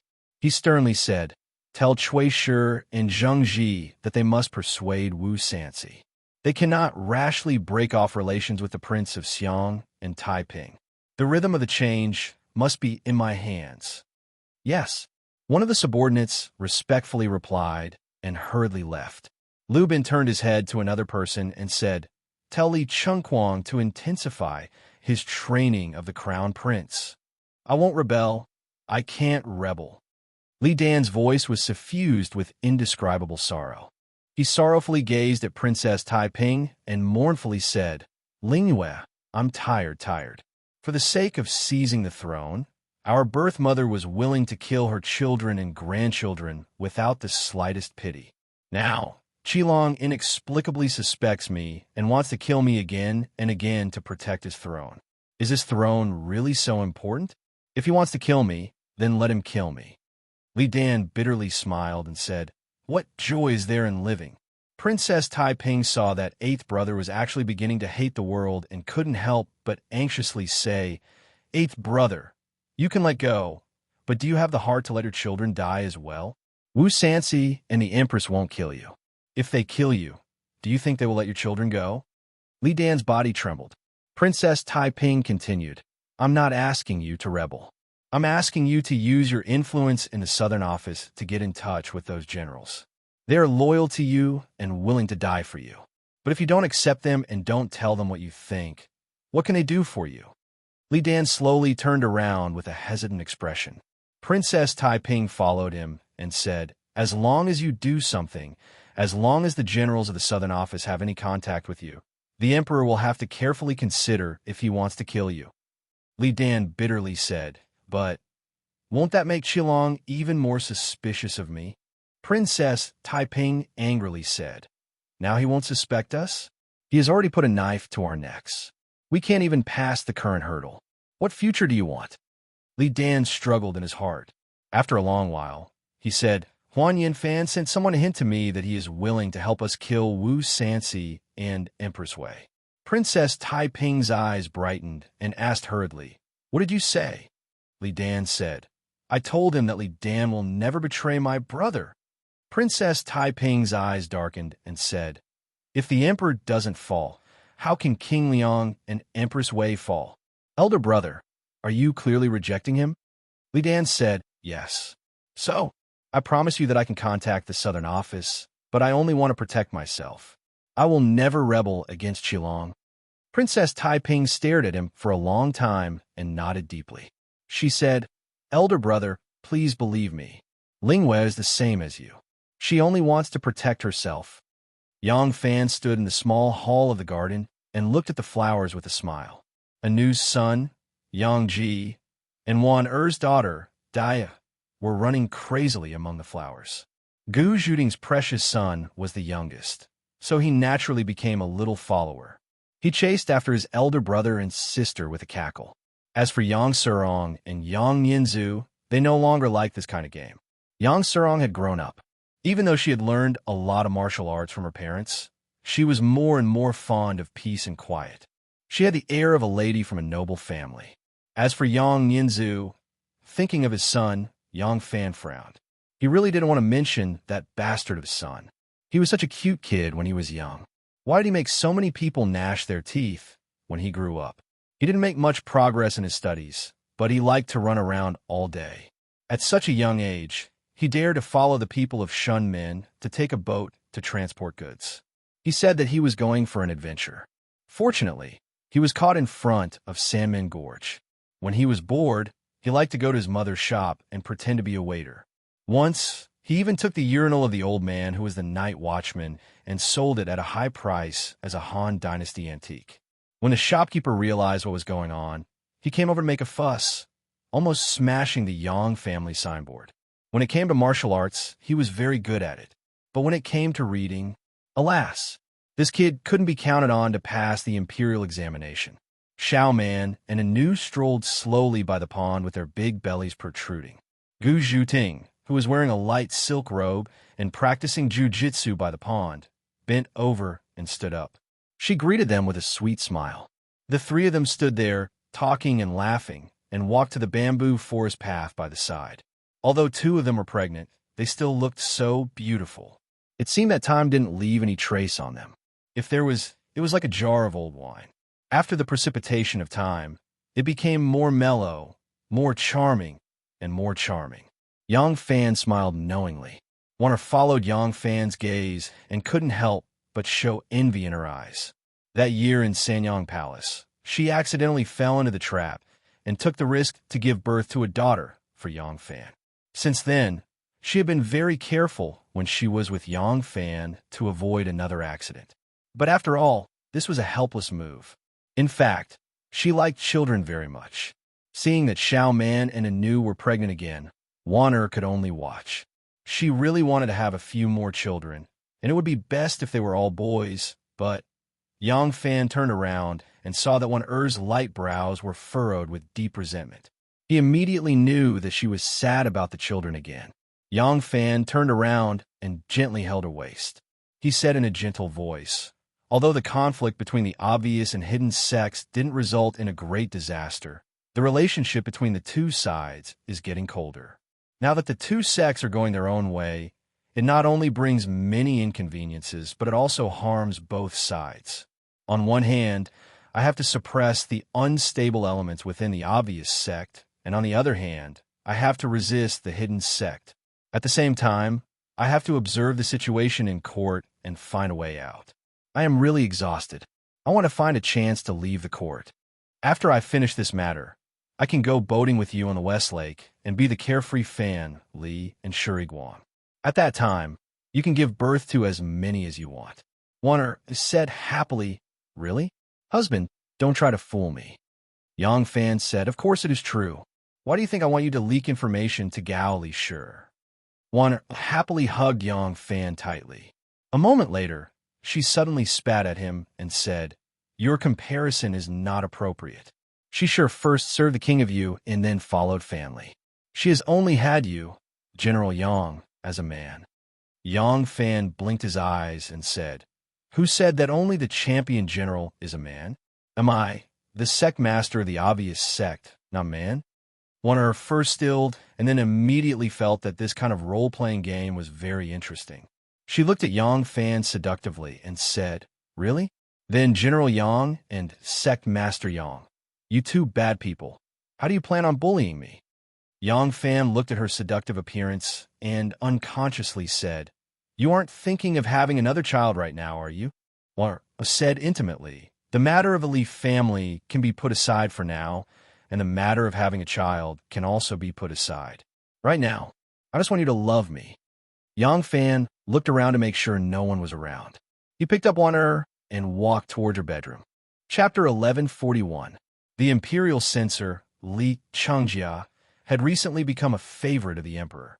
He had been in charge of the Wang Tongjiao case, which had dragged down the five princes and instantly made Li Chengjia famous throughout the world. Now, the case of slandering the Empress and Prince Liang had appeared on Vermilion Bird Avenue, and this case had once again been placed in his hands. Li Chengjia was both excited and nervous. If this case was successfully handled, the position of Deputy Imperial Censor was beckoning to him. But he was also worried that Prince Liang would use this opportunity to punish the Prince of Xiang and Princess Taiping. The Wang Tongjiao case had originally been intended to drag the Prince of Xiang and Princess Taiping down, but the officials had been so agitated. Fortunately, the emperor had promptly stopped and turned his attention to Zhang Jianji and the other four. Otherwise, if the officials had continued to make a fuss, the emperor might have found a scapegoat to appease the public, and his fate could be imagined. Li Chengjia did not worry for long. Liang Wangwu had told him, after careful consideration, that the true culprit had to be found this time, but he had not hinted that he should try to implicate the Prince of Xiang and Princess Taiping in this case. Li Chengjia rejoiced and immediately mustered his strength to earnestly investigate. Li Chengjia's method was stupid, but it was very effective.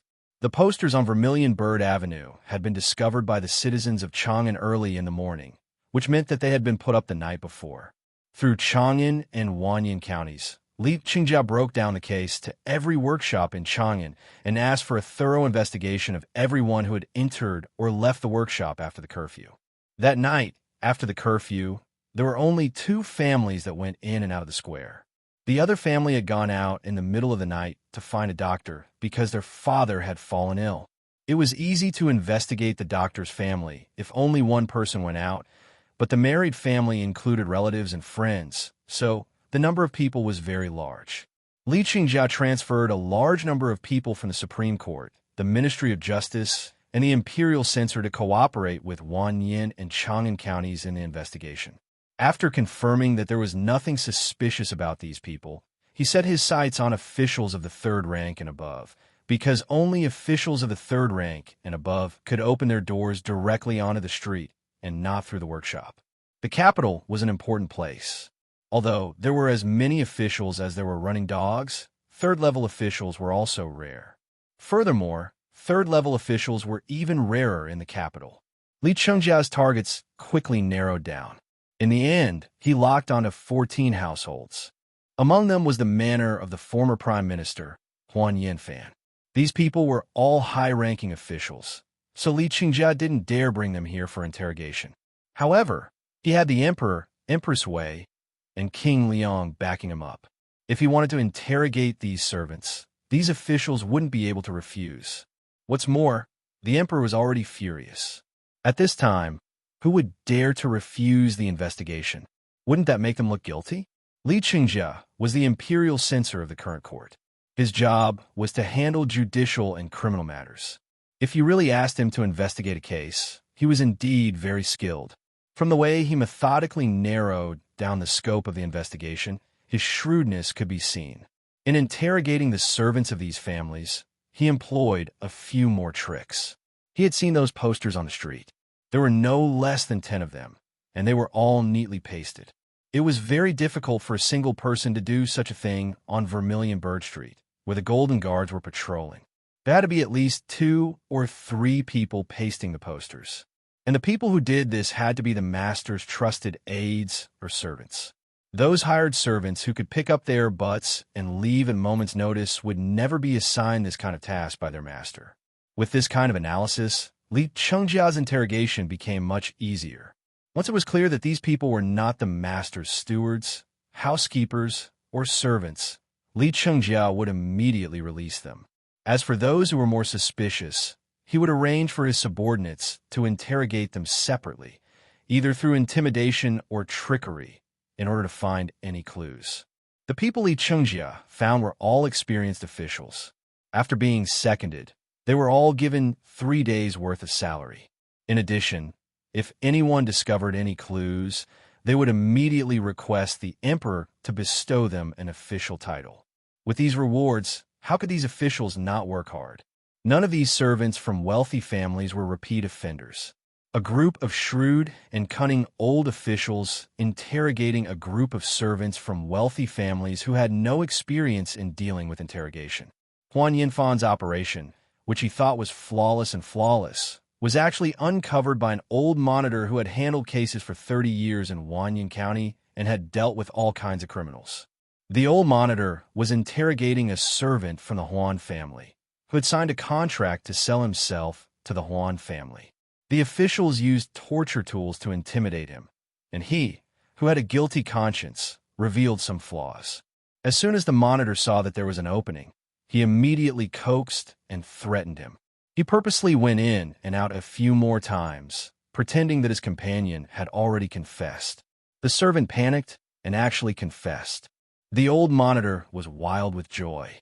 He didn't expect that in his old age, he would be able to rise from an official to an official, leaping over the dragon's gate in one step. He was so happy that he threw his head back and laughed 3 times. Soon after, he personally escorted the Huan family servant to Imperial Censor Li as if he was presenting a treasure. When Li Qingjia heard this, he was also wild with joy. He immediately had people arrest the Huan family's housekeeper and the other person who had put up the notice. After interrogating them, the two couldn't endure the torture and confessed one after another. Li Qingjia then escorted the prisoner to the ditch where they had thrown the brush and the bucket of pulp. He scooped up the evidence and happily reported it to King Liang. The results of the case were quickly presented to Li Xian. After reading the confessions, Li Xian was unable to restrain his anger. He immediately ordered the arrest of Zhang Jianji and the other 4 people. He also immediately summoned the prime ministers and officials from the 3 departments of law to discuss the punishment of these 5 people. Wu Sanci finally caught the true culprits of the rumors. For a moment, he was elated. He viciously said to Li Xian, "Your Majesty, they have slandered the Empress and insulted your Majesty. They should all be punished according to the law." Deputy Li Chaoyin of the Supreme Court objected. "King Liang, please wait. We still haven't obtained the confessions of Zhang Jianji and the others. It is against the law to hastily execute these officials without interrogating them." Li Xian fiercely slapped the table and said, "Then interrogate them until they are convinced." When the deputy imperial censor, Xiao Zhizhong, saw the evidence, he knew that the case couldn't be overturned. He couldn't help but secretly blame Huan Yinfan for being blinded by greed. Now that the witnesses and material evidence were present, even if they were interrogated, what could they do even if they gritted their teeth and refused to confess? These people were servants of their family, and they had ready-made evidence. What else could they do? Even without this evidence, according to the law of the Tang Empire, the confession of the housekeeper and the 2 servants was enough to convict Zhang Jianji and the others. Xiao Zhizhong suddenly had an idea. He suddenly said, "Your Majesty, Zhang Jianji and the others helped your Majesty ascend the throne. This matter is known by the world. Now that this case has been tried, the world will know that these 5 meritorious officials deliberately slander the Empress and tarnish your Majesty's reputation. What will the world think? For such a great ruler and officials to fall out of harmony to this extent, I'm afraid it will attract much criticism." Hearing this, Li Xian felt a headache coming on. Although he was indeed harsh and merciless, he was not willing to be criticized by the world. Assistant Minister Pei Tan of the Ministry of Justice wanted to curry favor with Empress Wei and Wu Sanci. He immediately reported, "As long as your Majesty issues an edict to execute them, even without a public trial, it will be in accordance with the law." This subject objects. Song Jing of the Phoenix Pavilion had been taking notes at the side. Hearing this, he immediately stepped out and said, "Your Majesty, what crime will there be if they are killed by special edict? If they are executed without warning, how can the people of the world be convinced? Moreover, whether it is a special edict to kill or a special edict to pardon, although it is the privilege of the emperor, it cannot be used easily. Since the Xia, Shang, and Zhou dynasties, the emperor has the power to pardon, but no emperor has ever used it of his own accord. When Empress Etienne was still alive, she did use the power to pardon Zhang Jinji once. What was the result? The law cannot be broken. Whether Zhang Jianji and the others are guilty or not, it should be judged impartially. If the emperor uses his privilege to kill them, it will attract criticism from the world." Song Jing was pardoned together with Wei Yuanzhong. At that time, Zhang Jianji wanted Song Jing to falsely accuse Wei Yuanzhong, but Song Jing refused. In the end, he was exiled to Lingnan with Wei Yuanzhong. When Li Xian ascended the throne, Wei Yuanzhong was pardoned and returned to the court. Naturally, Song Jing also returned to the court. However, in Wei Yuanzhong's life, since Gaozong, he had served 4 generations of emperors. During this period, he was demoted many times. Now that he was over 70 years old, he had long been depressed. Especially when he returned to court this time, he saw the minister who had helped the emperor ascend the throne turn from prime minister to a prisoner within a year. This made his heart even colder. As a result, Wei Yuanzhong had become the second Su Wei. He did things ambiguously and never said a word about political disputes. Now that Zhang Jianji and the others were in danger, Wei Yuanzhong did not say a word. Instead, it was Song Jing, who was young and vigorous, who came forward to argue. Wu Sanci was furious. He glanced sideways at Song Jing and said, "According to what you are saying, to protect the emperor's reputation, we must turn a blind eye to their crimes." Song Jing held his scepter and lowered his eyes, throwing this difficult problem to the emperor. "I did not say that. I'm only discussing the matter as it stands." Previously, because of Wang Tongjiao, the court announced that Huan Yinfan, Zhang Jianji, and the others had a political disagreement with King Liang and encouraged Wang Tongjiao to assassinate King Liang. Although this crime is unpardonable, it is pitiful and does not harm the relationship between His Majesty, Zhang Jianji, and the others. Now, if it is said that Huan Yinfan and the others have disregarded His Majesty's dignity by putting up notices on the street and slandering the Empress, Huan Yinfan and the others should be executed. However, if the relationship between the ruler and the officials reaches this point, it will likely damage His Majesty's reputation as well.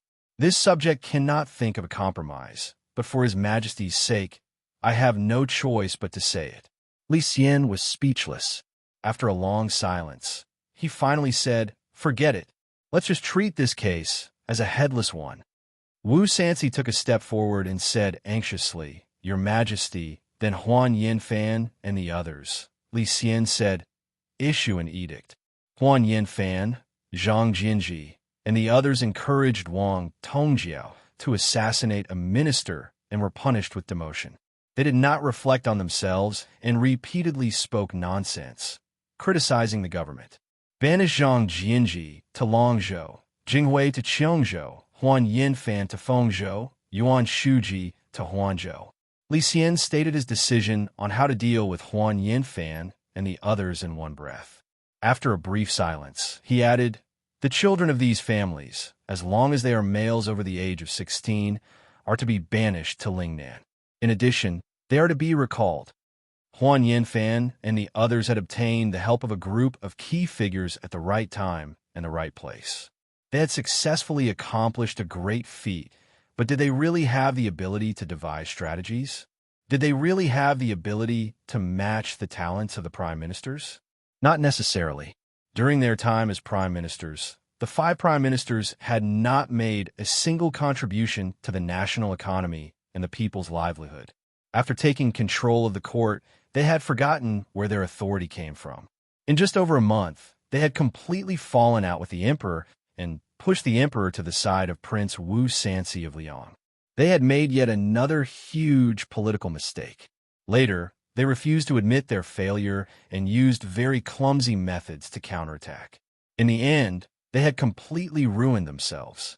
The 5 families, including the 82-year-old Zhang Jianji, were driven out of the capital. Under the escort of soldiers, they left Chang and their once glorious city forever. Chang'an regained its peace. The departure of the 5 prime ministers did not cause any commotion. The people continued to live their own lives. The soul-stirring bloodshed in the court was forever just a topic of conversation after a meal. The weather grew hotter day by day. The cicadas sang tirelessly in the trees, making people drowsy. Li Zhongjuan wore a pair of trousers and sat bare-chested on a mat under the shade of a tree, drinking wine with a look of annoyance. Li Qianquang walked over from afar. Li Zhongjuan glanced at him and did not speak. He only fiercely poured down a bowl of wine. Li Qianquang did not show any courtesy. He casually sat down at the table and asked him, "What's wrong? Is there something on your mind, Crown Prince?" Li Zhongjuan put down the wine bowl and said hatefully, "That Enlu is getting more and more presumptuous. She did not even take me, the crown prince, seriously. Today, she humiliated me in public. Not only that, she also said that even if she was the crown princess, it would be better than me being the crown prince. She did this in front of so many ministers. How outrageous." As Li Zhongjuan spoke, his hands could not help but tremble. Li Qingquang wanted to say something, but stopped. He secretly glanced at him and suddenly sighed heavily. He took a wine bowl and filled it for himself. He drank it down with a depressed face.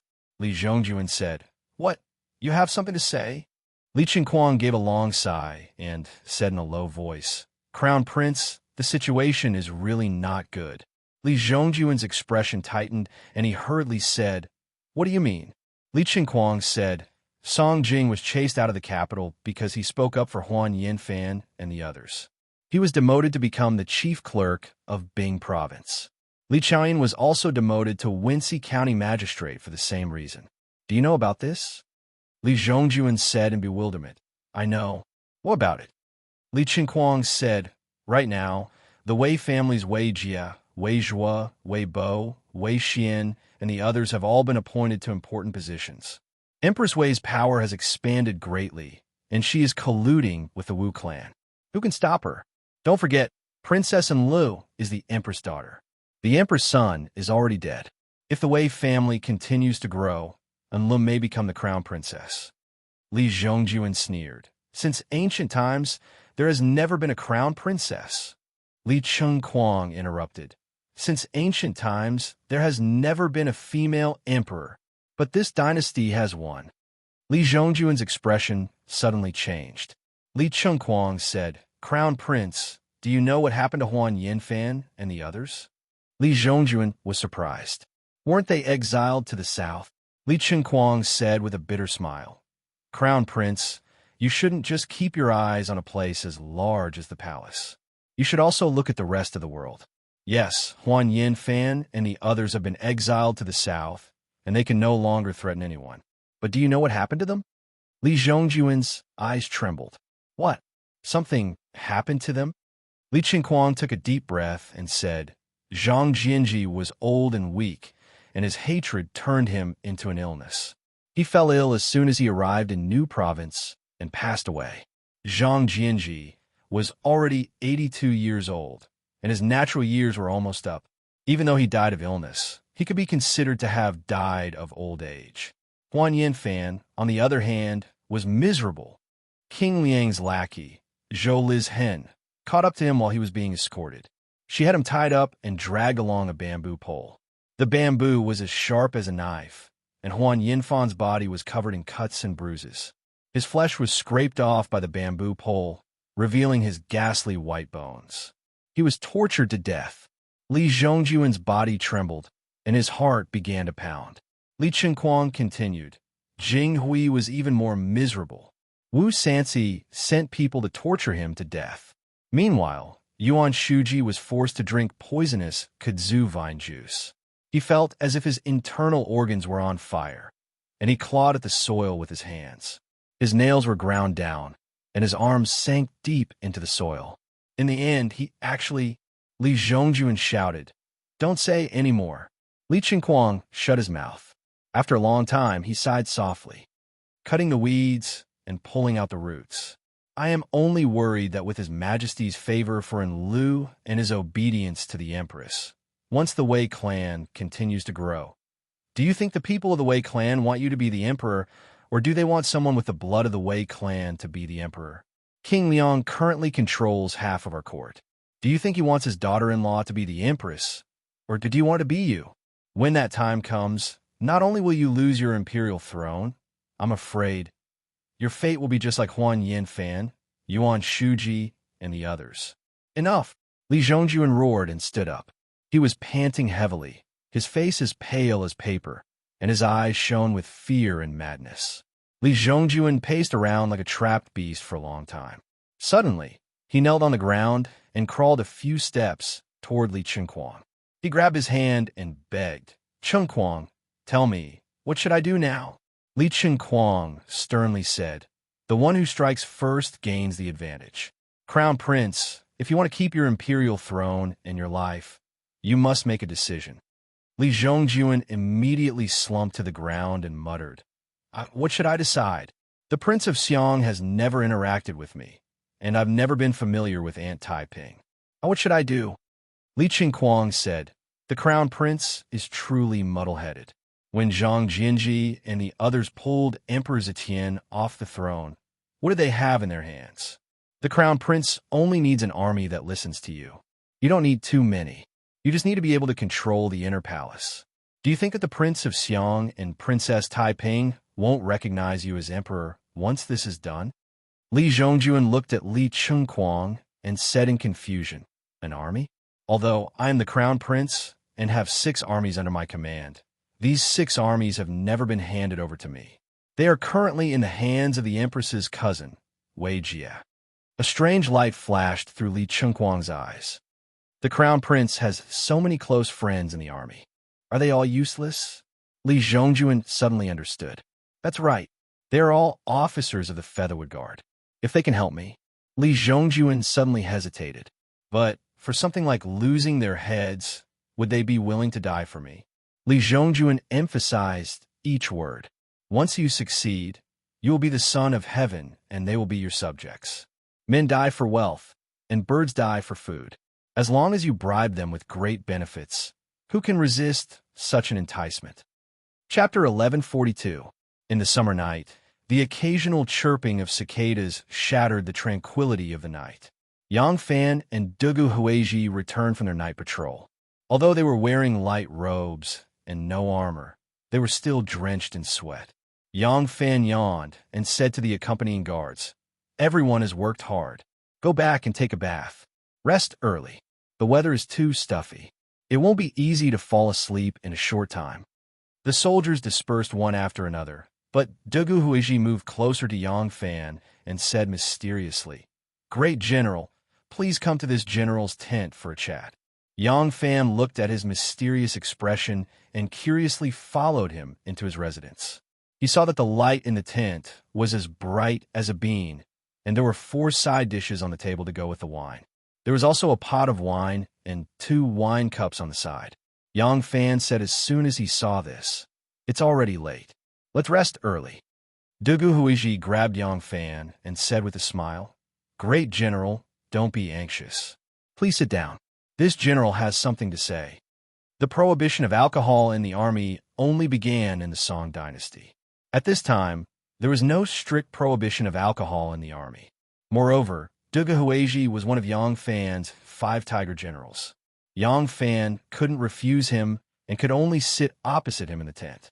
Dugu Huizhi poured a cup of wine for Yang Fan and said with a shameless smile, Great General, this general wants to ask for a leave of absence next month.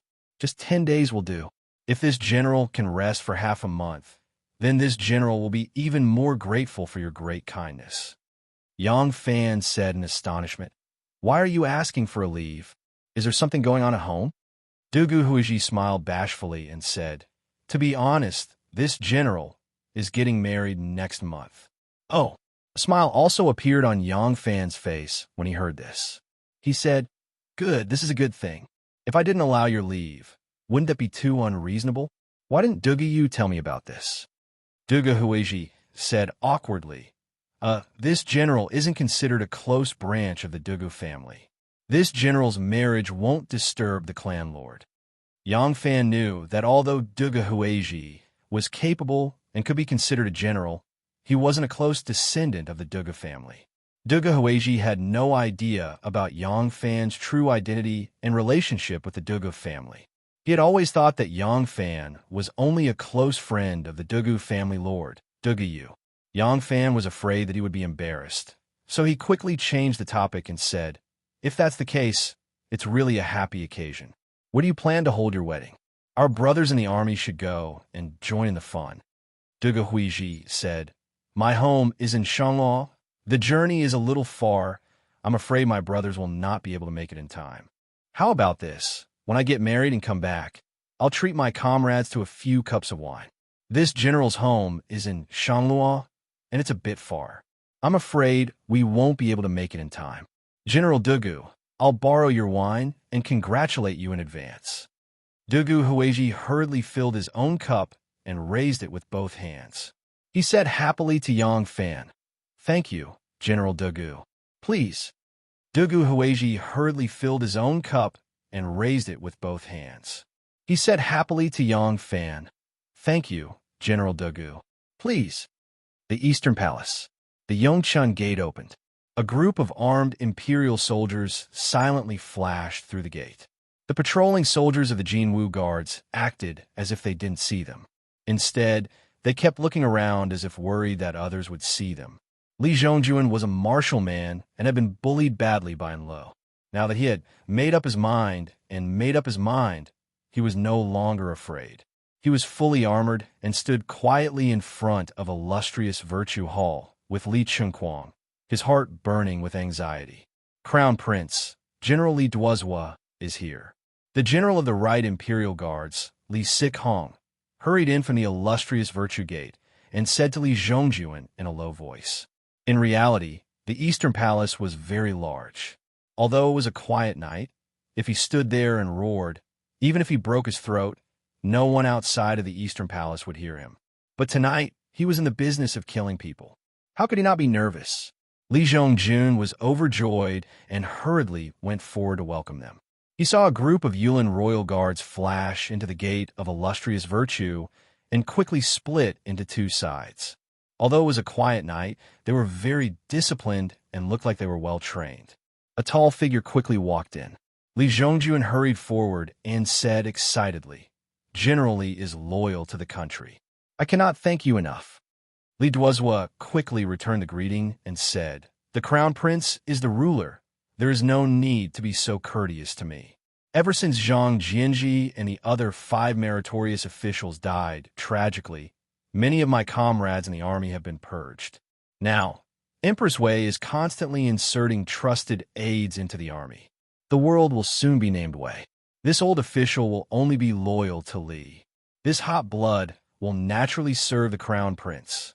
Li Zhongjuan grabbed his hand, shook it hard, and said, "All right, good. I will remember General's loyalty in my heart." "Has the loyal General Sha-Chi arrived?" Li Duo's son-in-law, Yi Huli, continued. "Before I left, I sent someone to deliver a letter to General Sha-Chi. He should be arriving soon." Li Duozhua was from the Swanee tribe. His son-in-law, Yi Huli, was a Turk. Sha-Chi was from the Shatwa tribe. But these people were all generals of the Tang dynasty. Now that the Wei family was constantly inserting trusted aides into the army and ostracizing the old generals, these people had long been dissatisfied. So when Li Zhongjuan recruited them, they resolutely threw their lot in with Li Zhongjuan. Just as the two sides were whispering to each other, another officer hurriedly came to report that the Prince of Cheng, Li Qianli, had arrived. This Li Qianli was the son of the Prince of Wu, Li Ke. Li Qianli was just as good at acting as his father. Back when he was in theft, he didn't care about any government affairs. He left everything to the chief clerk sent by Wu Zetian. Every day, he only cared about local specialties and delivered them to Luoyang. Wu Zetian was very fond of him. As a result, when Wu Zetian massacred the members of Li Tang's imperial clan, Li Qianli remained unscathed. When Wu Zetian finally decided to return power to Li Ke, it no longer mattered to keep him far away from the court. She transferred him back to the capital. Li Qianli was a member of Li Tang's imperial clan. But even though Li Tang had restored the country, the ones ruling the world were the Wu clan and the Wei clan. Li Qianli was naturally dissatisfied. In fact, Li Qianli was more interested in the Prince of Xiang. Unfortunately, the Prince of Xiang refused to rebel despite the emperor's repeated threats. Li Qianli was greatly disappointed. Now that the Crown Prince was recruiting him, the uncle and nephew naturally got along. Li Qianli was currently the left great general. Tonight, it just so happened that his men were responsible for patrolling Chang, and so Li Duozhua was able to smoothly enter the Eastern Palace without alerting anyone. Not long after these men joined up, Shachi Zhongyi also hurried over with his men. For a moment, the Eastern Palace had a strong army, and Li Zhongjuan's confidence soared. In the middle of the night, there was actually someone on the roof of the Great Wild Goose Pagoda. A lantern hung in the corner of the pagoda. The light was soft and dim, so no one had to worry about being seen. Lu Binji sat on the roof, a table in front of him. There was wine and food on the table. Although the summer night was rather hot and stuffy, there was a cool breeze up high. As a result, Lu Binji, dressed in a white robe, sat upright and drank wine, his expression surprisingly relaxed. Sitting next to him was that inseparable blue-robed man. This man was clearly one of Lu Binji's advisors. Alas, Lu Binji had always used him as a messenger, never listening to him make any suggestions. Although Lu Binji was not as arrogant as his older brother, he had always imitated his older brother. In this aspect, the two brothers were exactly the same. Tonight is really a good night. Lu Binji took a sip of wine and said with a face full of smiles, "The night is dark and windy, the best time to kill and set fire." The blue-robed man laughed and said, "Young master, you really have a good plan. Young master, you plan in the dark, and with just a little guidance, the emperor, the empress, the crown prince, and so many nobles, generals, and ministers will move according to your wishes. Young master, you decide their fate. The emperors, generals, and ministers are just little chess pieces in your hands." Lu Binji laughed and said, "Not only do I want to drive them to work for me, but I also want them to be in the game, not knowing that their actions are guided by me. This is the beauty of knowing how to borrow and use power. I like this kind of feeling." The blue-robed man held the pot and filled Lu Binji's cup. Lu Binji raised the cup and looked at the ancient city of Chong, and where there were only a few lights and the rest was dark. He slowly turned his gaze to the farther part of the ancient city, where the imperial army was stationed outside the palace. Lu Binji raised the wine cup in his hand and leisurely said, "Yang Fan should be beheaded now, right? It's a pity that when he was alive, I had not succeeded in provoking a fierce battle between the obvious and the hidden. But it doesn't matter, I have plenty of time.